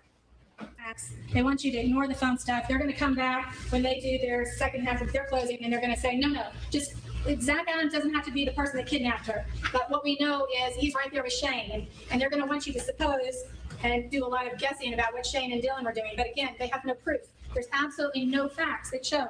Why is it that the government has to prove their case? Because it's almost impossible to prove a negative. How is it that you could possibly prove that Shane Austin was not there that morning? That Dylan Adams is not there that morning? They have to prove that they were. And in fact, they do not meet the description of the person that was there that morning. There's no proof whatsoever. The state wants you to make a jump because this case is absolutely so emotional. This is a beautiful young woman who has been killed in this She case. hit the nail on the head. And so it's emotional. It's a tragedy for the family to go through. But that doesn't mean that Zach Adams is responsible for this. He's absolutely not guilty. She must be getting The other close. thing they said that Zach has confessed because they have two different people in jail that say he confessed. But you heard testimony. You heard testimony about where Zach Adams is staying in jail. He's in the Williamson County Jail, and he's in protective custody, which means he spends 23 hours a day locked up. 1 hour a day, he can walk around, but without anyone else who can touch him. You know, he's separated from everybody. You also heard through the people from the jail say that there was one phone in the pod for everybody to use. They can hear the television through their doors. Some of them have to stand, some of them can sit on the bed, but they can hear the television through the door. It's also easy to assume that they can hear people talking on the telephone through the door. So when they're using the one phone, which is out in the public common area, everybody else can stand there and hear what they say. What they say perhaps to their attorney, what they say perhaps to their families, what they're saying about the case. So once somebody gets just a few facts about the case that they can use, then it's absolutely nothing more for them to say, well, and then he said he did it. But with all those That's an confessions important that you hear, tidbit. there's no new information. Nobody has any information to say that Zach Adams confessed to them, and they have learned details that you wouldn't just otherwise know through something else. There's no aspect of this that has been explained, like who it is that went and took Holly, where it is that they took her, how they got away with it, where was the car parked when James Barnes walked by there. Nobody can answer those questions. And why? Because these jailhouse confessions are just not accurate. All it takes is a little bit of information, and the state has just jumped on that. Yes, we hear them say that Zach said to the people in Chester County, no body, no gun, you'd never get convicted. But those people came forward, although they came forward at first to say that he was threatening his brother to send a word to his brother in Chester County. The whole got no body, got no gun. Those were all things that were said here in court on the stand. There's no evidence that they said no body, no gun before. They said those particular phrases before they had found Holly Bobo's body. Oh, that's also important too. Terry Britt, you've heard the evidence on Terry Britt. It is compelling. He had a history of stalking young blondes. He lived closer to Holly. He lived fairly close to Holly, within a few miles on Jeanette Holiday Road. He had a history of rape. He was a sex offender. He fit the physical description: 200 pounds, 6 feet tall, about 6 feet Dark tall. hair. Dark hair. At some point, it was long. And his voice covered was his collar. identified. He was barrel Palm print chested, couldn't skinny be legs. excluded. Looked like he used to work out. He'd been in jail. People in jail work out. Wearing a black cap. I have a picture of him in a black cap. So he saw Holly. He was able to see Holly one day at the Dollar General store. Once he saw her, he has a history of stalking women. He knows how to find women. He drove the paper route there, so he's always back on the roads. He said he'd even get drunk and drive the roads. So he's on those roads. He's watching for people. He has one of those rape vans. He has a white panel van that he. Oh, she said it. No! He's got 2 vans, identical. He's got a grape van. Red vans that he's driving, but different years. He goes up, he punches Holly in the nose. He's standing there probably waiting for her because he's a stalker. He knows what her schedule is. He knows that this is the one day that that the brother Clint's truck is parked out in the garage. He's standing there waiting for her. She comes out. He knocks her in the nose. He has to wait for her to kind of get her wits about her so she can walk off in the woods with him. He walks off in the woods. The first time the deputies go by to see him, you heard Deputy Donovan, he's not there. Although Terry Britt claims he was back by noon. That's what he's sitting there in the stand because he's a compulsive liar. He cannot tell the truth. But the marshals, when they went by at about 1:45, 2 o'clock, Terry Britt was not there, and cars were gone. Not just one car, three cars. There was only one car there, and he said he had 2 caravans, 1 white van, and a pickup truck, and a gold pickup truck, and a black pickup truck. So he has multiple cars parked around for him to get away in case he needs second cars. So Jan is gone too when they first go by to see him. Oh, Jan helped. He's not there. It's not till later that evening. You heard Tony Weber say it's later in that evening when he comes back and he's talking to them that they're there, and that's when they're unloading the truck. Why? Because suddenly Terry realized he needed an alibi, and he went and got, and maybe they had already purchased that truck before. They left it in the car till the police came by because he thought that the police would be coming by. He even says they're going to try to pin this on me. So they get the trying to make some kind of reason why Jan would have missed work, like on the biggest news day of the year, and she works at the news leader in that county, the very biggest news day of the year. That's when she takes off because they had a bathtub leak, and Terry Britt even testified they didn't even put the bathtub in on that day. So the bathtub leak, whatever they had, was not bad enough for them to put the bathtub in on that day. But he needed an alibi. He needed an alibi fast. And they also somehow they lift one of those receipts because the receipt did not match the receipt from All Goods. They lift one of those receipts, they fill it out as if they bought the tub that day, and then they stage, put the receipt in the safe, and they go ahead and just stage an alibi for Terry Britt. People that have alibis ready-made, those are the suspicious people. The people like Shane, Dylan, Zach, Jason Autry, they didn't have their alibis ready-made because they didn't know they needed one. But he did because he's a So, registered. In this case, there's more. Reasonable doubt is not a technicality. Reasonable doubt is not something to think, well, it's just a little technicality. We've got reasonable doubt. In this case, unlike so many others, there's absolutely multiple reasonable doubts in this case. You have a man who offered to plead guilty. He's not being played. You're talking about a U.S. Marshal with 31 years experience. When was the one time that you saw the district attorney in this case get the most upset? It's when she's cross-examining the U.S. Marshal. That's when she gets upset because she doesn't like the way that proof's coming in. This man has 31 years experience. He's trained in. Go, good Jennifer. And you don't have to give Miranda warnings. She's acting like you absolutely must give Miranda warnings. There's many, many exceptions legally when you don't have to give Miranda warnings. He was in And certainly custody. it wasn't required to give Miranda warnings. But Terry Britt sits down and says, "Sounds like you've got it all figured out." And louder for the people in the back. Solve this. Let's tie this case up for you. Tie up your case. But you can close the case.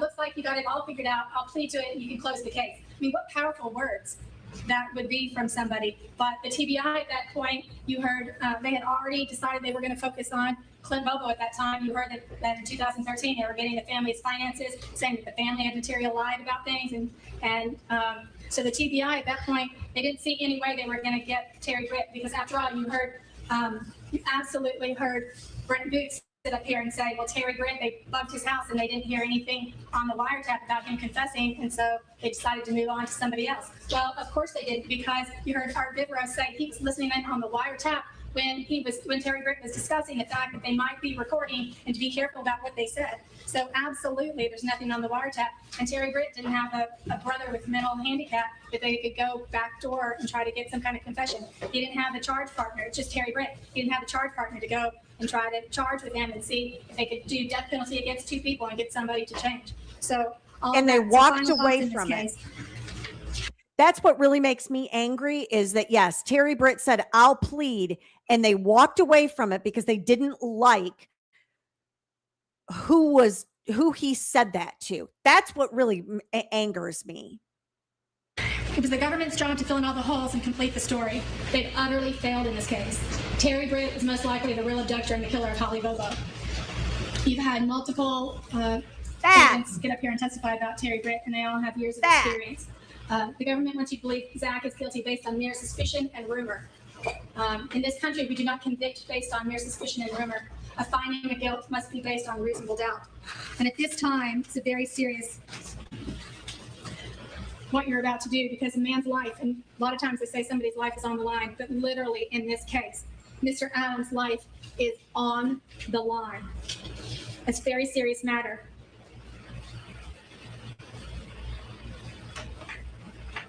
At this point, there's absolute many doubts, reasonable doubts, as to why he did not commit this crime and why somebody else did.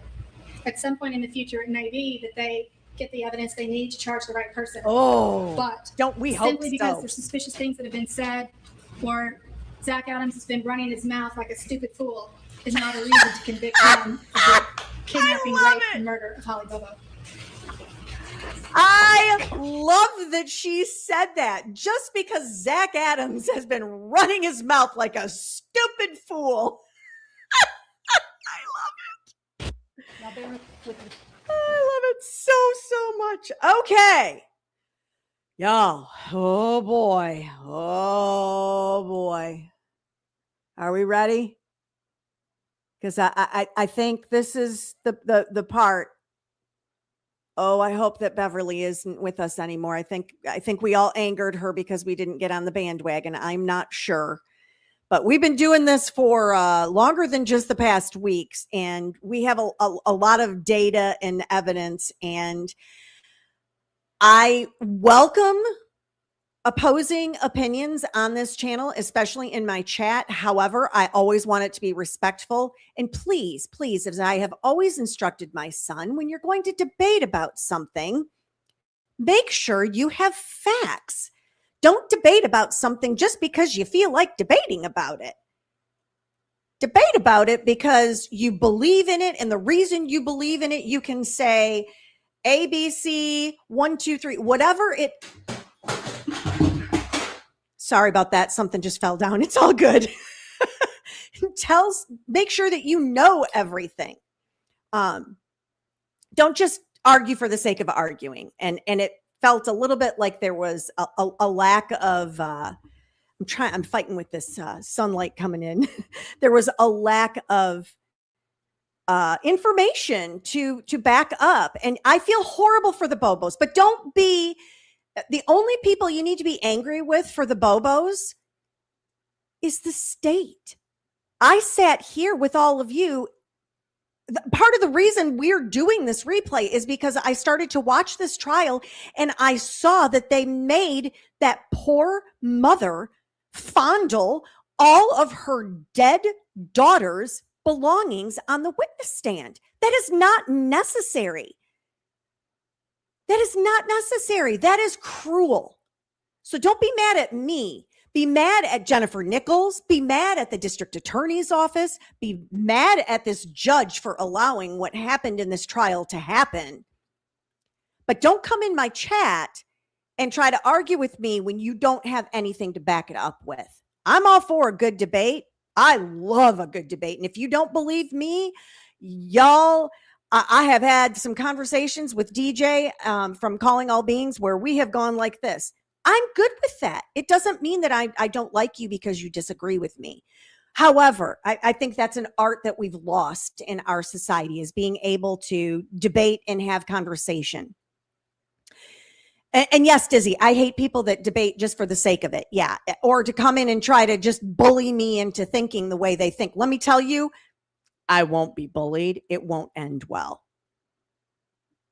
And of course, yes, they were not innocent angels. Of course, he did awful things. As far as, he had a marijuana farm in the back of his property. Hello. Yes, he was breaking laws. But yeah, that doesn't mean you throw them in prison for something they didn't do. All right, I think my rant is over about that, and I want you all to be aware and understand. Yeah, respectful disagreement, I am all about, but I don't think I gave the answer that was trying to be compelled, and I'm not going to argue about something like that. That's ridiculous. So here we go. Let's all take a collective deep breath, because we now have to deal with Heifer, linebacker, bad Jennifer. All right. I know you're tired. We all are. I'm tired of hearing you. Focus. I'm gonna bring you back to when I was here. What took all of you away from your own original jobs, your loved ones.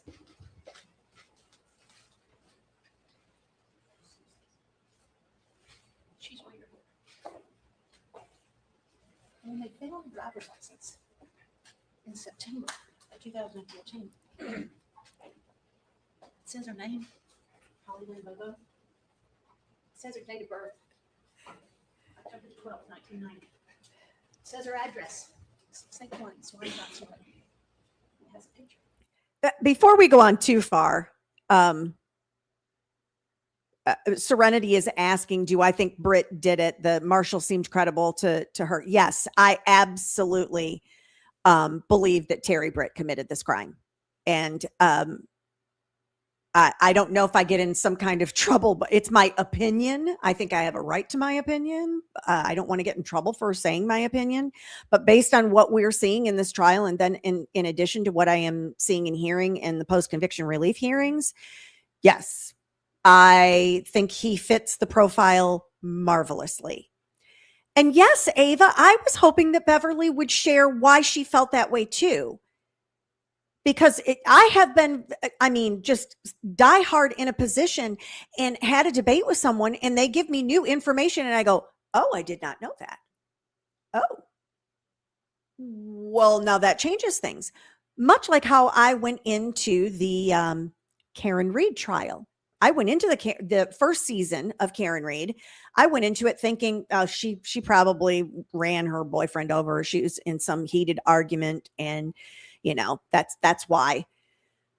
And then the trial started, and I went, oh my, oh boy, oh.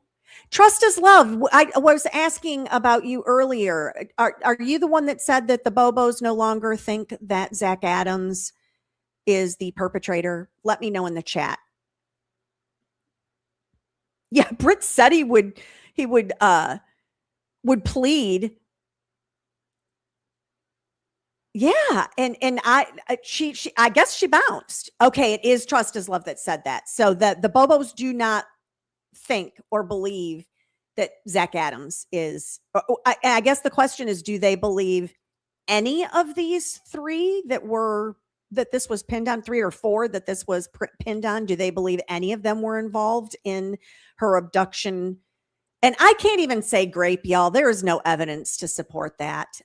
So abduction, it seems logical that that's why she would be abducted, but let's be real. There is no evidence to support that. So let's talk facts.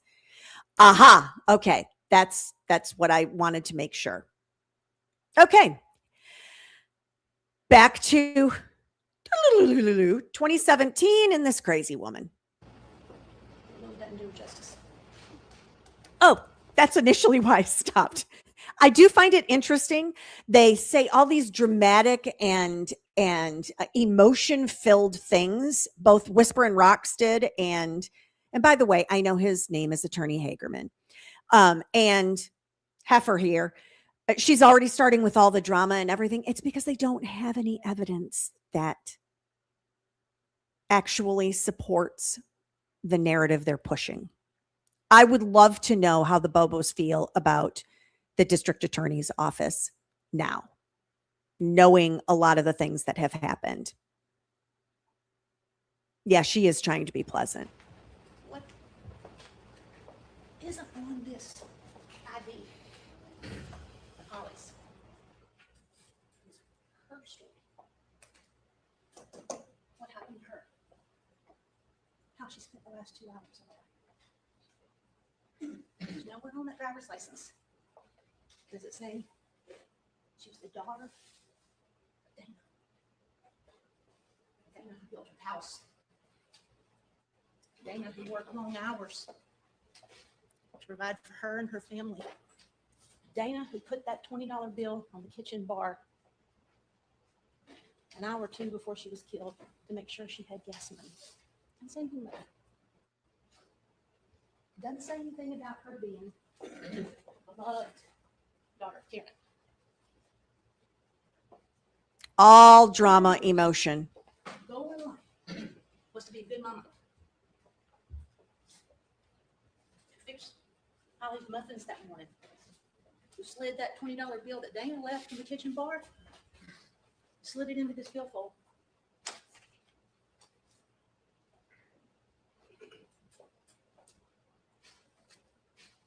Karen, Oh, she's fondling the evidence again. lovingly packed.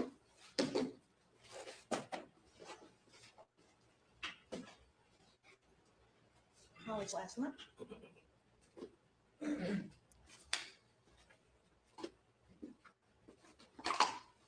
You won't find on the driver's license. Oh, I can hardly look at her. Trial the last 2 weeks about Holly's dreams of being a nurse. About her homework that was dated that day. About her binder.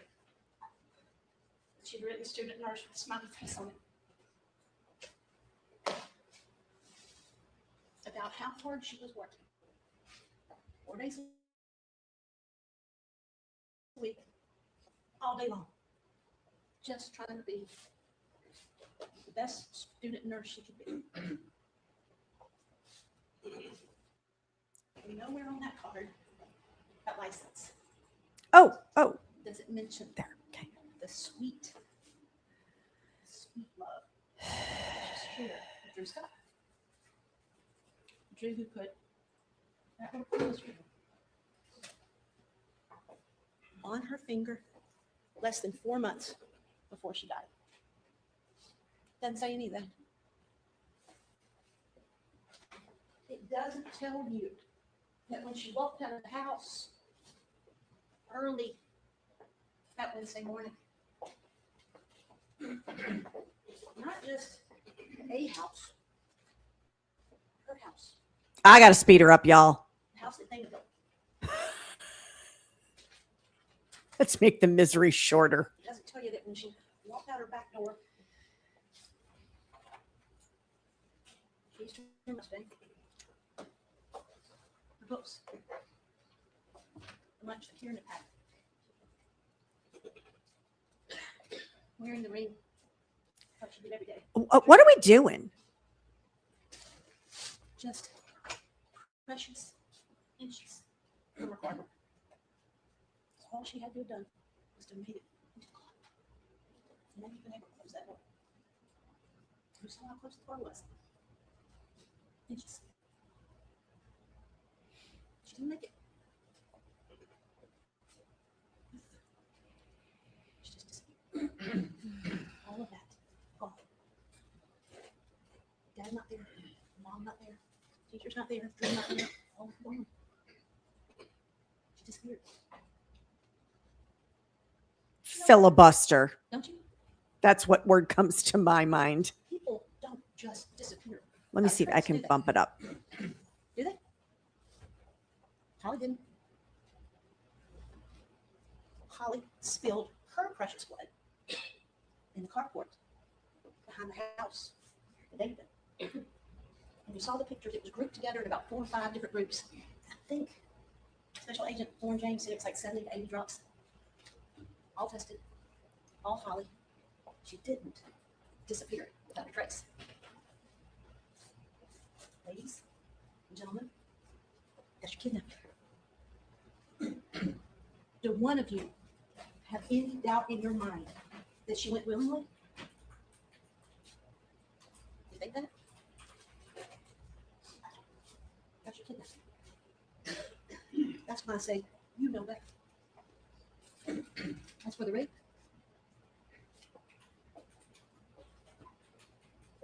that word is so sterile. Do you know what I mean by that? It's so sterile. You can read it in your book, in the newspaper. You can see it on the news. You can say it in polite company, and nobody even flinches anymore. Because that word rape is just a made-up word. It's a made-up word that somebody invented so that you didn't have to say what really happened. Because what really happened, when they got Holly out of there,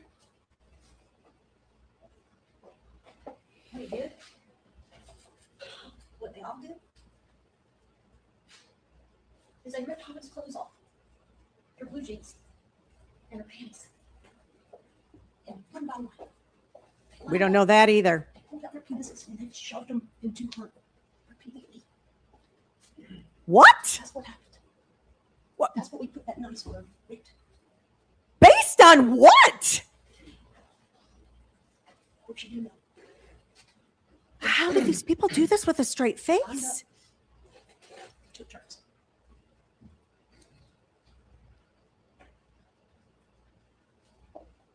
That's what she went through. Her last morning on Earth. I'll back it up here. Because you're probably not the only one that didn't hear it. She went. Which you do know. Which you do know. Lined up. Took turns.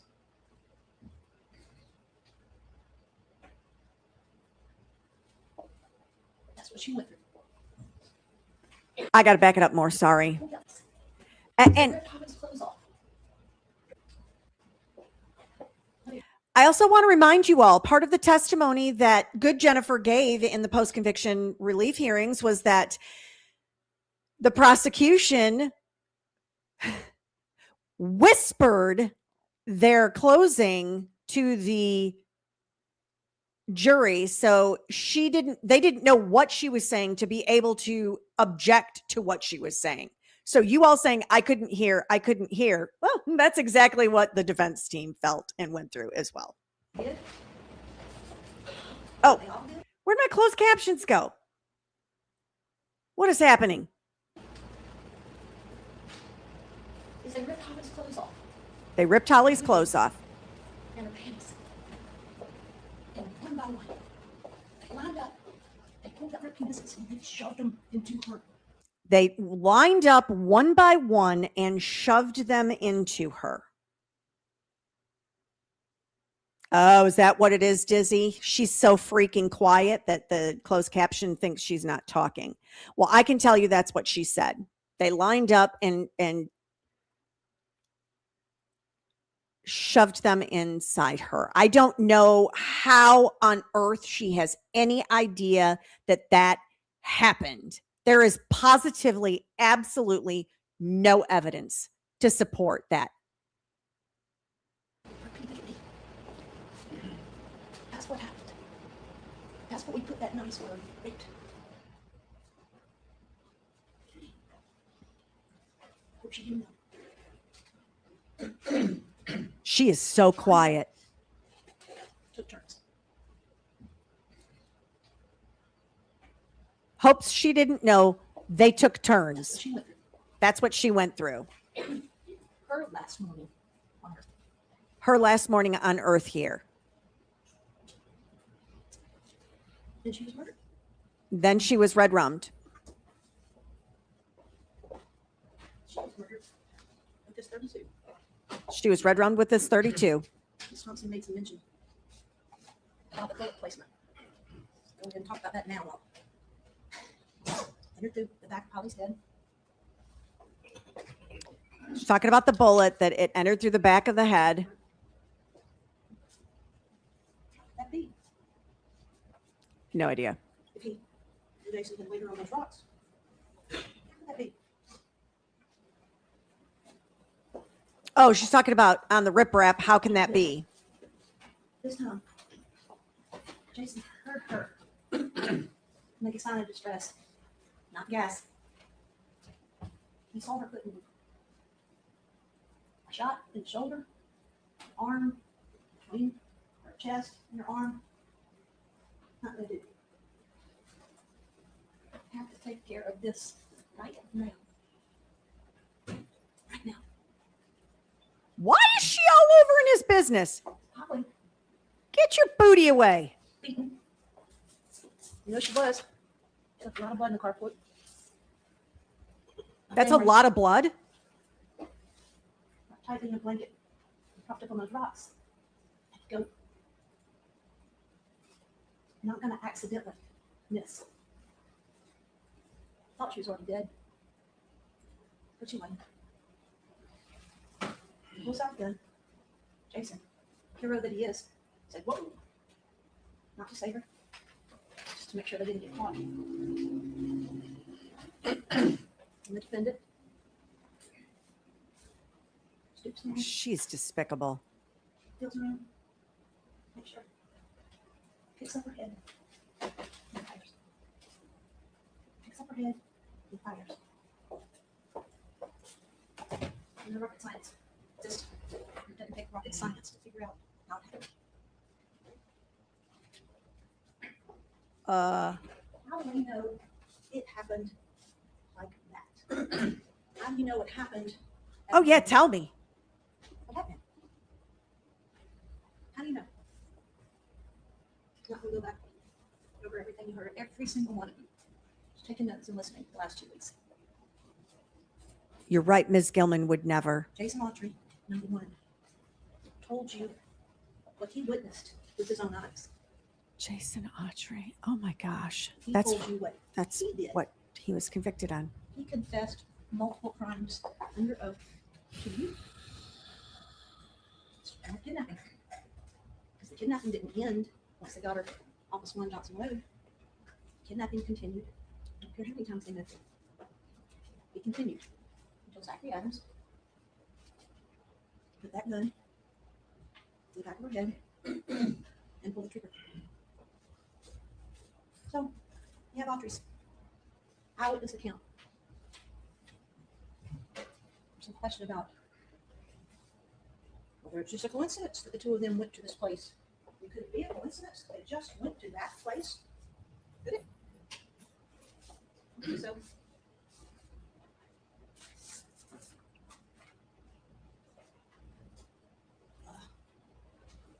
Took her to a spot, took Holly to a spot, 50 yards. 50 yards.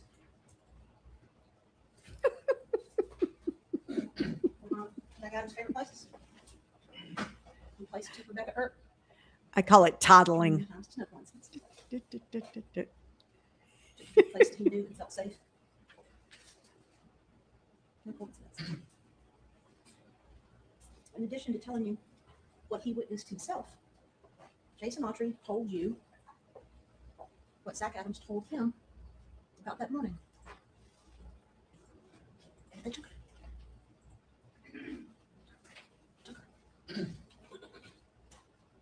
From her own house. He told them, here they write, sterile word again.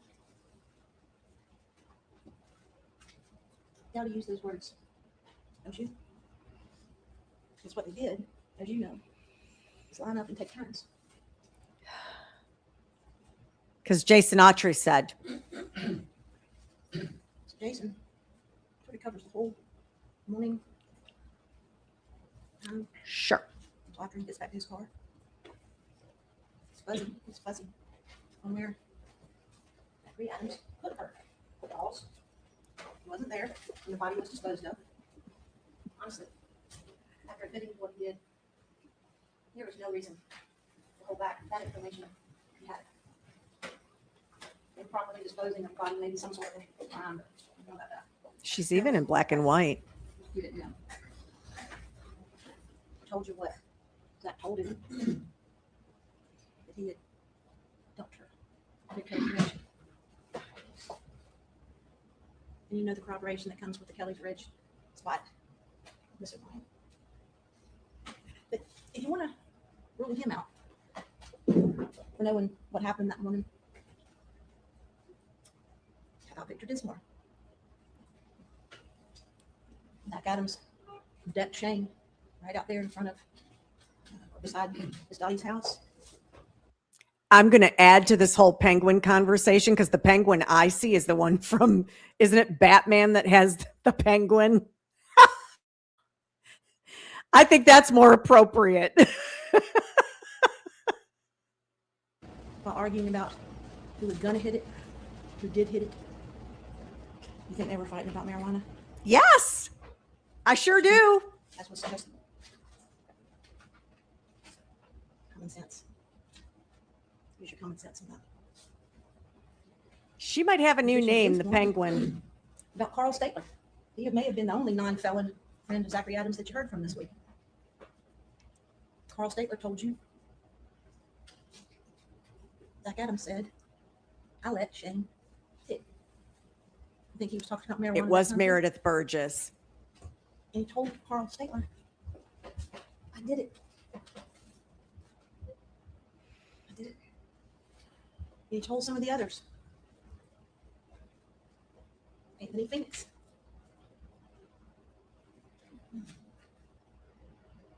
Called her a bitch. Pretty bitch. Here we go again. Said it was fun. Was talking about putting a bullet in her head with being fun? Or was he talking about winding up with his friends? Was he talking about winding up with his friends? Take turns. Ew. Leave that to you. Ew. I don't like this. This is gross. One person, I was there for the worst of it. I feel like I need to bathe. Ray was the worst of it. When he asked two different people, will God forgive me? State submits that's between him and God. Not between him and you. Not between him and you. 10 or 12 statements that he made. All different people. Not in the same jails, not on the same roads, not in the same cars. And Paul and I keep going back to Corey Rivers, probably because he's a kid, literally, that got in trouble traveling through Tennessee on a driving charge. She's literally like whispering to them. Here last year in East Tennessee, knows nothing about this case, has never heard about this case, but because he has the history he has, he ends up being in the same section with Zachary Adams. And Corey reads the Bible and he prays. And Adams saw him doing Yeah, but he sounds like he's an conversation. ex-offender as well. Being that his mother killed his stepfather after walking in on his stepfather raping him. Corey listened to him and didn't just cut him off. Submit. Even ex-offenders can have some kindness in them. They're not all like Terry Britt. Be a safe person to talk to. Given his lack of association with anything here, the fact that he had a 60-day sentence and a ticket back to Florida, and didn't appear to have an axe to grind with Zachary Adams, and he confessed to him. Serenity, if she did, the judge would have just bowled Got her in over the her. woods. Mr. Kidman, we got her in the woods.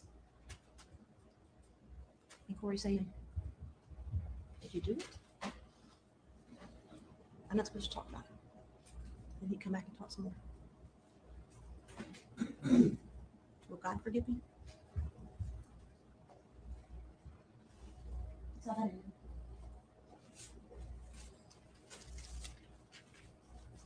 Thankfully, there's only 25 more miserable minutes of having to see her mug for right now. Phones. Promise.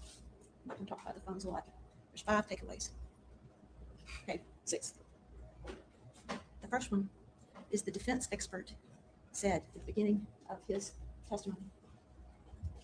He didn't disagree with Special Agent Frizzell. He just took a more nuanced approach. Remember that? Meaning, Clearer. yeah, what he says is right, but I'm going to break it down some more. So let's just take Agent Frizzell's testimony and set it aside for a minute and just look at the defense expert. When asked the question by Mr. Hagerman, is the phone data consistent? Dylan and Shane taking Holly. He said yes. Is the phone data consistent? Dylan I and don't Shane remember that. taking Holly to Shane's grandma's property. I don't remember that either. Yes. She's twisting the testimony. Is the phone data consistent with Holly's phone lingering in the Yellow Springs area at the same time as Zachary Adams? Answer, yes. Judge is back Is on the his phone data crossword puzzle. consistent with Zachary Adams and Jason Autry driving north to the river and back? Answer, yes. 5th thing, is the phone data consistent with Holly's last ping, at the time of Holly's last ping? Dylan Adams driving south and getting rid of her phone and perhaps some of her other things? Answer. I know you heard it. Yes. Despite all of these maps, these colors, and these times, and these numbers. You're the one that brought all that crap in, honey. The three sectors, and the fact that a sector might look like this, but it doesn't really mean that, because you could be over here, you could be over there, you could be over here, or yes, you could be over there. Despite all that. No, Did you hear no, that's not what they said. Neither The one of them defendant's said that. own expert said yes to those 5. They said you'd be in the triangle. Man, I know what I heard. Ms. Thompson covered a lot of material, and I'm not going to try and cover it all, but I want to touch on just a couple of things, and I've already touched on some of them. One was the placement of Holly's head in the gunshot wound, and we've already talked about that. The second one, after the fact, she said they kept going back to the river, kept going back to the river. Why would you go back to the river? Go back to the river. But you saw the maps of her expert and Agent Frizzell. It is an enormous area. Nobody said they went back to the river. They just said they were in that area, which is their stomping grounds. Oh, Or that Audrey said he went to. Not so the phone data is correct when you You need never it, but know. all the other times it's not 13 correct. 911 call. Got it.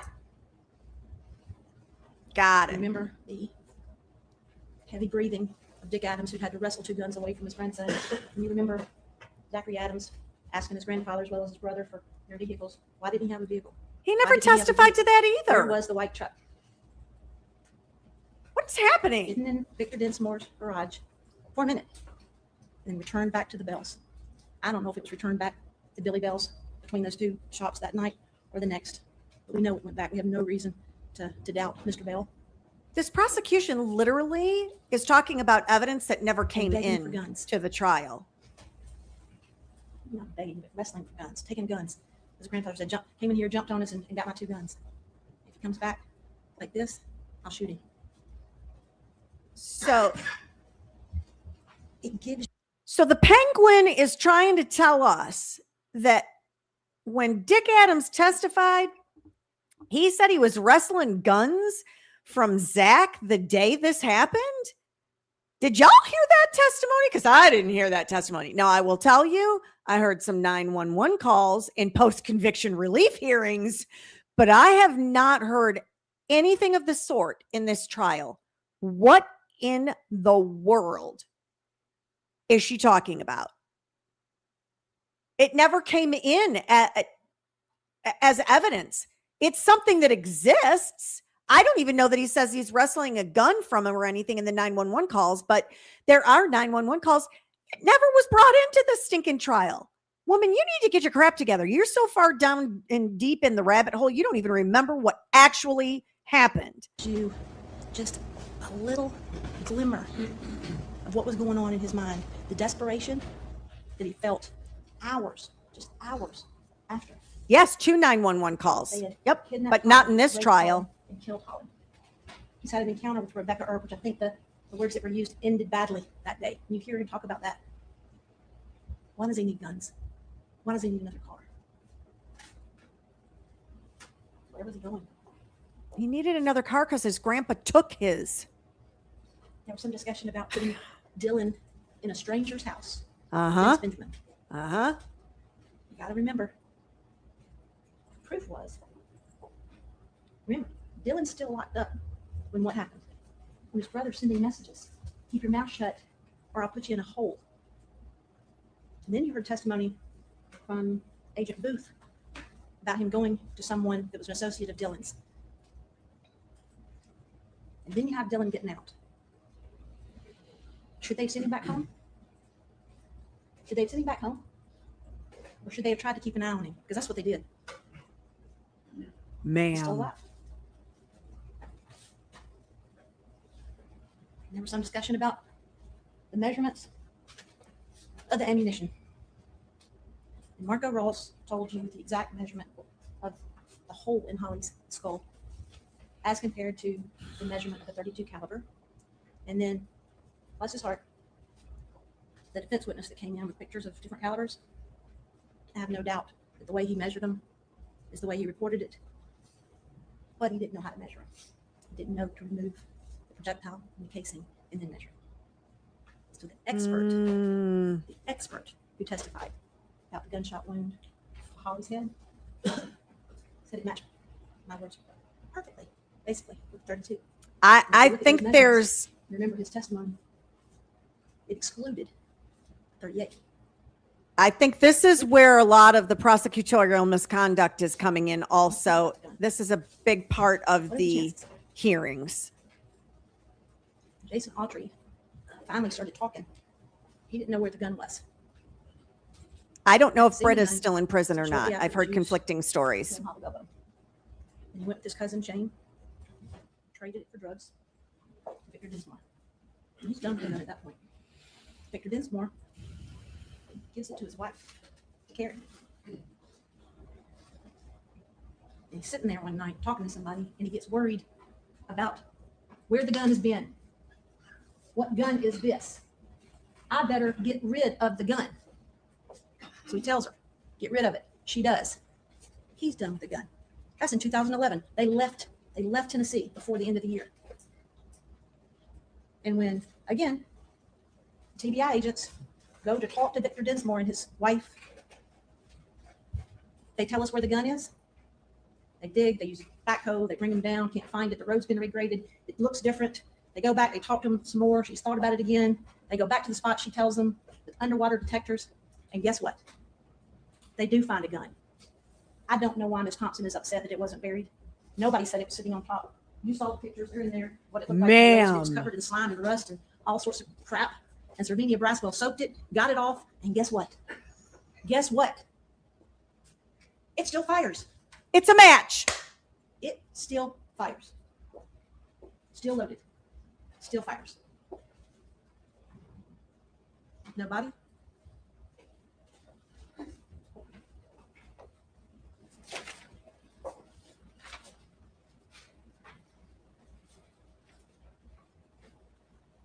That's what's left.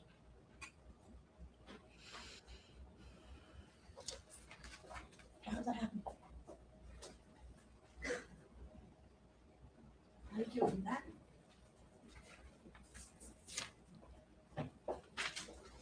To this? Well, you know the answers. And you know what happened in between. Spend about 1 minute talking about Terry Britt. And I agree with Mr. Hagelman. I don't know why we're talking all about Terry Britt. I do. Local law enforcement, I do. FBI, U.S. Marshal, a wiretap, his house bugged, his computer searched, his property searched. They even took his chicken scoop, whatever you call it. It's not a shovel for burying bodies, it's a scooper. And it was a dead end. And they looked at his computer. I think the agent said, for the entire history of the computer, they found 4 searches. 4 searches for porn sites. When they searched Zach Adams' computer,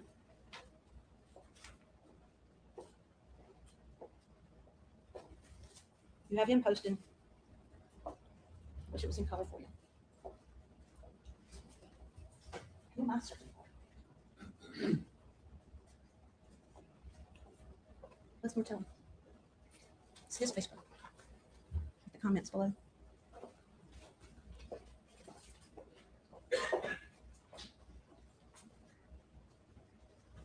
It wasn't Terry Britt. Terry Britt would have been a lot easier, it just wasn't.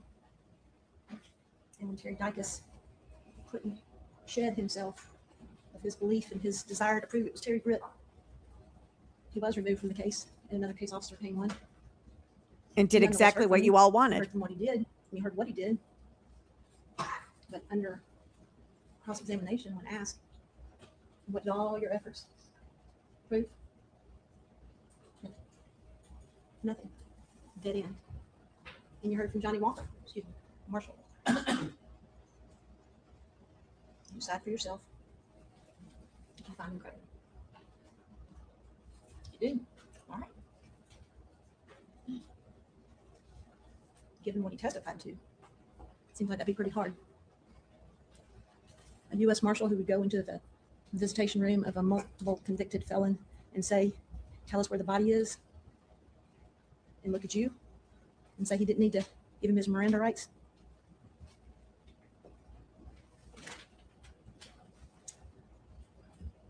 Agent Walker, who laid out, you heard him in great detail. Ma'am, I don't know if anybody's told you this or not, but I'm going to help educate you a little bit. But when you're in custody, you have no right to privacy. So that also means everything you say can be recorded and used against you in the future. I think. I don't think that the Penguin is aware of that. Just saying. Just delighted to tell you all the things that he told Terry Britt that were not in his report. And then when I asked him, how did he respond? You got it all figured out. I'll just plead guilty, close the case. He wants you to believe that was true. Yeah, I believe it was true. Because when he said, Ding, ding, ding, ding, ding. No, I don't have it. Can't give you something I don't have. You decide if you find that credible. She was appointed O'Bailey's. That's how she's judged. And then when they had the opportunity to reelect her, they didn't. So what does that tell you? I think that license says Then she was appointed again. These are governors. 5 foot. I got to stop for a second. Because this heifer here, I used to live in Tennessee. So first, Dippo Bill Haslam appointed her tail as a judge. And then when she didn't get reelected, the next governor, Governor Bill Lee, appointed her into the position she's in now. So if you want to be mad at somebody, be mad at the stupid governors that put her fat butt on the bench. I cannot imagine appearing in front of her in court. No, ma'am. No, sir. Look at that smug, crap-eating grin, you penguin. We said she was 5 foot 3 inches country.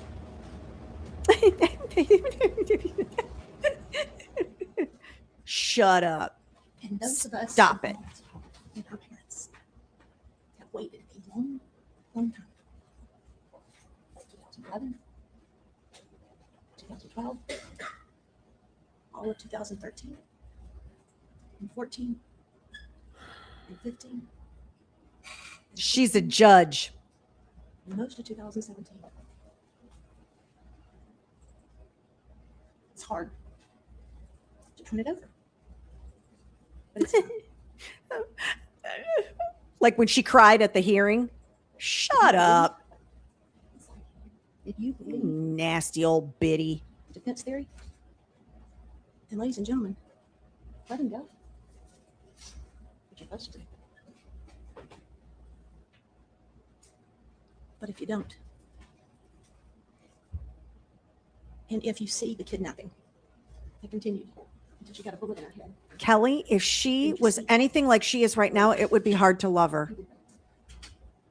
and if you see the murder that occurred in the perpetration of was closely connected to those two, then return the right verdict. It's not one of those lessers. In fact, We're almost done, y'all. We've I almost don't made know. it. It's page 36. Should be page, to me, it should be page 1. If you read this deliberation, order of consideration, you don't even have to consider him. Every single one of you has to agree that he's not guilty of murder perp before you ever even look at anything else. So if you agree, this isn't like a menu. You don't peruse the whole thing. This says, you shall not proceed to consider any lesser included offenses until you have first made a unanimous determination that he's not guilty of preceding offense. In this case, got it? This is important. Got it? You dummies that I put on the jury? You got it? You got it now? Just want to make sure we're all on the same page here. Like, you got the memo, right? This is what you're supposed to do. I just want to make sure. From the It's not a menu. It's doubtful that Holly would have been famous. It's more likely that she would have finished nursing school. That she would have married Drew. She wouldn't have married Drew. They were Close young. to her parents the remainder of her life. you wouldn't have known that she's entitled to this. Yes, Serenity. Justice for her requires that you be here. What I'll we're get asking to it.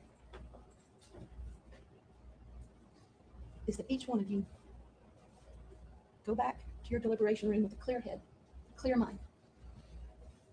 Why do I Don't feel be like she's distracted from your she's- mission? like scolding me? You elect yourself a foreperson. You take as long as you need. Hey, Keisha. It might not take long, or it might. But you take as long as you need. And you come back out here with the right verdict. Hmm. Richard.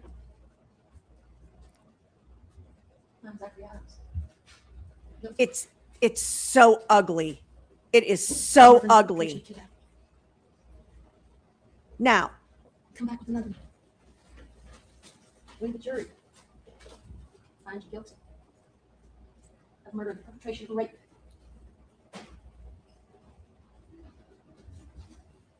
oh my God, you're so ugly.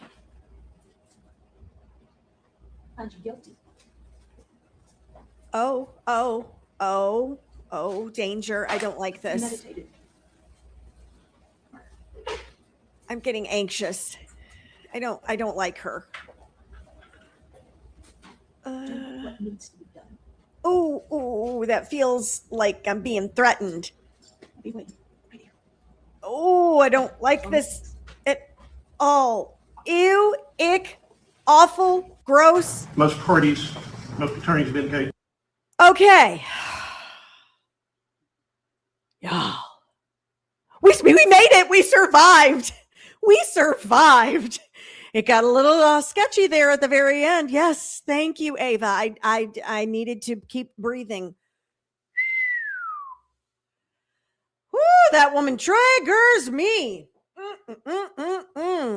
Okay. Alrighty, let me I'm going to come back.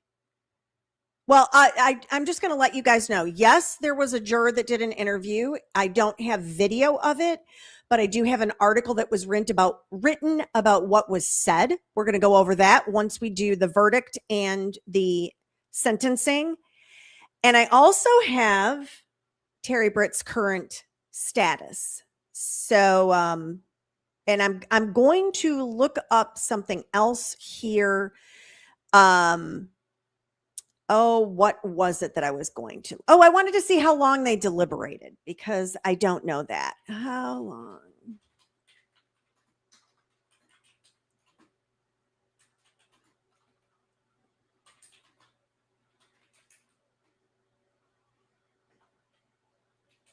Oh my goodness. Spell deliberate, right? And it's like me trying to, or them trying to say corroborate. See, I can't even say it with the second R when you don't say that. I'm like, corroborate. I guess that's how they say it. Oh, let's see if I can figure out. Jury began deliberating at, hang on.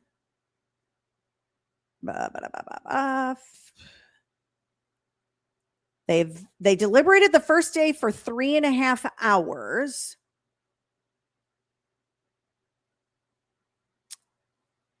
Jury deliberations continued. I'm trying to get an answer here, guys. So here, I guess, yeah, no, I don't want to be distracted when we see the,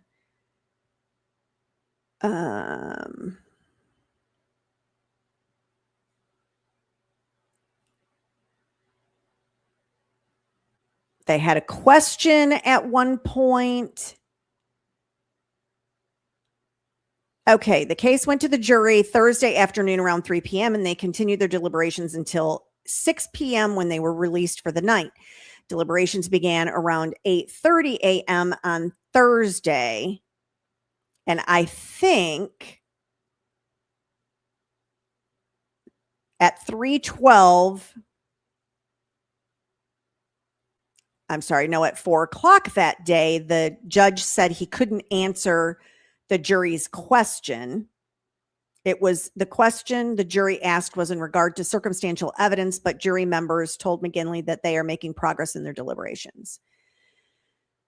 So they deliberated for at least a whole day, it looks like. If anybody else knows the precise amount of time that they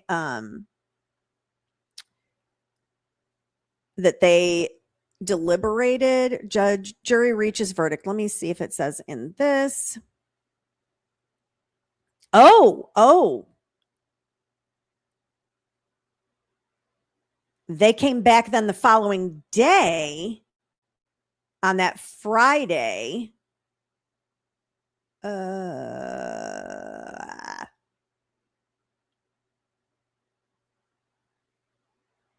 Yeah, it doesn't tell me. I'll do some digging.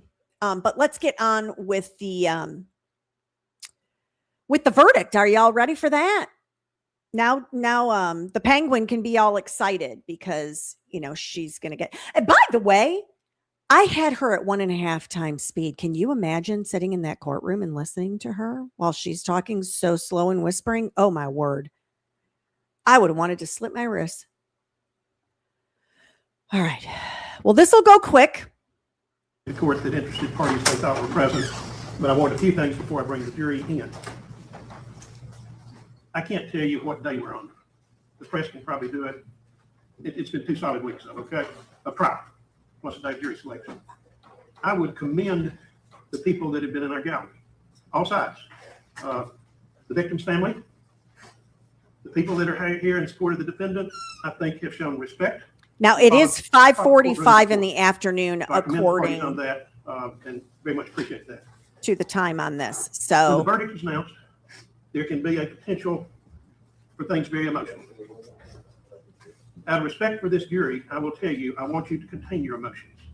I want there to be no displays. If there's any type of outburst or anything, I will authorize the officers to take that person into custody.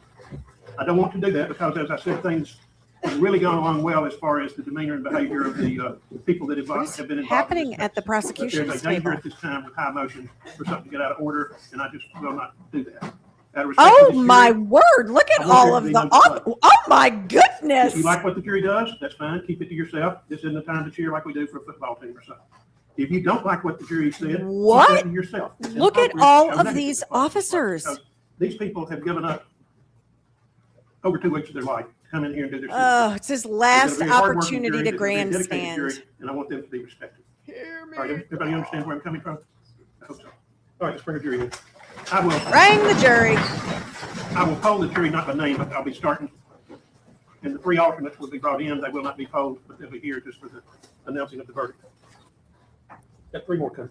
All right, be seated, please. All right, Mr. Foreman, I kind of outed you before, but I will also tell you folks, I'm limited in protecting the deputies. It becomes a matter of record, but I will also tell you, I will support you and make sure that you're not harassed in any form or fashion. I didn't out you by first and last name, just by last name that had been listening pretty close. But has the jury reached a verdict in this case? I want you to pass the verdict forms to me, please, through the bailiff of the sheriff. Why am I nervous? I already know he was found guilty. It's like PTSD or All right, I'm something. going to start with count 1, verdict form. First degree felony murder of Holly Bobo during the perpetration of or attempt to perpetrate kidnapping of Holly Bobo. Hang on. I think I have us at the, yeah, let me slow us to normal. My bad. Let me back us up. Y'all just hang tight here. Okay, sorry. All right, I'm going to start with count 1, verdict form. First degree felony murder of Holly Bobo during the perpetration of or attempt to perpetrate kidnapping of Holly Bobo. You checked guilty of first degree felony murder of Holly Bobo during the perpetration of or attempt to perpetrate kidnapping of Holly Bobo. Is that correct? Yes, sir. And you signed and dated. Now, I'm going to go ahead and poll them as to each count. So I'm going to start on the back corner. Number 1, is that your verdict? Yes. Number 2, Yes. and we're skipping over Yours? Is that your Yes. verdict? Is that your verdict? Yes. Back to the front row. Is that your verdict? Yes. Is that your verdict? Yes. Your verdict? Yes. Your verdict? Yes. Your verdict? Yes. And your verdict. Yes. Count number 2. Verdict form count 2, especially aggravated kidnapping of Holly Bobo accomplished with a deadly weapon or by display of any article used or fashioned to lead the victim to reasonably believe it to be a deadly weapon. At that, you check number A, that guilty of especially aggravated kidnapping of Holly Bobo accomplished with a deadly weapon or by display of any article used or fashioned to lead the victim to reasonably believe it to be a deadly weapon. Is that correct? Yes, sir. Let me start with him first, chairperson. Then I'm gonna come right back down the way as I did. Yours, ma'am? Yes. Yours? Yes. Yours? Yes. Yours? Yes. Yeah. And Good Jennifer Yours. looks like she's going to vomit because front she row. knows he's Yours. innocent. Yes. yours? Yes. Yours? Yes. Yes. Yours? Yes. And yours. Yes. Verdict count 3, especially aggravated kidnapping of Holly Bobo, where Holly Bobo suffered serious bodily injury. You checked A, guilty of especially aggravated kidnapping of Holly Bobo, where Holly Bobo suffered serious bodily injury. Is that correct, Yes, Mr. sir. Foreman? Yes, sir. And starting back at the corner, your verdict, Yes. your verdict, Yes. your verdict, Yes. your Yes. verdict, your verdict, your Yes. verdict. Yes. I didn't hear from her. Yes. Yours, Yes. yours, Yes. yours, Yes. and yours. Okay. Count 4. Like everything else, not very First-degree organized. felony murder of Holly Bobo during the perpetration of or attempt to perpetrate rape of Holly Bobo. You checked A, guilty first-degree felony murder of Holly Bobo during the perpetration of or attempt to perpetrate rape. of I don't Holly even know how Bobo. they got that one. Foreman, is that correct? Yes, sir. And back to the corner, your Yes. verdict, your verdict, Yes. your verdict, Yes. your Yes. verdict, your Yes. verdict, your verdict, Yes. your verdict, Yes. your verdict, Yes. your verdict, Yes. your verdict, Yes, sir. and your Yes. verdict. Count 5. Aggravated rape of Holly Bobo by use or force of coercion while armed with a weapon or any article used or fashioned in a manner to lead the victim reasonably to believe it to be a weapon. Mr. Foreman, you checked A, guilty of aggravated rape of Holly Bobo by the use or force of coercion while armed with a deadly weapon or any article used or fashioned in a manner to lead the victim reasonably to believe it to be a weapon. Is that correct? Yes, sir. And starting in the back corner, your verdict, your verdict, Yes. your verdict, Yes. your Yes. verdict, your verdict. Back down here, your Yes. verdict, your Yes. verdict, your verdict, Yes. your verdict, Yes. your Yes, verdict, sir. your verdict. Yes. Count 6. Aggravated rape of Holly Bobo where Holly Bobo suffered bodily injury. Mr. Foreman, you checked A, guilty of aggravated rape of Holly Bobo where Holly Bobo suffered bodily injury. Is that correct, sir? Yes, sir. And then all the way back down. Yes. Yes. Yes. Yes. Yes. Yes. Yes. Yes. Yes. Yes, sir. Yes. All right. Count 7, aggravated rape of Holly Bobo by use of force or coercion where aided or abetted by one or more persons. Mr. Foreman, you checked A, guilty of aggravated rape of Holly Bobo by use of force or coercion while aided or abetted by one or more persons. Is that correct? Yes, sir. Then all the way back. Yes. Yes. Yes. Yes. Yes. Yes. Yes. Yes. Yes, sir. Yes. I think a new trial, a new jury would want actual Count 8, evidence. first degree premeditated murder of Holly Bobo. Mr. Chairman, you checked A, or put an A, all of these you put X's, but they're checked. You checked guilty of first degree premeditated murder of Holly Bobo. Is that correct, sir? Yes, sir. All right. Yes. Yes.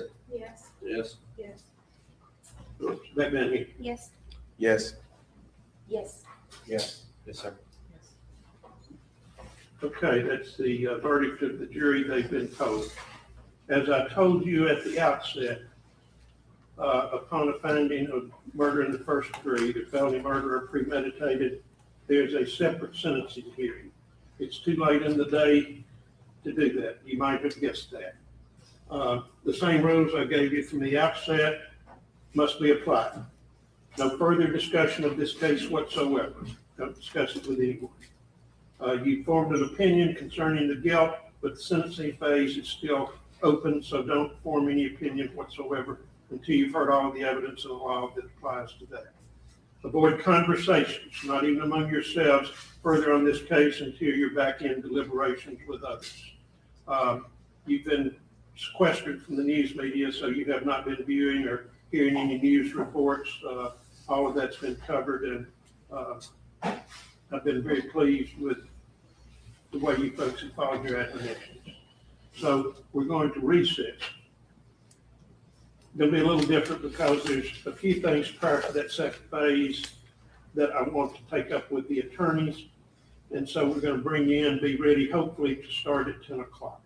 So I'll give you a little more time for breakfast and everything. Because this was a Friday, they would have had to come back again on through Saturday. Okay. Do you have any questions? And they were once again, fully the three that are sequestered. alternates, you need to avoid this, and you need to avoid conversations with the other people that are on the jury in case we still have to substitute something. Also, the three of you will be present during this next phase of the trial so that you can listen to the law, you can listen to the evidence, and then once again, you will be the three alternates, but that way, if you're called into service, you would have properly heard the evidence of the law. Oh, And I would have a hard time just sitting there Okay. not saying anything. So you won't have to play cards or whatever. That's why I have a It's much YouTube more, channel. You got her to thank for that. She said, I feel so sorry for them. And she got an adult coloring book. I don't know if anybody used that or not. Supposedly it's supposed to soothe you. 3 decks of cards. And I said, why 3? I said, well, they might want to play solitaire. And then a couple of puzzle books or whatever. So So we got a 1,000-piece puzzle. Oh, I Holy have cow. subtitles, O'Bailey's. There's My with my dad, face. Bestie There's used no to way do I could those sit in there. Usually around Christmas time. And he had the patience of Job. I don't know whether you all have perceived this. I was not blessed with that patience. I do the best I can, but I'm high geared, okay? But ultimately, that works to the benefit because I like to keep things moving. Something else I want you to consider. Maybe we can wrap it up tomorrow. Maybe we can't. I'm not going to promise. But Oy, oy. I want you folks to decide. The only way I'll work on Sunday afternoon, we'll probably be going all day tomorrow because we're getting ready to be done with this in fairness to everybody. But in the event we don't get ready tomorrow, I'm going to ask the jury to take a poll whether or not you would be interested in going on Sunday afternoon. The only way I would do that is with the consent of all yours, okay? And then we'll talk. And I've already told you I'm extremely limited on anything I can say or comment or whatever, but do you have any questions? All right, you'll be retired then, the sheriff will take care of it. Okay. So they found him guilty of everything. Everything. And I kind of did the math on it. They were given the case around 3 o'clock on Thursday. They deliberated for about 3 hours on that Thursday, and then they came back at 8:30 the next morning. They probably deliberated another 8 hours or so. So we're looking at 11, 12 hours of deliberation to get to that verdict. So at least they did do that. The sentencing, I am going to kick up at a faster speed. I have a hard stop at 3 o'clock today because I'm going to the symphony tonight and I need to get dolled up. So I'm going to pop us up a little bit on this speed. I don't even know if we'll need the entire time that's shown here, but I wanted to cover a few other things as well. So here we go. Oh, it's awfully quiet. There it is.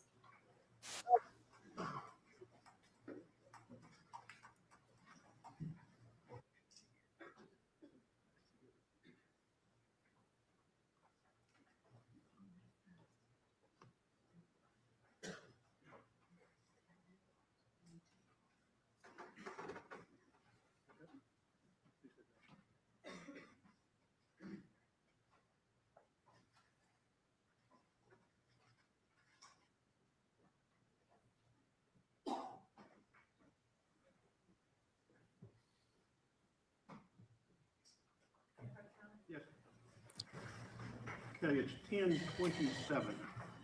We were set to go at 10 o'clock. Starting about 9:30 was when I anticipated taking up the matter so that we could proceed into sentencing at 10. I asked the jury to return at 10. I was approached by attorneys at that time saying that if I could give them additional time, potentially there might be some agreement that could be reached. I think the agreement has been reached with a certain degree of reluctance, but nevertheless, the parties have indicated to me that they're in agreement. Who wants to announce the agreement? Hello, Your Honor. Okay, I probably need the papers back. all right. Make sure I get the consecutive concurrent.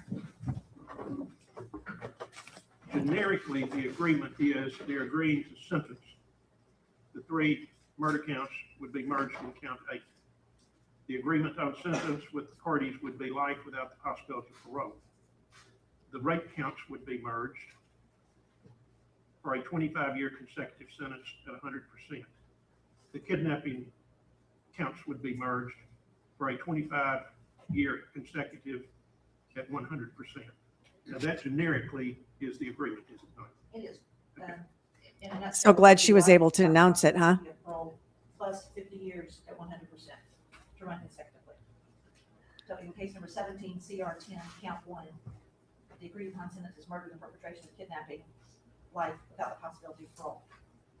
Count 2, on the indicted offense of especially aggravated kidnapping, the agreed upon sentence is 25 years at 100% to run consecutively to all murder cases. Count 3, especially aggravated kidnapping, count 3, same sentence, 25 years at 100% to be merged with the previous count of especially aggravated, excuse me, to be merged with the, count 2, especially aggravated kidnapping. Count 4, murder and perpetration of rape, the agreed upon sentence is life without the possibility of parole, to be merged with. I don't like to listen to her voice. I'm going to flippity flip if y'all don't mind. I'm mostly interested in the sentencing, whether old Judge McGinley has anything to say. Outside of that, I really have no interest in listening to the Penguin continue Mr. Simmons, as I spewing. understand and have understood, essentially you were designated by the defense team as the attorney that would handle the sentencing issues or that phase of the trial. As has been announced with the court and further announced by the District Attorney General, is that correct? That is correct, Your Honor. The agreement is life plus 50 years. All right. Life without parole plus 50. I told you that I would be addressing your client as to voluntariness. I want you to stand, Mr. Adams. Raise your right hand.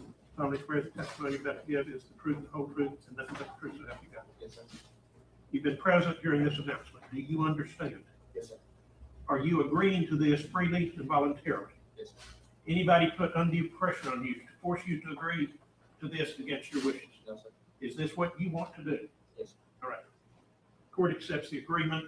Also, as part of this agreement, I'm going to bring the jury in, all 15, and then the state, as part of this agreement, going to offer the victim's mother in the nature of victim impact.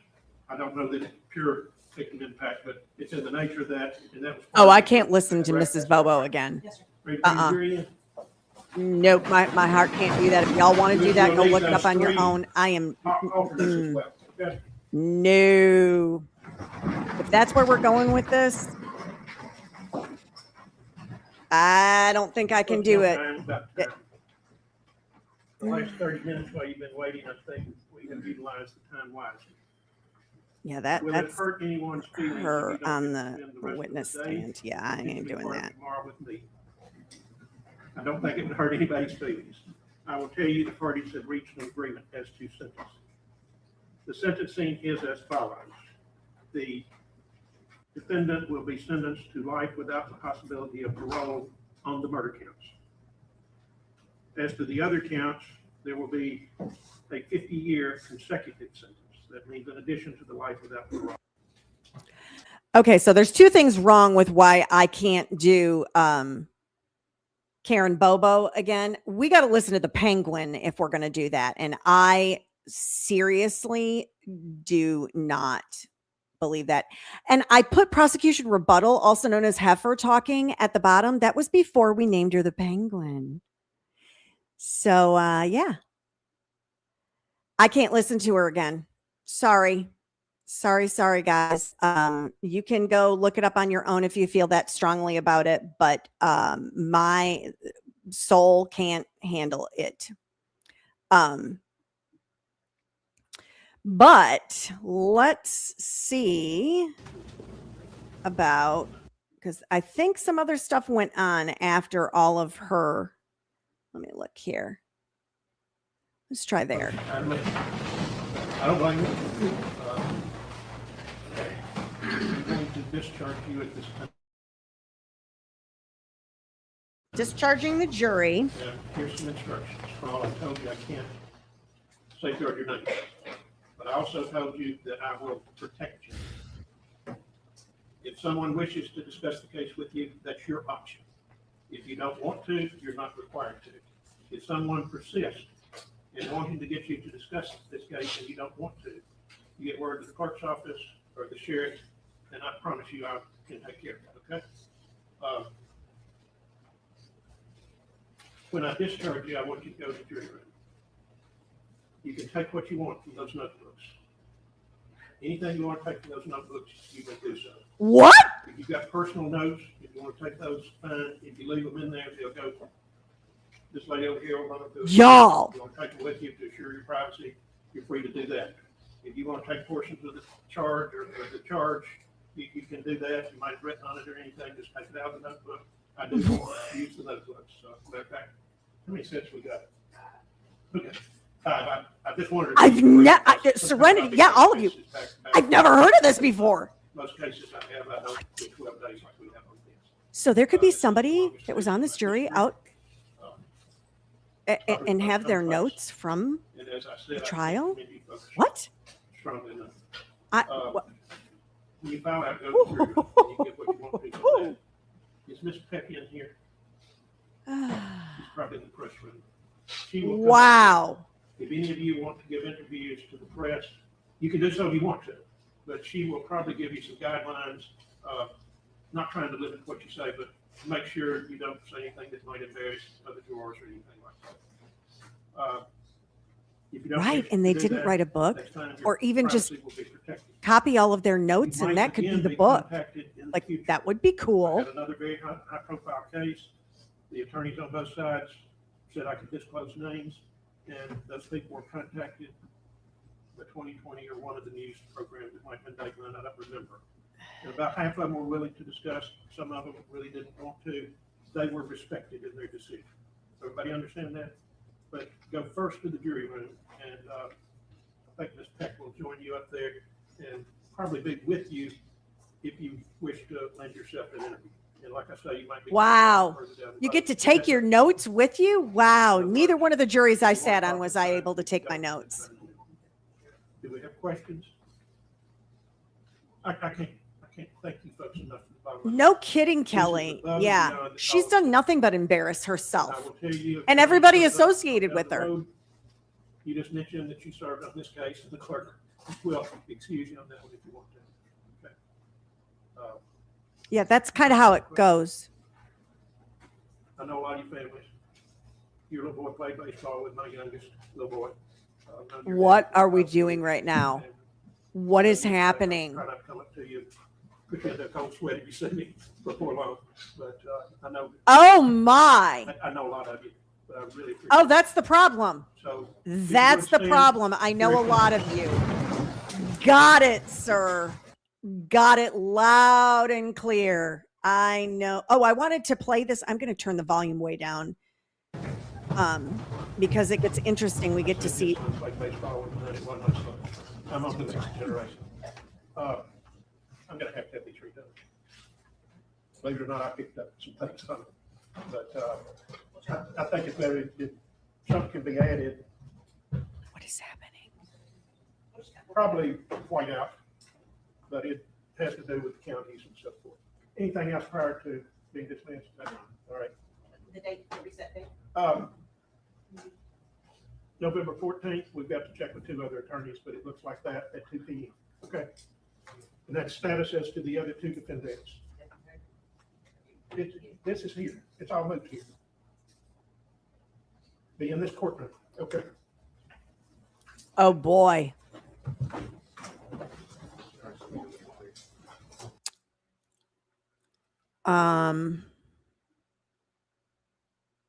So we see Dana Bobo, we see Karen Bobo. They're very happy about what happened.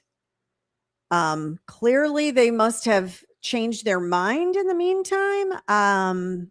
There's Clint. Oh, Jennifer looks really, really upset. Oh, she's talking to the Bobos. Oh.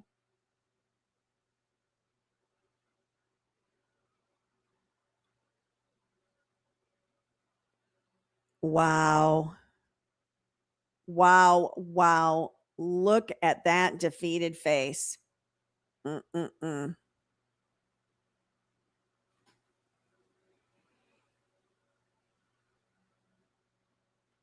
Does that not explain everything for everybody? She looks exhausted. She looks defeated. She looks like half the person that she was when this trial, just the trial, started.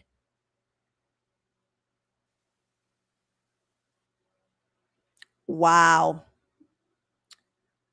Okay. Y'all want some other stuff, don't you? You're constantly wanting stuff out of me. I have more stuff. I have stuff. So first off, let's talk about Mr. Terry Britt. Let me get this information pulled up for all of us to see. Oops, that's not what I wanted to do.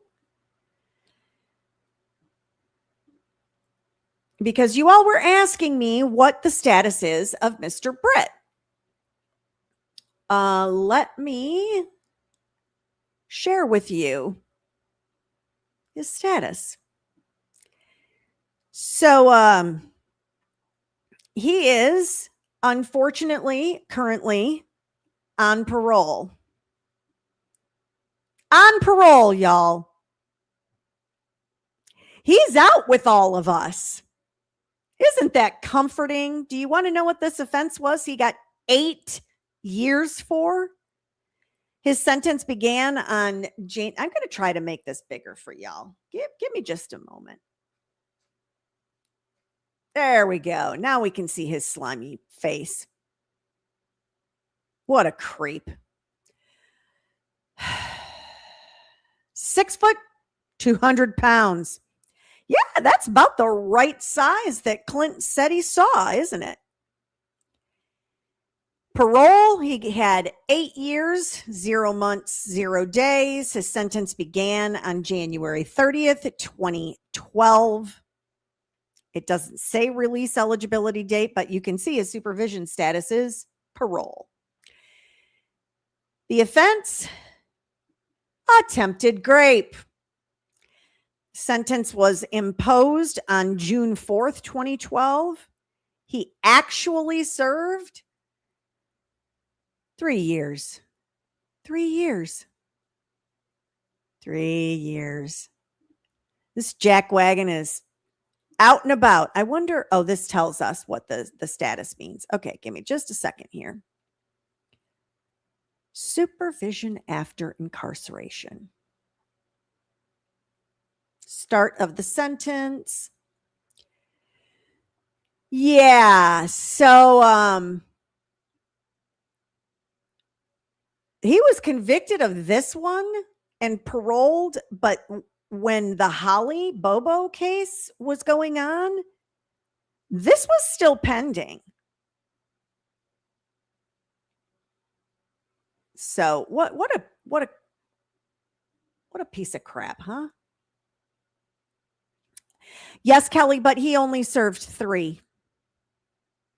He was supposed to serve until 2020, but they let him have 3. 3 years. Why do you say he must have violated? Because I think that he's just out on parole with all of us. Isn't that comforting? So I know you all asked about that, and I know that everybody wanted to know about what the juror had to say. So let me get this pulled up. I had to do it kind of a janky way. In a new window, that's what I want. All right.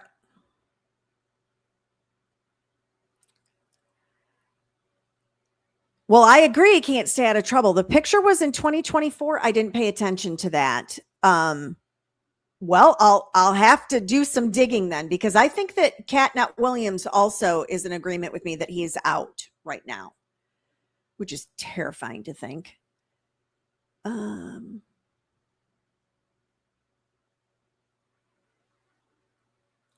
I think this will work. Let's see what we're working with here. I'll maybe have to do some more digging. I just researched the offender registry, but I did not search the inmate registry. So maybe I'll have to do that. Okay. Holly Bobo juror speaks out. Burton Staggs is who I believe wrote this article. Yesterday, I received a Facebook message and the person wanted me to clarify. Hang on. Clarify something that they had seen during the Bobo trial. During the conversation, they revealed to me that they were, in fact, a juror in the Holly Bobo murder trial. Red Rum trial. Sorry. I looked at my list of jurors, and yes, that person was a juror. The question had to do with the testimony of Shane Austin's mother. The juror seemed to think that when Mrs. Austin was handed a piece of paper by the prosecution, that letter was a off yourself note or a confession by her son. Since Austin was deceased, very little about him was discussed in court and none of his statements were admitted. The prosecution clearly scored major points with this witness and to the juror. Assistant DA Jennifer Nichols, the Penguin, handed Mrs. Austin a letter and simply asked if her son had signed that. A clearly emotional Austin said yes, that it did look like his signature. Many people, including the jury, thought this was a confession. In reality, it was 4 statements. Well, we heard Jennifer, good Jennifer, try to ask questions about that, and she was shut down, unequivocally shut down by the judge. One of them said Zach Adams called and that he had her chained up out back and come effer. The others said things that were said in court, gut them like a fish, no body, no crime, and that they put Bobo's body in the Tennessee River near a rock with a large T painted on it. Wow. After we clarified that part of the trial, of course, I had questions that could only be answered by a juror. This juror agreed to disclose some things as long as a name was not used. I asked, what was the focus of deliberations? The cell phone evidence and Jason Autry's testimony weighed very heavy. Shut the front door. These dumb people believe this lying SOB? Come on. What part of Autry's testimony did you give the most weight?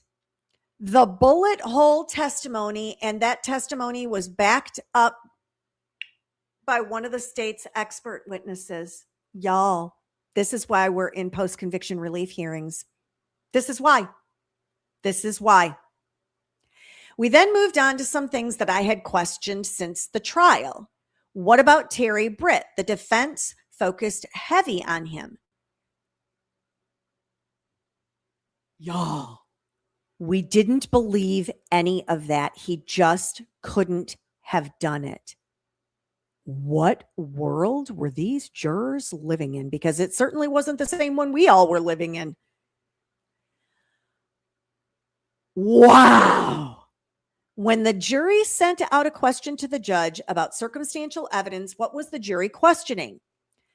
Answer: we had a discussion over one of the grape counts, and it was about what to do if the evidence was circumstantial. The jury charge on that count mentioned a weapon or force, and we didn't necessarily have testimony over a gun or a knife. The judge said that the decision was ours alone to make, and after looking at the charge, we voted guilty on that count. The others had been decided.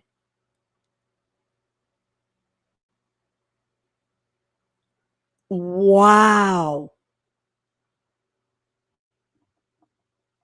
Oh my word. What? This is not a smart jury like we had in Karen Reed season 2, nor the jury that we had in the Raoul Valley trial. If you remember, we heard from the juror foreman after that trial. This is like the jury in Karen Reed season 1. That's what this is. Okay. Do you think there would have been a death penalty if it had come down to the jury deciding the fate of Adams? No, probably not. It seems we were pretty equally divided. Some mentioned their faith and others that there was not enough physical evidence to sentence a man to death. Well, hallelujah. We were not totally aware of the sentences for each, but we pretty much knew that convictions on all of those charges, that Adams would be sentenced to a very long time. Were you glad or relieved that you didn't have to make a decision on the death sentence? Yes, it was a relief. Yeah, nobody likes to have that. No jury likes to have that decision. What was a deciding factor in you voting guilty? The prosecution told us that it was like a bank robbery, that if Paul robbed a bank and someone got killed, then the getaway driver or lookout is guilty of murder. Yes, but you still have to have actual evidence. Oh my word. So the theory of criminal responsibility was the major factor for you? Yes. What stood out about Autry's testimony to you? That he had to be there because he knew the angle of the bullet. He knew the angle of the bullet because he had all the discovery. Ugh. That's also part of the prosecutorial misconduct, I would say, allowing discovery to be given and disseminated to a possible co-conspirator. I cannot imagine that is allowed. Wow. Did you find the witnesses that testified that Zach Adams told them things? Yes, especially the guy that came from Florida that said he prayed with him. Yeah, we were all on board with him too. That was Corey, whatever. And until I found out that he was like essaying somebody himself, then I'm like, ooh. And then his little attitude toward the defense. Ooh, yeah, no, not so much after that.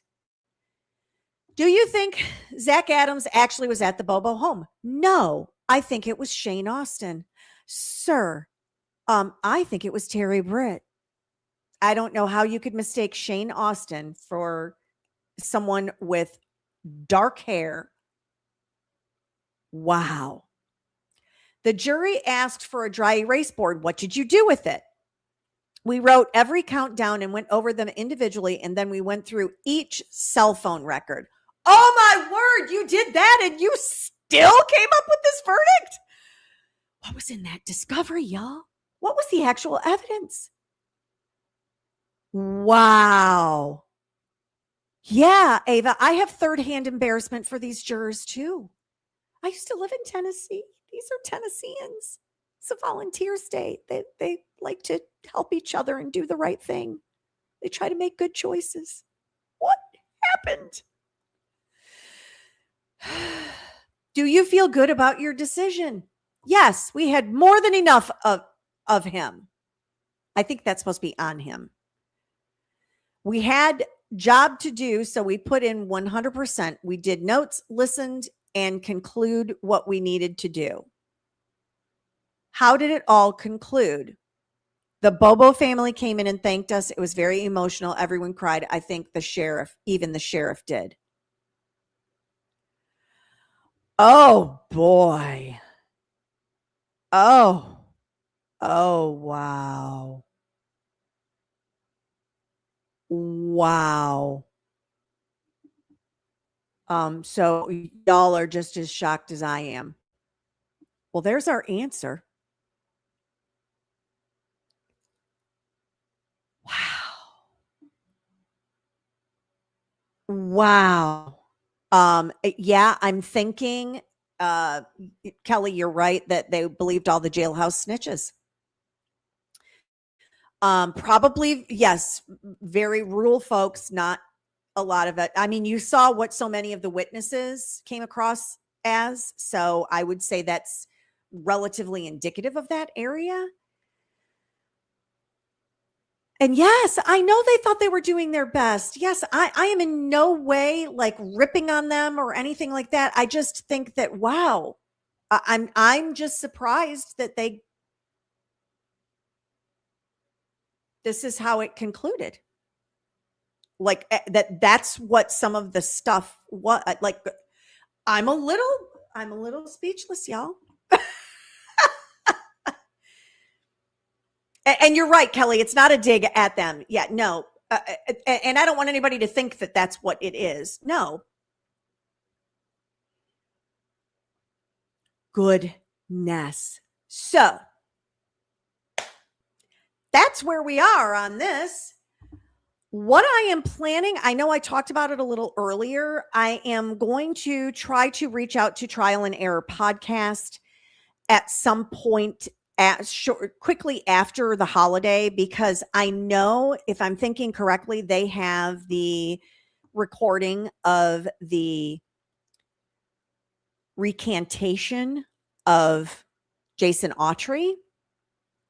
I'm going to try to find some of the hearing information that we have not seen yet. Of course, we will definitely be reviewing Terry Dykes's testimony in the post-conviction relief hearing, especially now that we have a little bit more perspective of how this trial actually went. I think it's important for us to revisit some of the hearing testimony. So we'll be doing that. I'll get my ducks in a row. Like I said earlier, I am not going to be doing a live stream on Monday because I need a haircut badly. And I have real life stuff happening on Tuesday night. So I can't do a live stream on Tuesday night. But I will be back for Wine and Crime Wednesday. So make sure you pay attention. I'm thinking we should likely have a verdict by then in Brian Walsh.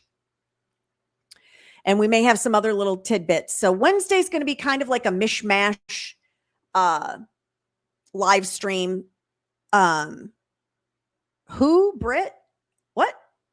I don't know what you're asking, Kelly. And thank you, Ava. But so we'll do that Wednesday. I don't know. We'll see how things go for the Wednesday night live stream, whether I end up doing one on Thursday night as well. But then the following week is Christmas week, and we're going to have our Festivus live stream, and that will be on the 23rd on Festivus itself. So make sure. Oh, I missed that. He was released in March of 2025. How am I missing this? Terry Britt was released in March of 2025. Oh my gosh. And the man just needs to be locked up. He can't keep anything to himself, and he's trying to take people all the time. So that's, anyway, what's coming up on the horizon between now and Christmas. And I think that's all I have to report for all of you today. My paper is completely crossed out. We've covered what I wanted to cover today. Thank you so much for coming in. If you haven't liked, subscribed, shared, notified, all of those things, please do it now. Thank you so much for my mod who kept things under control today. And y'all know the stuff. Keep watching me on the socials. I'll be around, but we'll be meeting again on Wednesday next week for Wine and Crime Wednesday. And in the meantime, you all know It doesn't cost a penny to be kind. So find someone to do something nice for today if you haven't already. And as always,